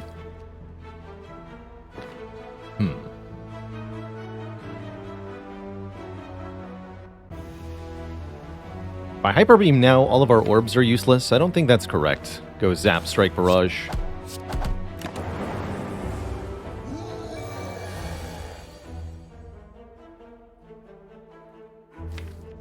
Do I dare Cool-Headed? Probably Glacier's okay. Glacier seems fine. Hopefully we draw Go for the Eyes on this turn. We don't. It's okay as well. Guaranteed draw it next turn. Which I think means we block next turn. So what is this? Bullseye, Cold Snap, Storm Capacitor?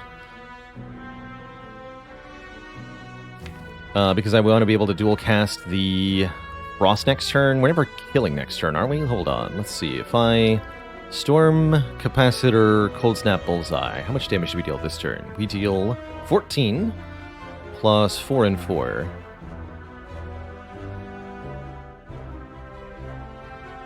14 plus 8 this turn. Next turn, we dual cast Strike, Go for the Eyes, which is another 24 plus 6 plus 3. No, that will kill. Okay. So never mind. We kill next turn. We just have to take this hit for 22. That's not too bad.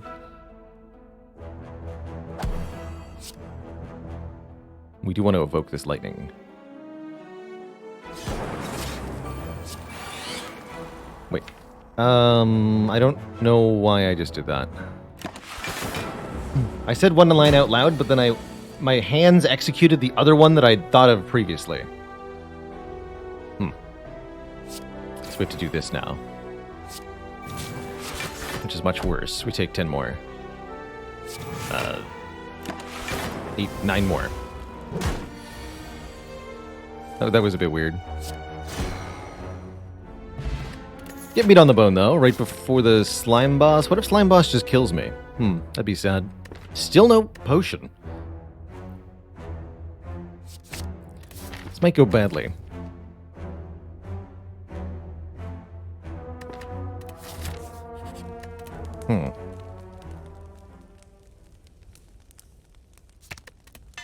I'm okay if we die here.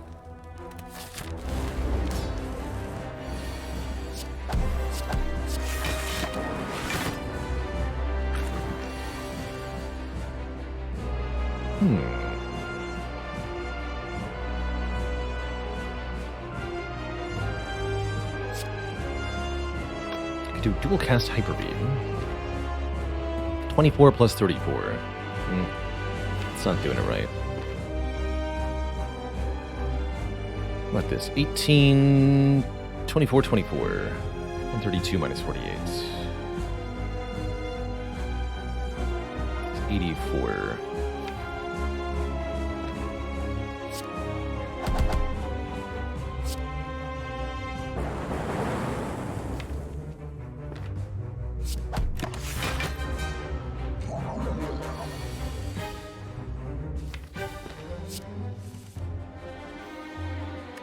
72.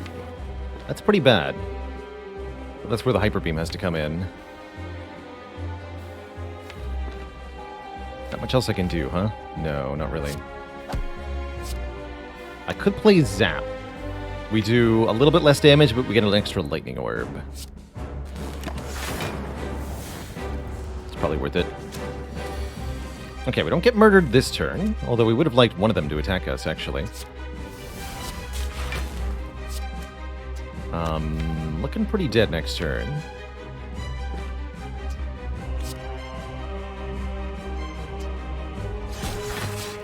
Spike Slime here. Hyper Beam now. No, okay, we are dead. Honestly, with these potion drops in Act 1 and the relics that we ended up getting, I really struggle to see this deck beating Slime Boss. It's like, obviously, 10 more health from playing Gremlin Knob correctly would not have made a dang difference here. We are super dead. So I'm curious what I would have had to do to actually win.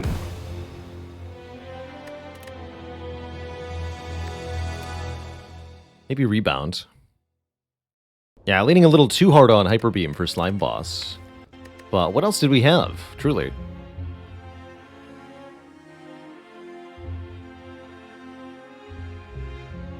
Could have taken the Ball Lightnings.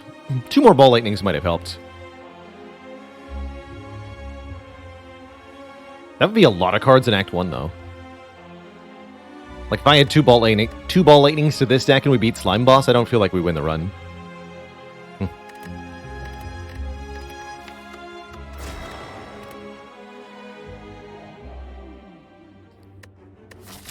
Weird seed overall.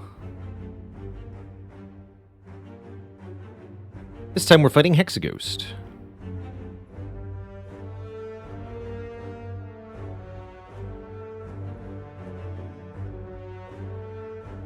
I don't know that the claws would help.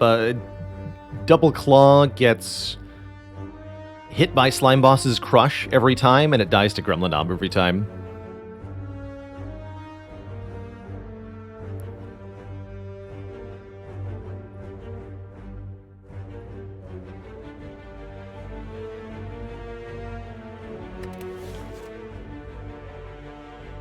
Choose a rare card. It's pretty good on defect.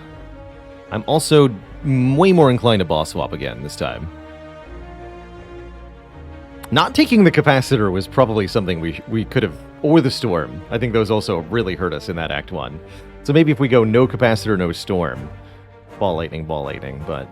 I'm always going to pick the first card storm there when I think I'm getting a free elite. And storm is one of my favorite cards. My favorite enemy in the game is the Heart, Capital. The Corrupt Heart in Act 4. I think it's just exceptionally well designed all around. Has a really good battle theme. Very difficult fight. Very well done.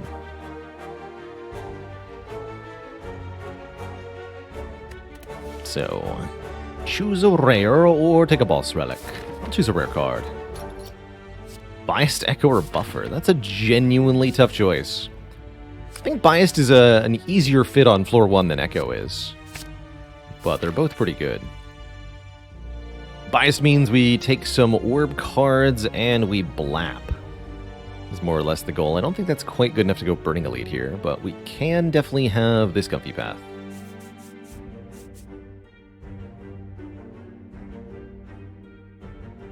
And before the Elite or after? After higher quality events later in the act. Okay.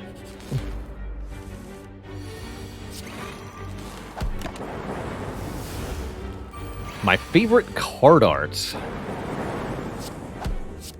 might be Talk to the Hand. I like any art that's got vivid blues or purples on it as a general rule. I'll go compile first here. Get thee to a lightning orbery.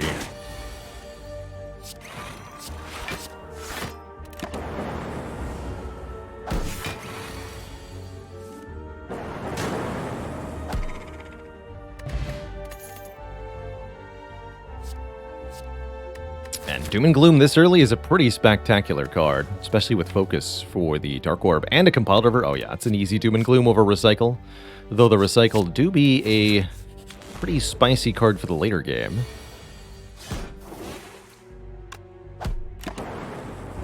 Just can't cut it compared to Doom and Gloom.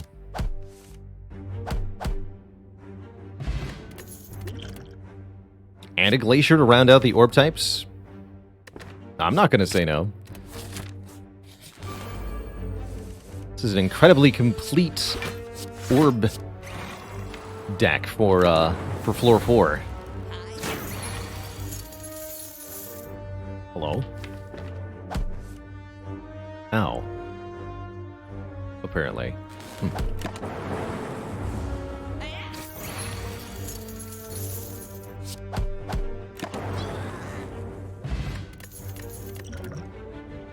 Recycle's back. Turbo looking actually really good with 2 2-cost cards and a compile to roll already.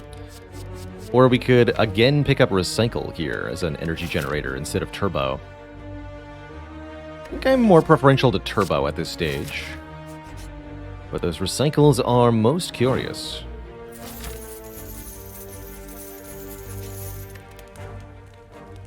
Most curious indeed. With Bias Cog, upgrading Zap actually seems pretty spicy. One of our first and best upgrades, though, is probably Doom and Gloom here. Make it +4 to all. Other good upgrades for now include the Biased, the Zap, and the Turbo. And hopefully we can get all of those upgraded this act. First opponent, Gremlin Knob. Not the worst turn 1 draw, but certainly not the best. I'm going to employ a Power Potion here. And take a buffer, I guess. Block that first hit. That means we can play skills on turn 2. For no additional damage taken, as long as we kill by turn 3. I don't think I trust Hello World here. So I'll just take a buffer.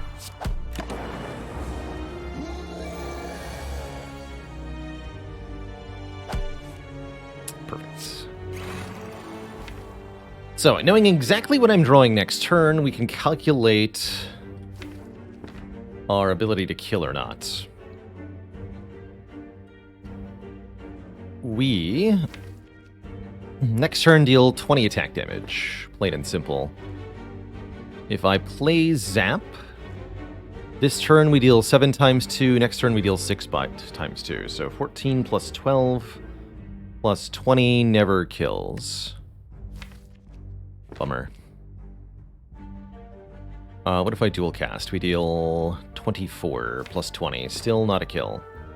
So we are taking 28 damage next turn. Killing on turn 3, hopefully. Was it ever turn 1 Glacier there? I don't think there's ever a way that that actually works into preserving buffer on this turn. That would be the goal if you played the Glacier turn 1, is so that you can avoid using buffer here and buffer on turn 3 instead, but I don't think it ever actually happens.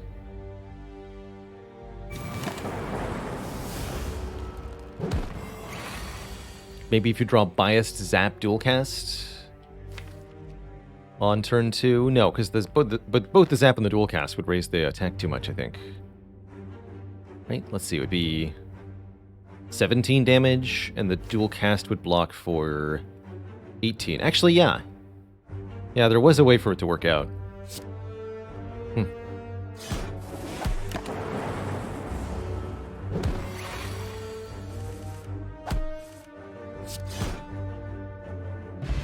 But that's only with exactly Bias Zap Dual Cast, I think, on turn 2. Which is pretty unlikely. Meteor Strikes here, huh? Curious. I don't think we actually benefit much from a Meteor Strike. Looks like we probably want to rest.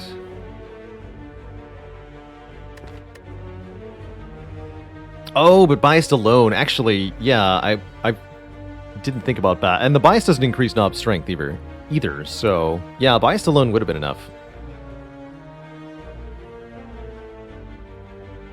And in retrospectively, with the draws that we know we had, it was definitely correct to Glacier turn 1.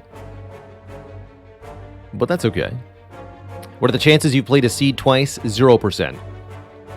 Approximately.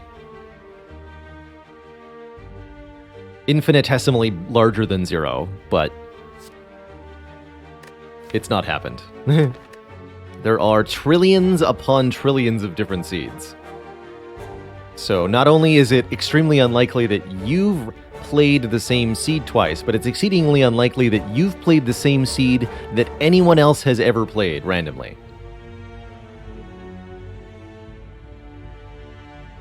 Did I buy the board game? I didn't back it on Kickstarter, but I do intend to get my hands on a copy when it ships.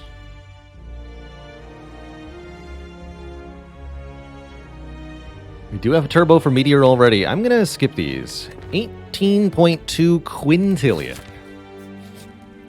That is many illions. Ooh. Small elite. Stinky curse. Disagree. And a merchant. I should have agreed. No, that's fine. We're offered defragment and bag of preparation, two things you really like to see in a defect run. Nothing here that can give me artifact, and that's okay.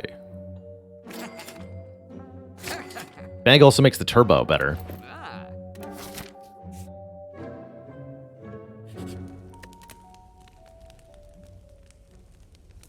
I like the defrag upgrade more than the biased upgrade because it's one focus either way, but you are okay with playing defrag immediately. You may not be the case for the biased. Although usually we are playing it as soon as we draw it. We'll spread it out for now.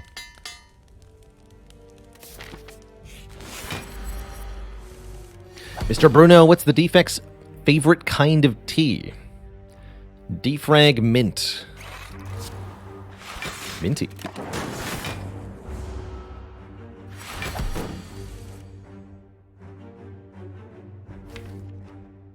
Biased Doom and Gloom is an excellent turn 1. Or an excellent open, rather. It's turn 3, of course.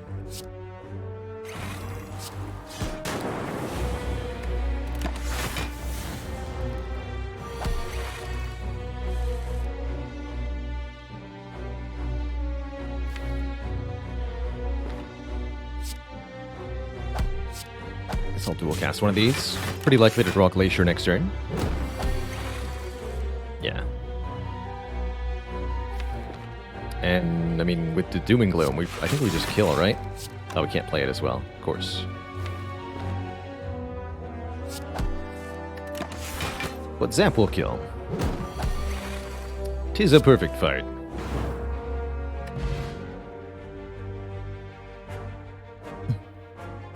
Papa says you could do the math reasonably easily with some assumptions on the number of runs played in total. Yeah, you can come up with an average number of runs per player and multiply that by the player base of the game. Even if you generously assume that Spire sold 100 million copies and every single person played 100 runs, that would only be 10 billion. Total seeds played, and that's a really high-end estimate, I'm sure. On both the number of copies sold and both the number of players. It's sort of an order of magnitude calculation. There's a specific term for this. But it's essentially you just try to estimate each of the variables in the equation within a power of 10. A Fermi estimation, thank you. And you can arrive at pretty reasonable answers to very big questions without actually knowing the exact answer to each variable, like comparing country GDPs and such, or the number of cars of a particular color on the streets. So that's actually a really good example. If you wanted to estimate the number of red cars in North America, you could try to individually identify each of them, a nearly impossible task, or you can do a Fermi estimation and arrive at a very similar number to the real number with a lot less details required. Roshak, thanks for the Prime sub. Welcome to the Cozy Sub Club. So you can all you'd need is some information on, like, approximately what percentage of cars are red multiplied by the number of total cars within the country. Give you an idea of how many red cars there are without actually, again, individually identifying the hundreds of millions of red cars.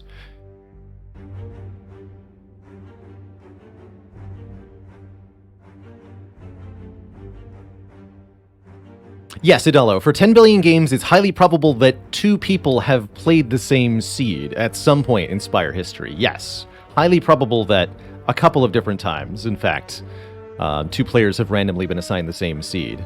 But the probability that any individual player has played the same seed as any other individual player, I would imagine, is quite small still.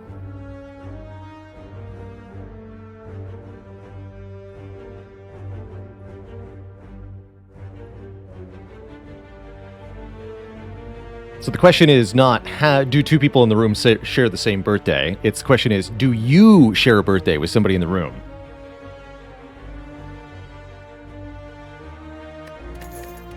Different questions with different answers.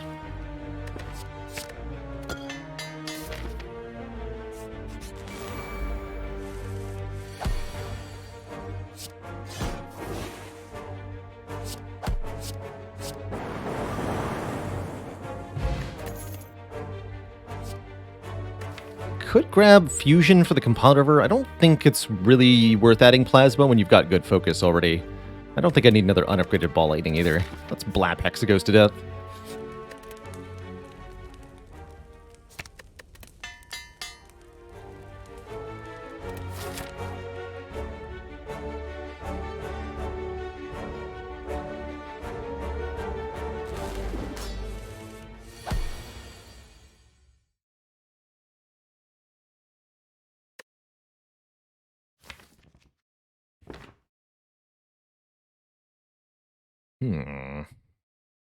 Slow roll it by going defrag Glacier here. We could also just go defragment biased ball lightning, but then I'm getting blap next turn. Yeah, let's just go defrag Glacier. We'll play this next time. Could use the cultist potion in this fight. Honestly, I really don't think we need it. Though. Turbo is good because I want 3 different orbs for this compiler. Also full blocks this turn.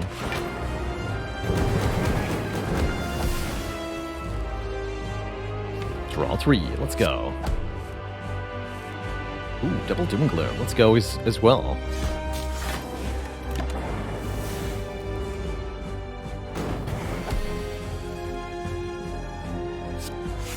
Block it the old-fashioned way. It defends. Panacea, thanks for the nice raid. Welcome to you and your 69 friends. Nicely done.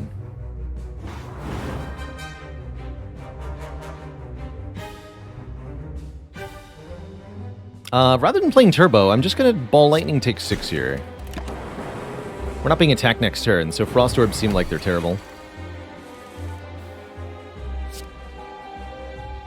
Bad dual cast draw, though.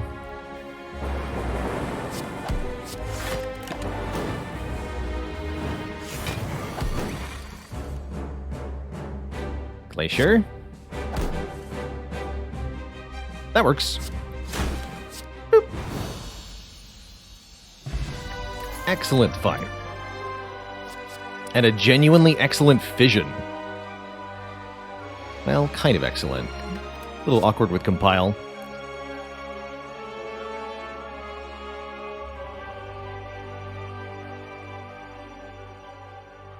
Yeah, there's the artifact I was looking for. Panacea, can you block my my bias cog debuff for me?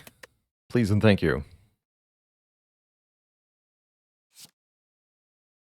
I do think Fission is quite good. If we want Fission to be excellent, we're going to need a few more orb-generating cards in this deck. I'm thinking Chill and Electrodynamics ideally, but I'd accept Rainbow and Chaos Plus. Machine Learning is also very doable, especially if we upgrade it to be innate with our Bag of Preps. We have kind of like 6 cards turn 1 and every other turn then. It's almost like taking a Ring of the Serpent, except it's not a relic. I'm going Fission, though. Are we getting a Pyramid, or is it Snecko time? It's neither. Oh, it's Frozen Core time. That makes Fission pretty hype. Could also go Black Star very reasonably here, because elites are enshronkified, so if they drop extra relics, that could be a good thing. The Frozen Core replaces our Cracked Core and says, if you entered your turn with an empty orb slot, get a free Frost Orb before the enemy's attack. Gives you instant free block, which is pretty good. But I do think that with A, Bag of Preparation, and B, Preserved Insect, we are exceptional against the elites of Act 2. Kringle TV, thanks for the Prime sub, and 420 Poggers, thank you as well. Welcome both of you to the Cozy Sub Club. As long as I can upgrade Fission before I fight the first elite, we should be pretty fine here. To take a Black Star.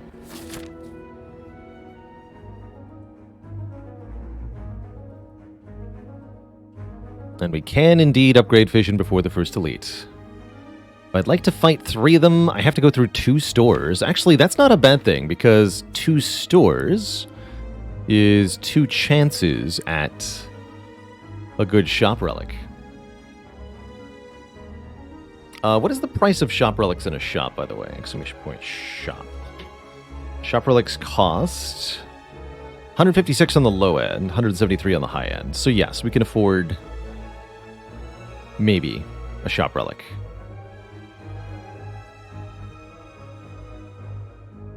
Okay. So what that says to me is that I want to do this. We upgrade Fission here, we heal with our regen potion here or here. A lot less fights than this path is too, so I like that more. And then we can maybe fight 3 elites, which should hopefully be comparatively easy.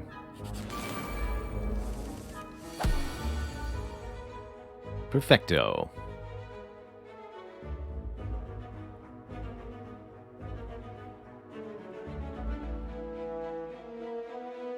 Like Defragment Glacier here. Do I maybe want to go Zap Ball Lightning Fission? Defragment Glacier. I mean, drawing closer to Turbo and Bias seems like a good idea. We also get to do some damage here. Sure would have been nice if those were upgraded, though. Could go Doom and Gloom Glacier, or Defragment Glacier Defend.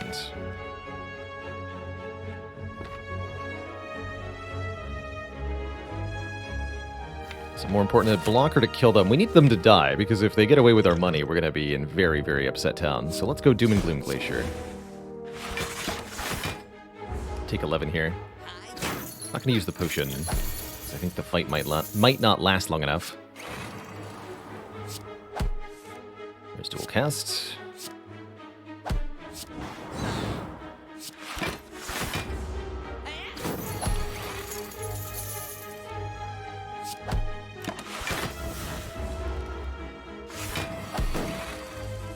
Good. Wonderful. It says plus this time, and I have a Fission. This is much better than the last one. Like, way better than the last one. It's genuinely energy generation alongside Fission, because we can immediately evoke it for 2 energy. And 1 card draw. The Rebound Plus is pretty good too, but I don't think it's as good as this Fusion. 175 was a good roll on money from the looters. We can afford any price shop relic in either of these shops. So I can either duplicate Bias Cognition Plus, or we can look at the next shop.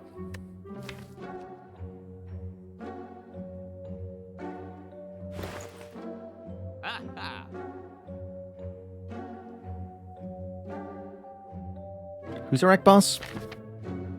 Collector.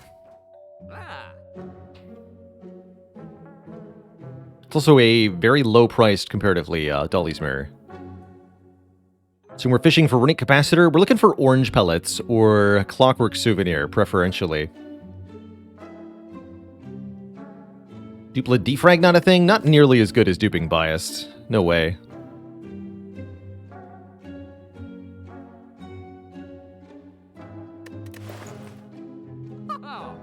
So I guess the question is, what's better? 1 Bias that I can keep the focus on, or 2 that I can't?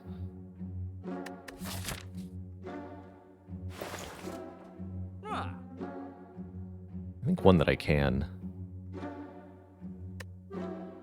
Alright, we'll go to the next shop. Purple Fire Spirits. Oh, I could have thrown one into the fire. We could get rid of Fission here for a full heal. Or I could just lose a starter card. Pretty cool with losing a starter card. Although the heal would be nice.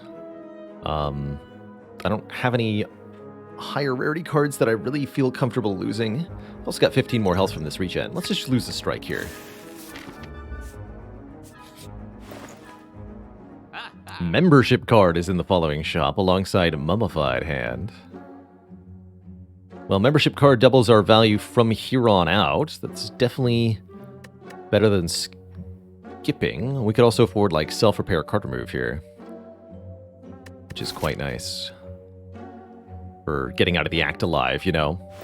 Membership card is a long-term benefit, but we already have that in the form of the Black Star, so I'd much prefer things that keep us alive in the short term. So I think that means I go self-repair card remove here. Applesaurus Rex, thanks to the Prime sub. Welcome to the Cozy Sub Club. In retrospect, I kind of wish we'd had the bias cognition. But that's okay. So what's the order here?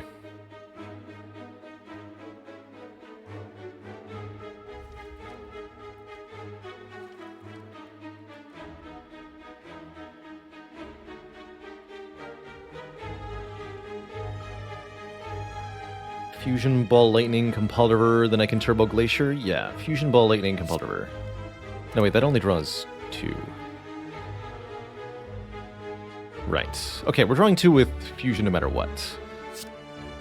There, with Compulsiver no matter what. And yes, we do want to use our Regen Potion here, that's correct. So that's always happening. We'd like to keep this fight going for 5 turns. Might be a little difficult with the Mercury Hourglass and the randomly targeted lightning damage, but we'll see.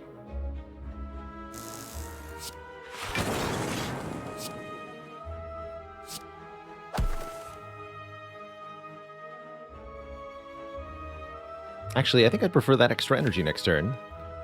Upon review.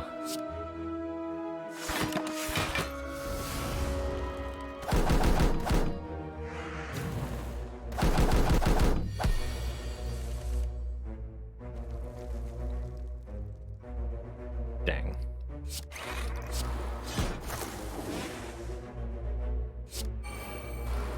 Strike you twice, but I can't kill you. Next turn's fine.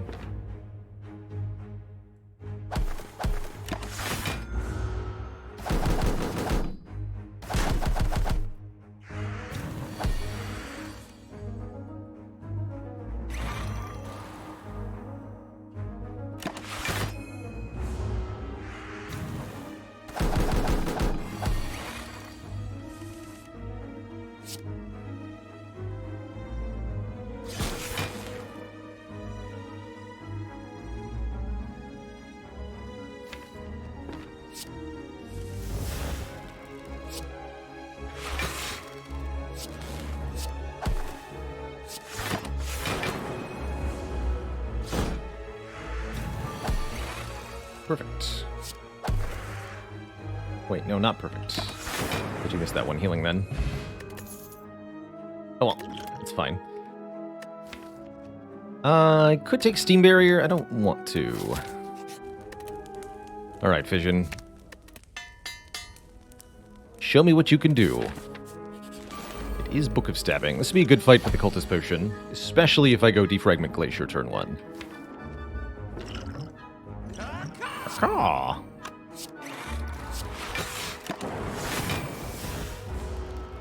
One strength per turn might be required here to overcome this foul opponent. Definitely should play Doom and Gloom and take a little bit versus blocking here. Book of Stabbing is very much a race fight where you must defeat the book before the book defeateth ye. That's you. In case it was unclear.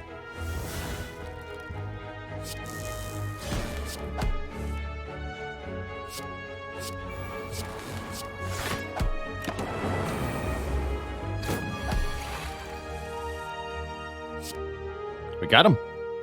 And looks like we don't do that much damage this turn. Although I bet I could block pretty well. Yeah, we just full block this, so even if I didn't have a kill. That's good. We healed off this fight. We get 2 excellent relics. The boat thingy for block turn 1, the most vulnerable turn.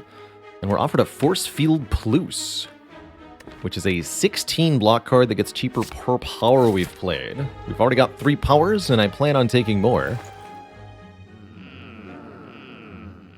Ah! There it is. That's alright. There's still a chance for orange pellets or other things later on. Well, beam cell. It's better with the thing, but I don't want it. Stinky merchant. Ooh, Ornithopter's great. Heal 5 per potion. And elite number 2 is a very, very tiny gremlin leader. Adorable. Defrag Glacier. Block 25, take 3. Could go defend Glacier. No. It's much better to get the defrag down. Take 3. That would be ridiculous.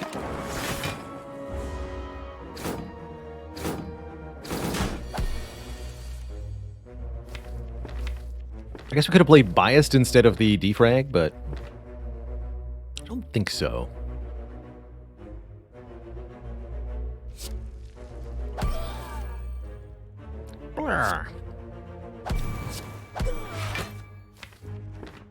Oh, I should have gone looking for Doom and Gloom, huh? Yeah. Still fine. We'll go Doom and Gloom Turbo. The fusion. Double. Fusion. Actually, or we should dual cast. Yeah, let's dual cast and Glacier. Rotate the fusion to the back. Yes. And then this boss is getting chipped down. Here's Bias Cog. Actually going to get played. Don't think it's quite right to focus the attacks on the boss yet, but we should get 3 orb types. So let's go Biased. Oh, but then I can't play Doom, huh?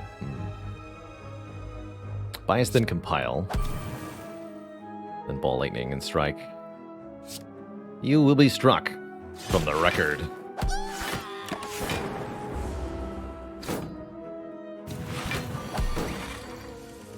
Alright, and still no attack, which means we're done here. More or less.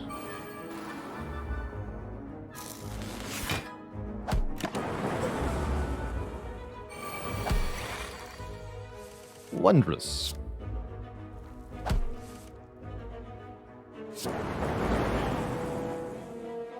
You alone may live. Alright, a very easy Gremlin Leader fight. We get the Gremlin Horn from the Gremlin Leader. Always a good thing to see. Ceramic Fish will give us money per card we add.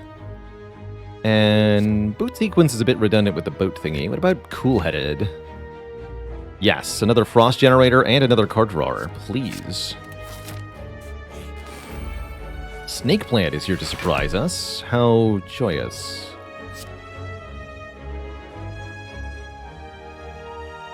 Yes, how joyous.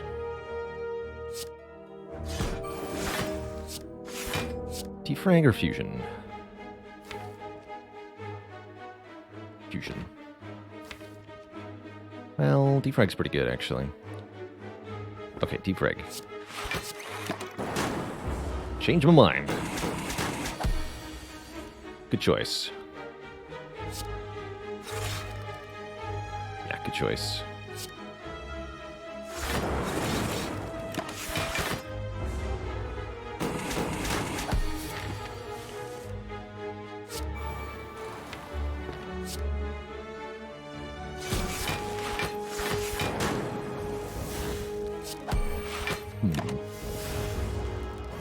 I wanted to keep those. It's all good. The snake is dead. We're offered a Cold Snap. Blizzard's almost takeable with a Glacier. I don't think it's actually very good here, though.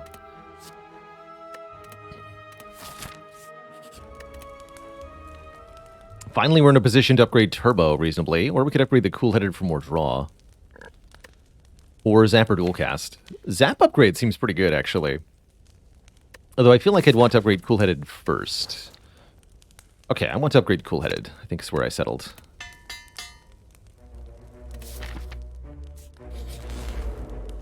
One of each. We get to fight the Tiny Slavers as our last elite this act. They're so adorable, aren't they? Just want to squeeze their little faces. 3 more energy. Defend plus for sure. Incoming damage is 34, so I think I have Block Potion. Self-Repair. And Fusion. Forget the defrag.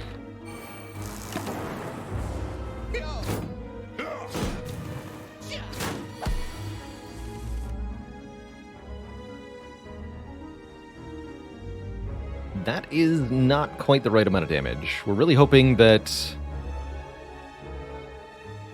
we can kill one of them. So we play Zap, and the Lightning Orb hits either the front or the back. We can finish them with strikes and get a Gremlin Horn proc. If that doesn't happen, oh good, it did.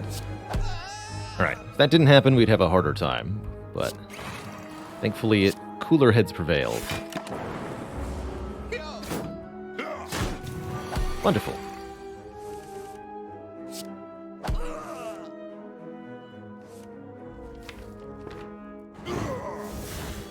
Nice. Lantern for more energy turn 1 is quite nice. Upgraded Bullseye to make our orbs hit harder is also quite nice. Especially against the Collector. I think this will be a very important pickup here. Recursion could be quite good as well, although it would realistically need an upgrade. I'll take a Bullseye. It's my Gloomhaven campaign available as the VODs. You should be able to find that scattered throughout the archives, if nothing else. Admiral Ding Dong. We never actually completed our Gloomhaven playthrough. I ended up choosing to focus on other content instead. Ultimately, but I did enjoy the first half or so of our Gloomhaven experience. Quite like the campaign setup. I just wish it wasn't a Unity engine game.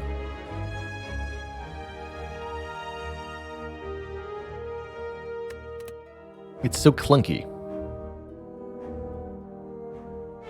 This feels like an easy transform too. We'll get bonus money for doing so. We can get rid of the last 2 strikes here.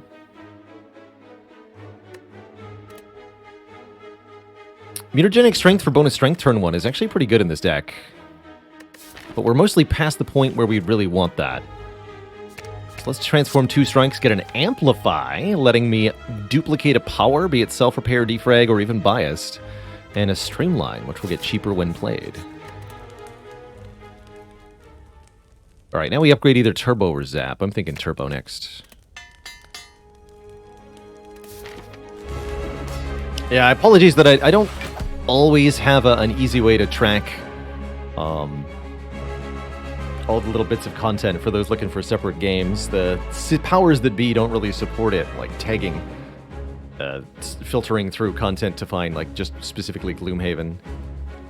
Even if they're tagged as Gloomhaven, can you even search a YouTube channel for just the ones that are tagged with a specific game? You can do that on Twitch, but I'm not sure about YouTube.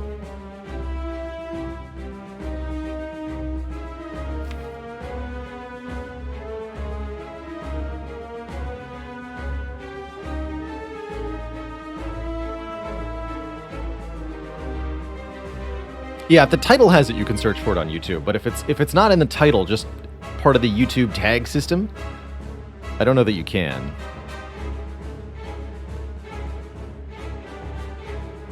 Because YouTube has a specific function that lets you be like, this is a video of the video game Slay the Spire. Which goes in the description, but not the title.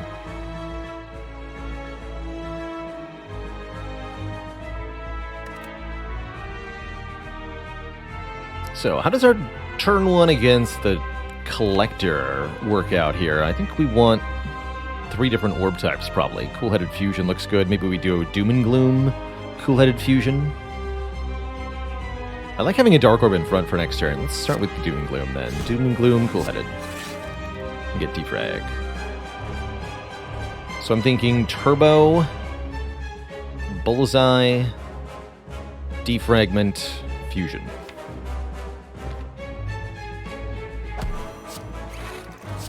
We could play Zap, but then we replace the Dark Orb with a Lightning Orb, and I'd rather have this Dark Orb to deal damage to a minion next turn. Don't need to use either of our potions currently. Amp biased, huh?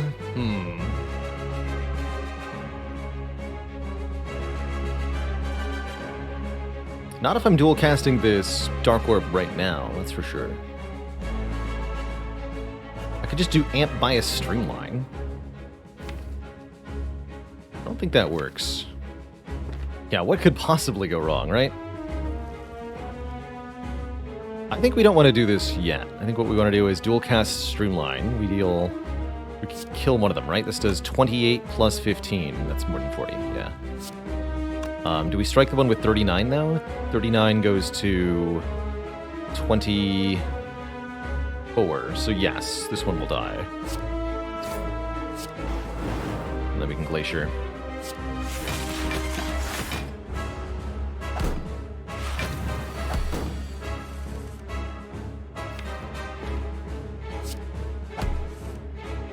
Definitely vision time. A lot of energy we get. 8. Hey, and we got Doom and Gloom back. Nice. I want to Doom and Gloom in a way that kills the Torch Head. Yes.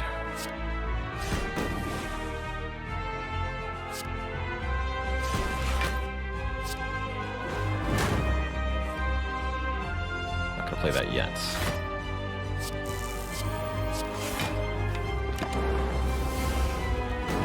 Next time we see Biased. Ideally with the Amplify, but probably not.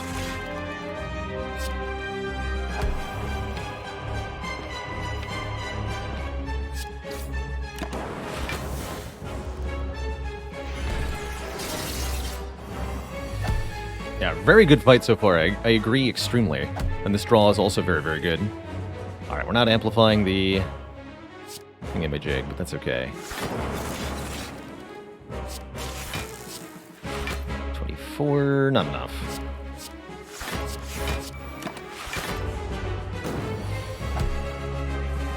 Here's Biased, perfect. Biased, Bullseye, Ball Lightning, Defend. Take a bit.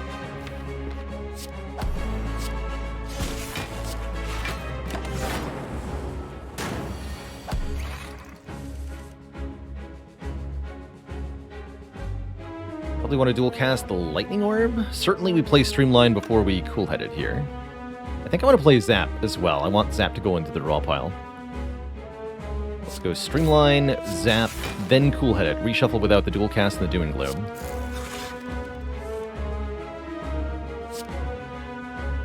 Zap, then dual cast, then Doom and Gloom.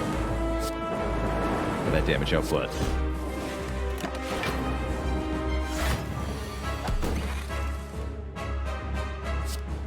Just look at it.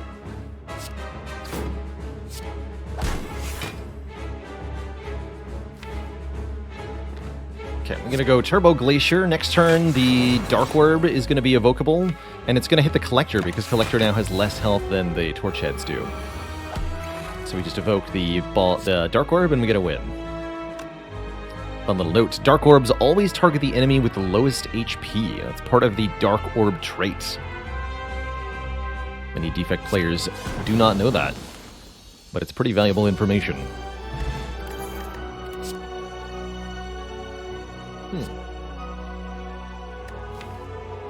Double Fission is curious. With an Amplify in the deck, I think I prefer Machine Learning. Because the Machine Learning makes it more likely that we draw the Amplify with other powers, and we can also amplify, of course, the Machine Learning itself.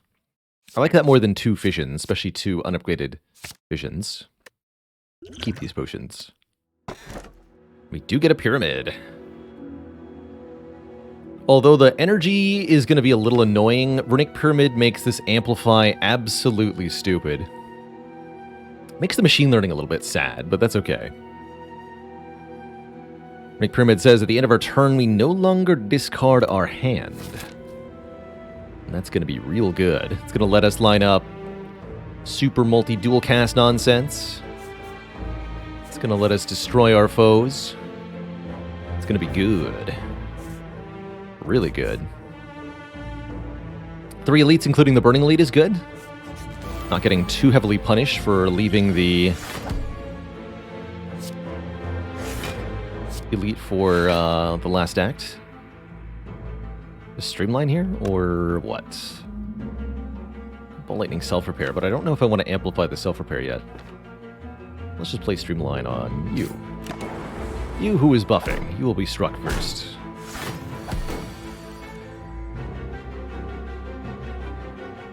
Oh dear, that's a lot of damage.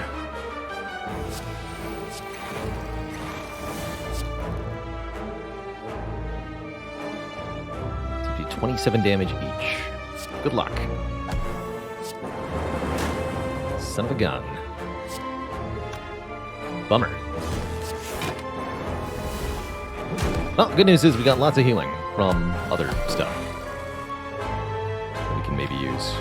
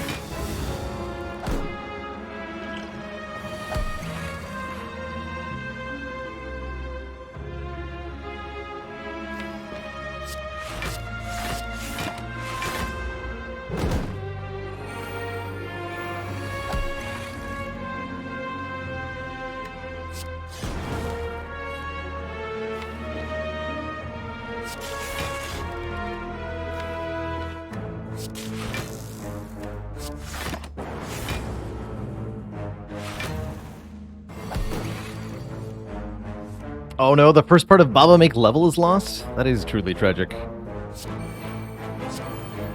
That's a sad news.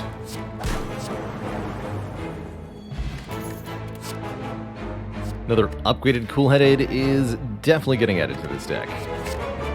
You betcha. I'll probably use the regen potion here. Seems regenable.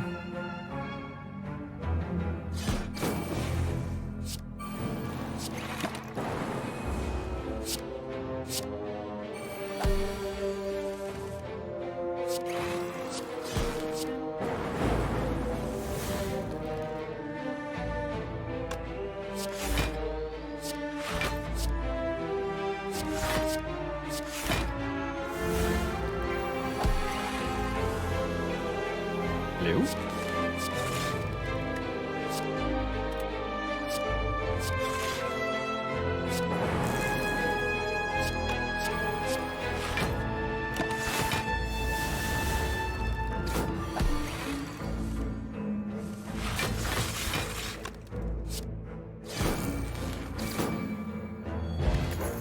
There we go. Full health, 2 potions. And an upgraded Go for the Eyes with Runic Pyramid to make our foes weak.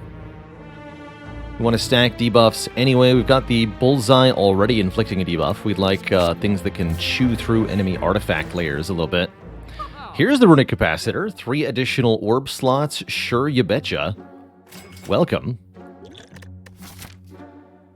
And we do have another shop coming up, which makes me want to save money, although it's deeply tempting to pick up a Dark Shackles with the Pyramid.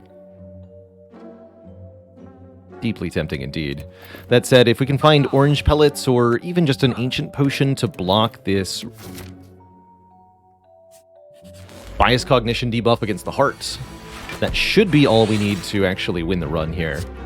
But I am pretty delighted at the prospect of Draw 4 Compiled Rivers. It's pretty sweet.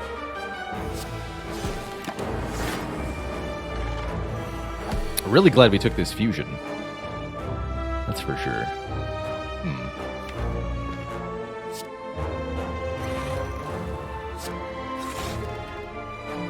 See. Well, ouch, etc.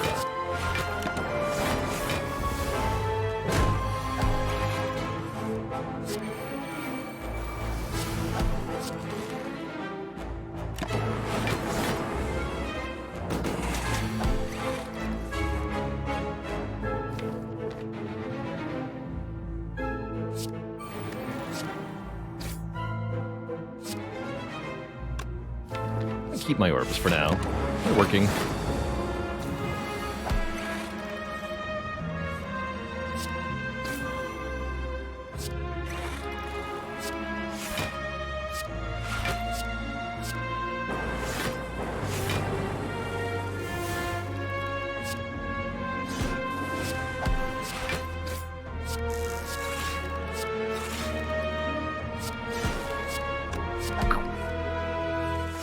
Yeah, look at this deck.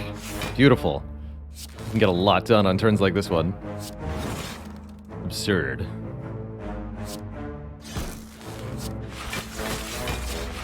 Block for 100. Your move.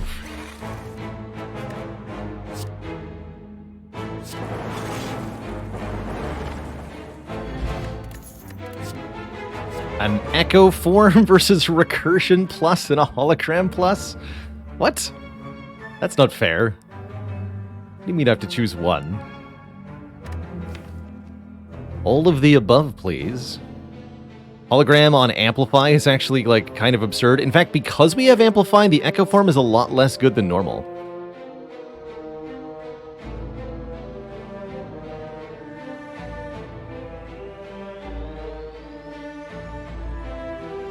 Hey there, the Beast. I don't have any opinion on Alina of the Arena, as I've not played or looked at it.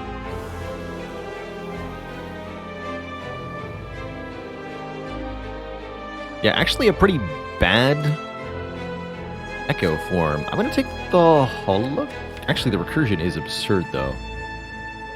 We need a hologram. We need a hologram. Taking hologram here.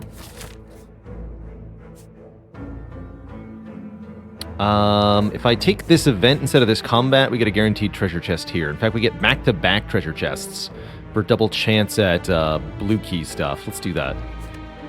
Swift Potion seems a little bit less useful than normal because of the Pyramid and Hand Clog. Fire Potion's pretty good against a Reptomancer Dagger. I'm going to keep the current ones. Into Full, losing Bullseye, Biased, or Fission. Oh, man. Yikes, these are all really good cards. Shame to lose our Bullseye, but... feels like it's really got to go here. But so much of our damage. Dang. That really hurts. That really hurts.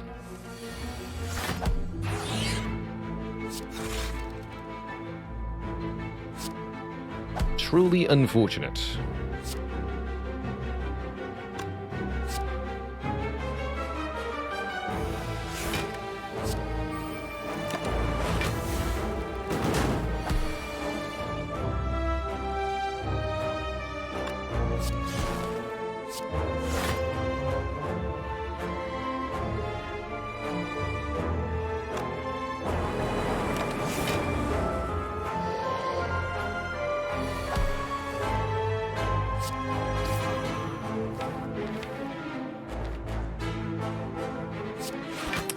Cool-headed. We're probably going to amplify Biased here. Yeah. Then we need the Zap if we want this to be really at all reasonable.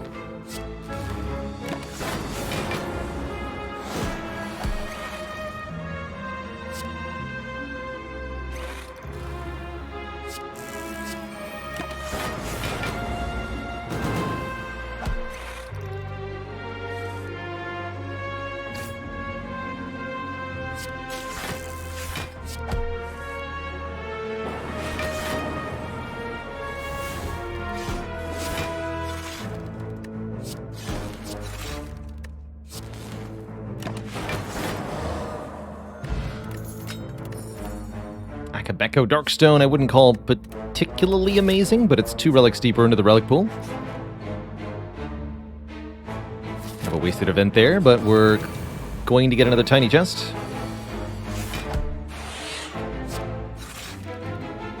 Actually, Akabeko, I take it back. You were immediately very relevant. Thank you.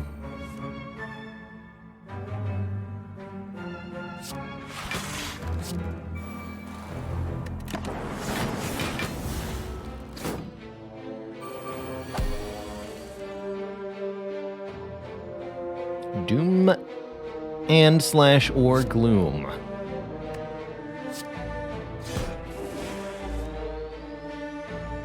Hologram that, do it again. Don't feel like I need to, though.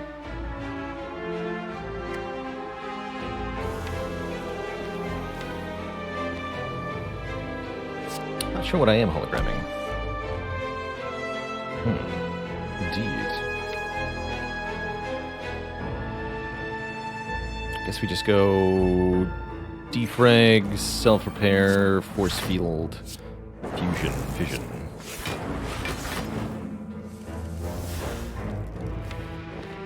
Now I can amp biased and basically do whatever the heck I want.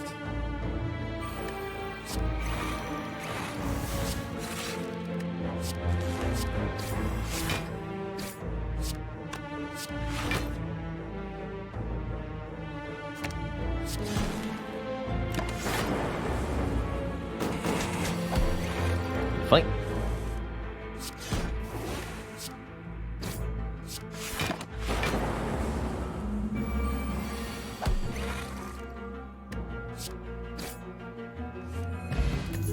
Energy's good. Beam Cell plus, Ball Lightning plus, Cool Headed plus. Ball Lightning looks pretty good for getting through artifact layers. Could take one more Cool Headed, but we're actually running into Hand Clog, and I think the zero cost attack will help. So I am allowed to pick up Kunai, and I think Kunai is very, very good here. Because we get another chest in the next question mark room, courtesy of Tiny Chests. So let's take the Kunai, skip the next relic. Here. Which is a Potion Belt. Potion Belt was pretty good too. The Kunai will give us dexterity for 3 attacks played. Die Chopper, thanks for 25 months. The quarter century. Next goal, the full century. The power. Loop looks pretty reasonable. I don't completely dislike, but don't completely love Medical Kit. Letting us play status cards to remove them. None of these offer the artifact that we're looking for, but Loop is nice. And a good amplify target? Yes, we want Loop, and then we want to upgrade Loop. And we want to remove a defend. Yes, this defend. They bring me to 156. There is another elite. Yes, we can still afford orange pellets. Buying another fission was cute.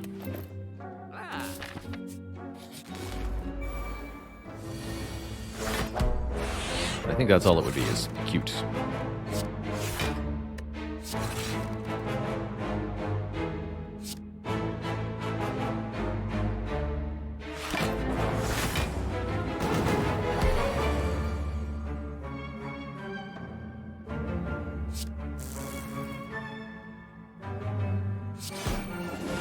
Bit of a waste of the Akabeko, that's alright.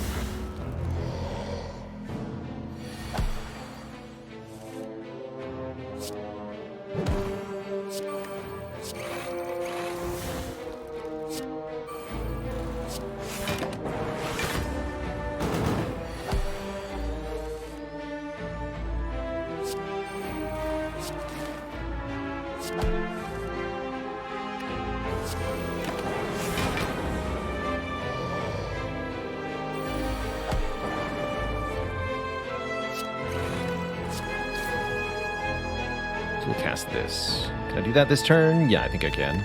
Oh, I definitely can.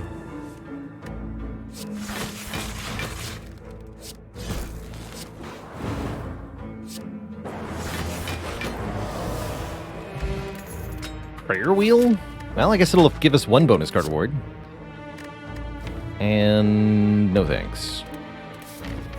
Less is more in this case.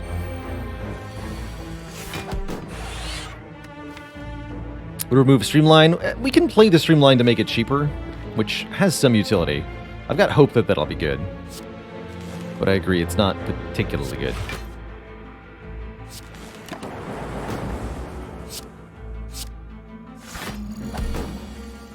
Get him, Hourglass.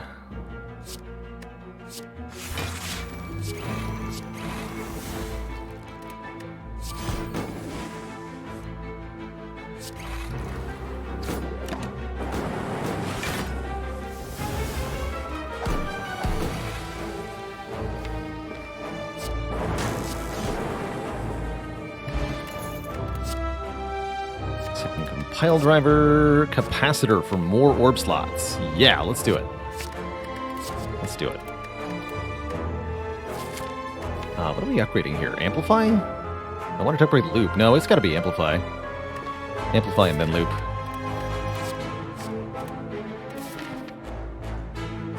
Hey, grats, Purilampo, on that first Ascension 0 victory. One small step towards greatness.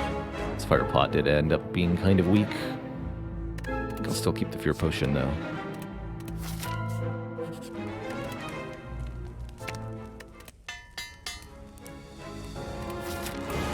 Alright, time meter. So the first fight, we're being unable to keep the focus from Bias Cog is particularly bad, but I think we can manage this fight by avoiding it. We're going to dupe the defrag, the loop, the capacitor, and hopefully that will make the bulk of our task a bit easier here. Pick one, no need. Against Time Eater, our card plays themselves are limited, since every 12 cards, the Time Eater will end our turn. Alright, so I can amp defrag capacitor here. With this hand I can. I shouldn't do it right now, though. Let's play Glacier instead.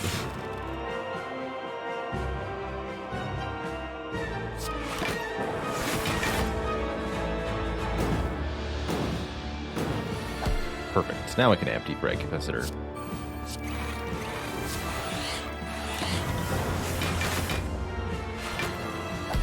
This should be good enough, though. 10 orbs with this much focus. Should be plenty.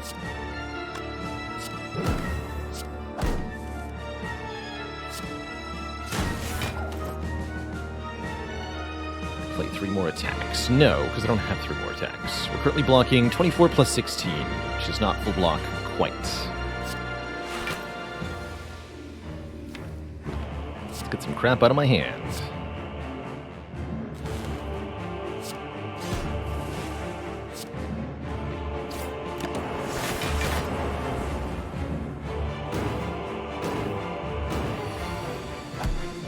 Beautiful.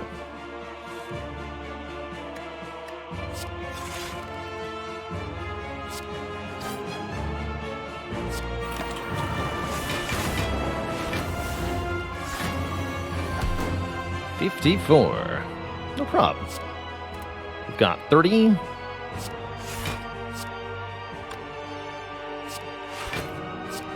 $54.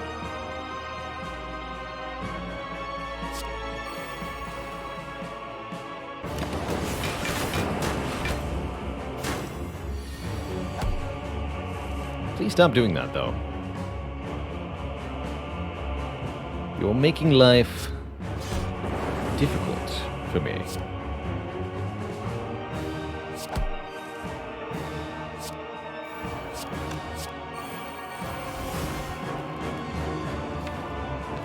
We'd like to have Goku the Eyes next turn. Sure would. Orb. Too many orb cards. So I got a hologram this turn then. Hologram the force field. Play the beam cell.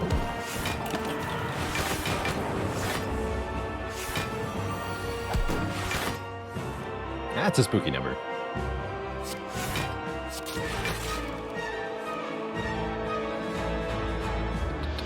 $30 plus 34 versus 63.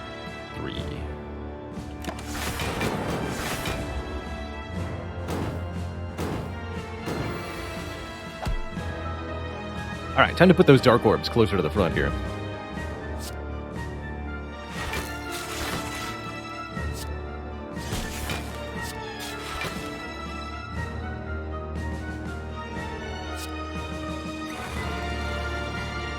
It's zapping time.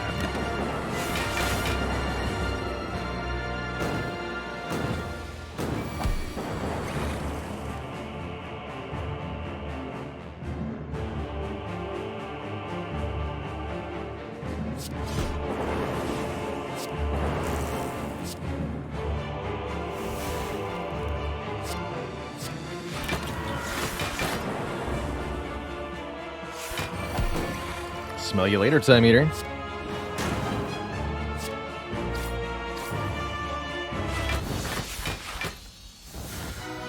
GG. GG. You nerds. Great turn, great first boss fight there. I imagine our second one won't be too much worse. Want to do something very similar where we amplify the stuff. The defragment and capacitor or what have you. Looks like we're struggling a little bit with that.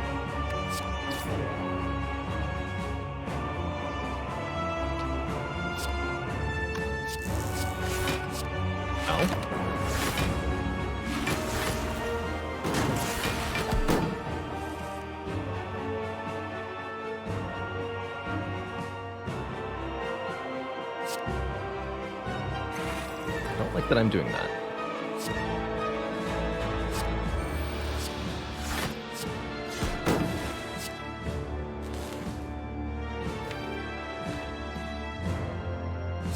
Simple as that.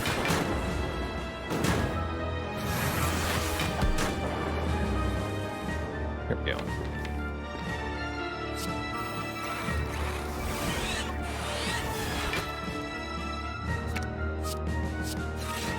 There we go.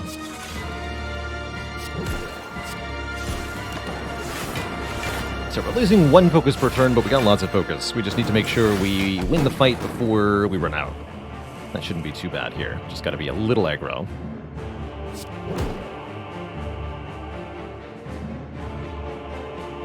Potentially a good fission turn. Maybe next turn is.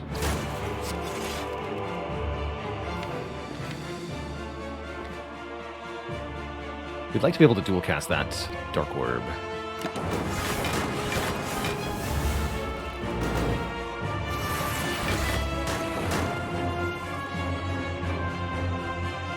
Okay, we can get it to the front, right? Yeah.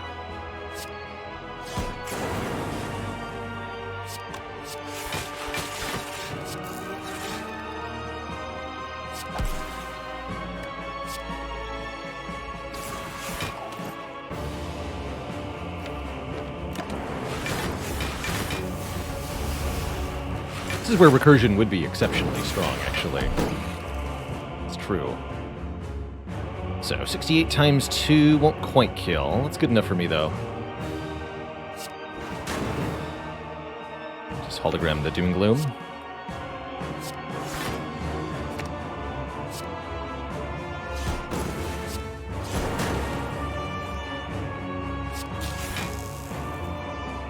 Plenty of block.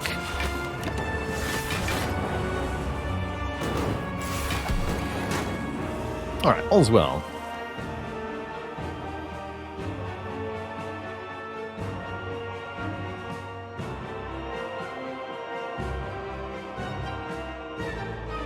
What happens if you Omniscience and then Vault against Time Eater's 12th card? Oh no. That's a horrifying prospect, actually. What does happen if you do that?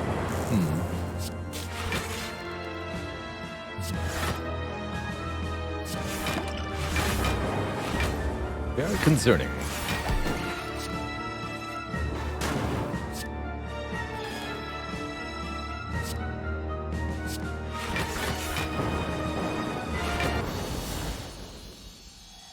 Not too bad.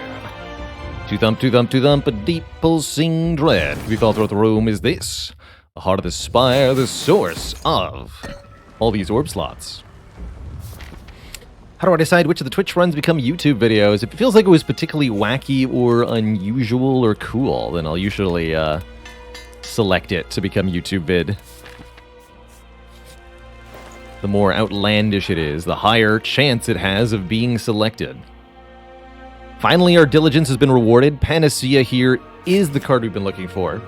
Now we can keep the focus from bias cognition during the essential last fight. And I'm contemplating swapping out our fire potion here. Other option, purchase a hologram, purchase a cold snap, purchase a barrage. Barrage hits pretty hard. It's a pity we can't amplify the biased Unless we get a Blessing of the Forge from the elites. Or something.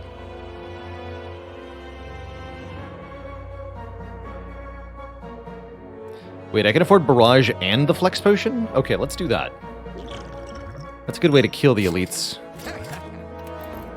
Better than a Fire Potion. Oh, we have Akabeko. Oh my goodness. I have Akabeko. I can also use the Strength Potion with the Panacea here to just have 5 strength for this fight. Seems pretty good. Unfortunately, we're going to get a little bit beat up turn 1. The good news is we still can amplify our self-repair later in this fight. Sure.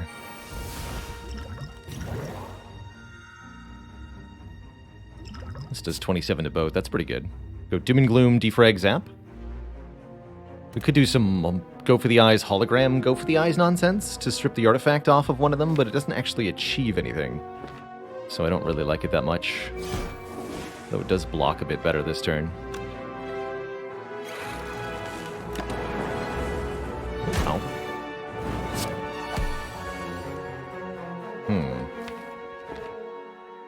So we're hologramming Zap then, to draw one more? Or are we fissioning and then hologramming whatever we draw? Maybe that's a better idea. Yikes, they say. Unfortunately, is where we're at. Let me fission first. Perfect. Okay, we can Glacier, Hollow Glacier. That's pretty good.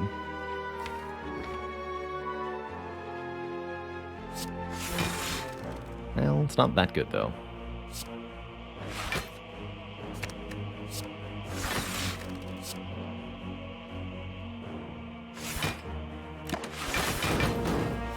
Good enough.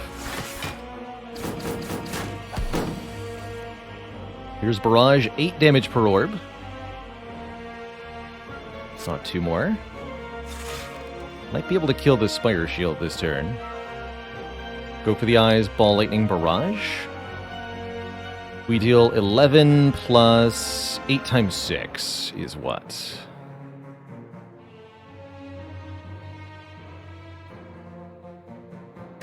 Plus 8. 67 total damage.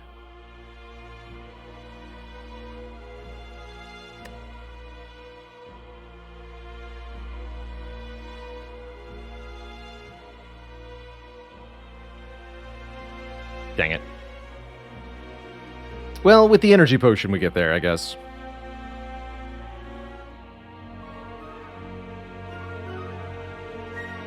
$67 damage. Yeah, or we could rely on the lightning orb, but there's no need for that. We have an energy potion. Feels like the smarter line. We don't get there with Nunchaku, right? No. Bummer.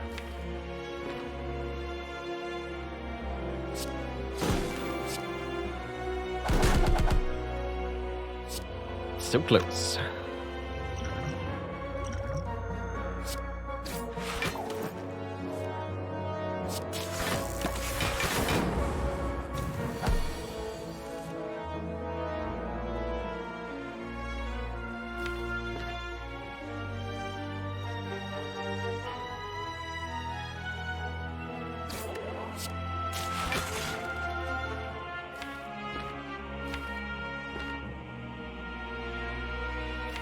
Yeah, they're self-repairing. Okay.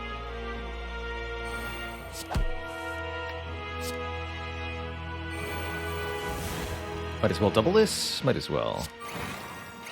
Fight may now end.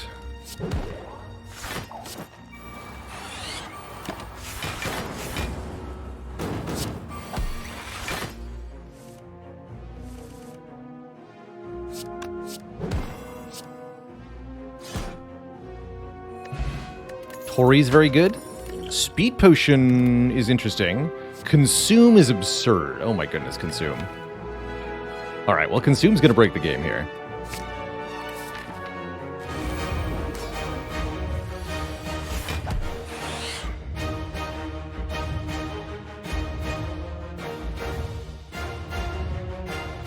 Consume is real good like.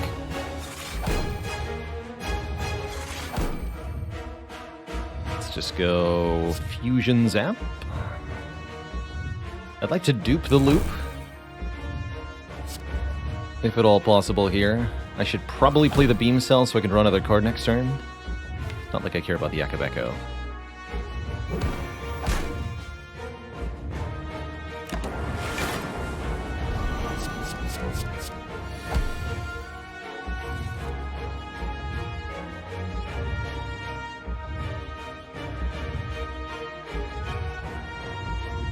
Circular pixels. Why did the triangle say no to the square when the square asked it out? Because they wanted to remain platonic solids.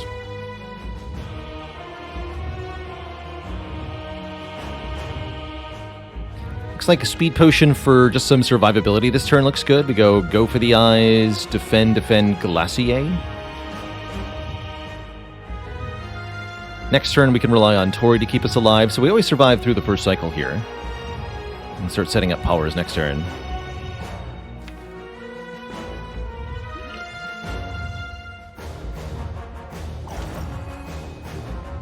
So we get 9, 7, 9. Oof, that's not enough. It'll have to do.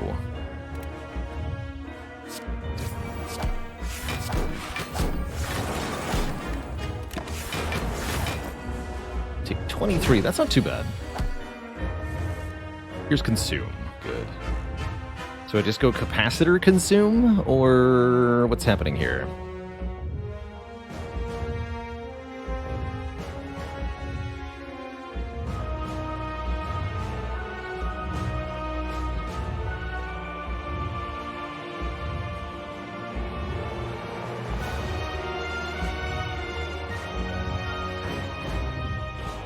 Ball Lightning Consume?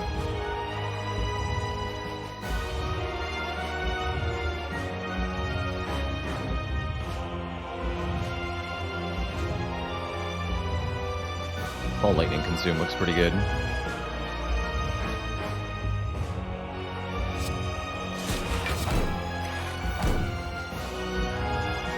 And get this out of my hands.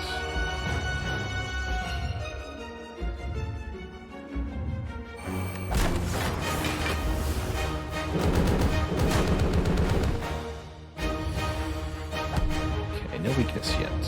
Oh my goodness. Been majorly hand clogged here. It's been pretty bad. May have to single loop here in a moment. We get to hologram Cool-headed, I guess, first. Son of a gun. Okay, we'll loop for more energy next turn. And I gotta play Turbo this turn too. Get some stuff out of my hands. Loop Barrage Streamline looks good.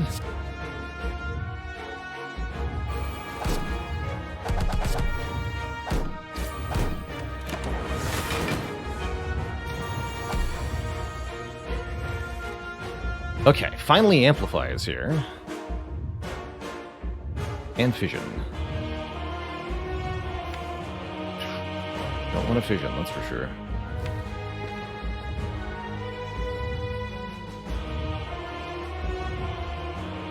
So Amp, Cap, Defrag. That's 3. And then I can Force Field. Start with Defend then.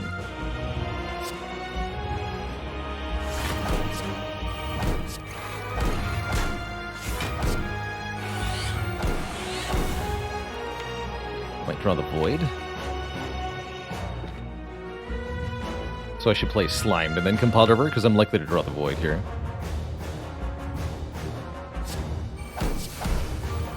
Yep. This can get played now.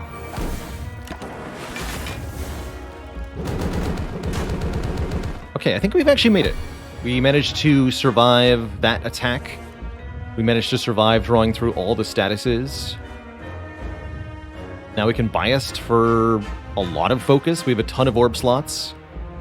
We have Fission as a panic button if we need it, but we currently don't even need it. That's good. And I'm getting lots of energy per turn with this looped plasma for the moment. Looking good here. It's only going to be draw 3, but feels important. Glacier, Beam Cell Doom. Another Kunai. Okay, this is looking good. This is looking very good.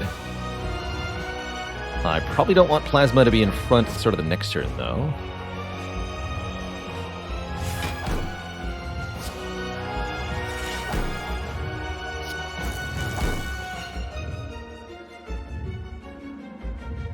Hollow Barrage for a bunch of damage? I think that's right.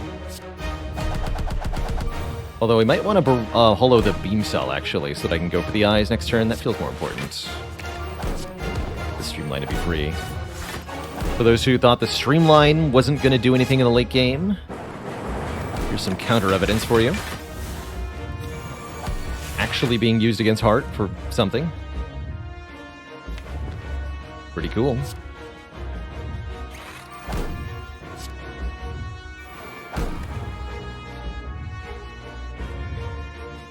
I don't even need to play the Go for the Eyes, but I might as well.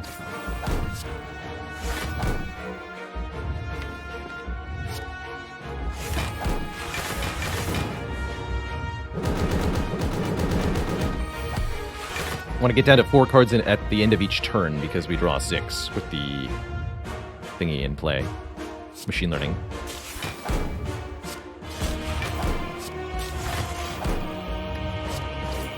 Get him, Streamline.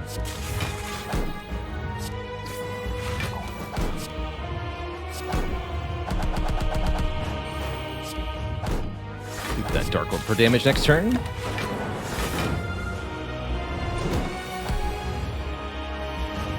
We can dual cast it for a full hit.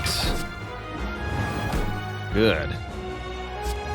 The loop in front.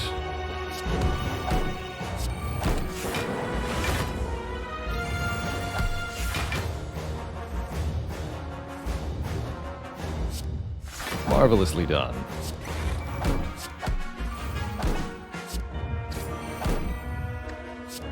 Get him, Vision.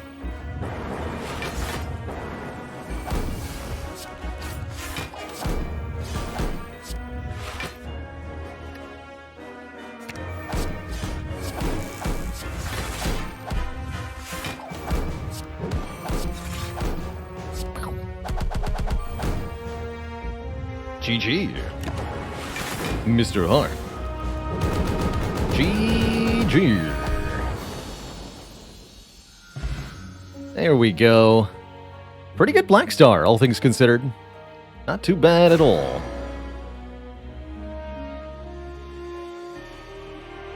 Finally get one on the scoreboard.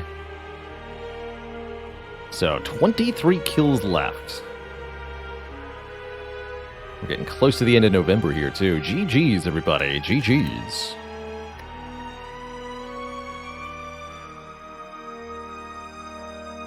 Tori prevented 28 damage, and we had 28 health at the end. So, yeah, I think we needed that Tori, didn't we? GG.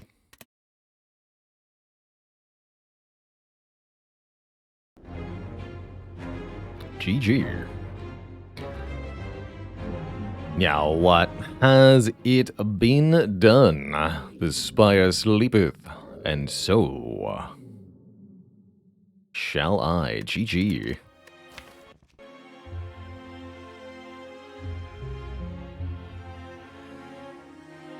Fourth try is the charm on the Defect. Defect's a pretty tricky character.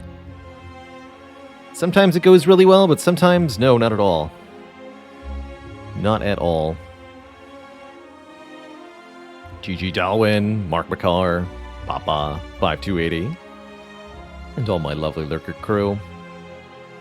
I'm gonna wind things down a little early today. My tummy says it's dinner time, like, desperately. So, I think I'm gonna go get me some food here. But it's been a lovely, lovely stream with all of you. This is our last show of the week, of course. We'll be back on Tuesday with our community-voted game, Dead Cells. We'll be playing on Tuesday, checking out the Ironclad skin they added to that. Heads up, we won't be doing a full week of streams next week. I can say for sure I won't be live on Thursday, Thanksgiving Day, in the US. I've got places to be. But we will be live on Tuesday and Wednesday, and I'm hoping we'll be live on at least Saturday, maybe not Friday. I'm not sure. I have to sort out some of the details. And I'm hoping that I can do a bonus stream at some point later in the month to make up for our Thanksgiving holiday interruption. So we'll see if we can squeeze in some unusual stream timings as we go into the last little bit of November and the first bit of December. Places to be, turkeys to eat, that's right. Cosmic Cosmo says, thanks for giving us streams. You're welcome. You keep watching, I'll keep eating turkey.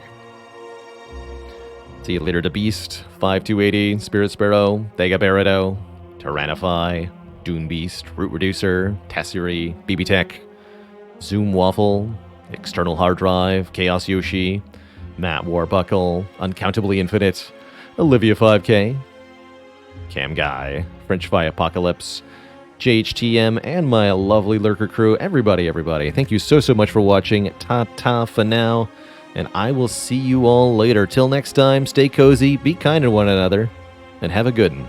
Toodaloo, folks.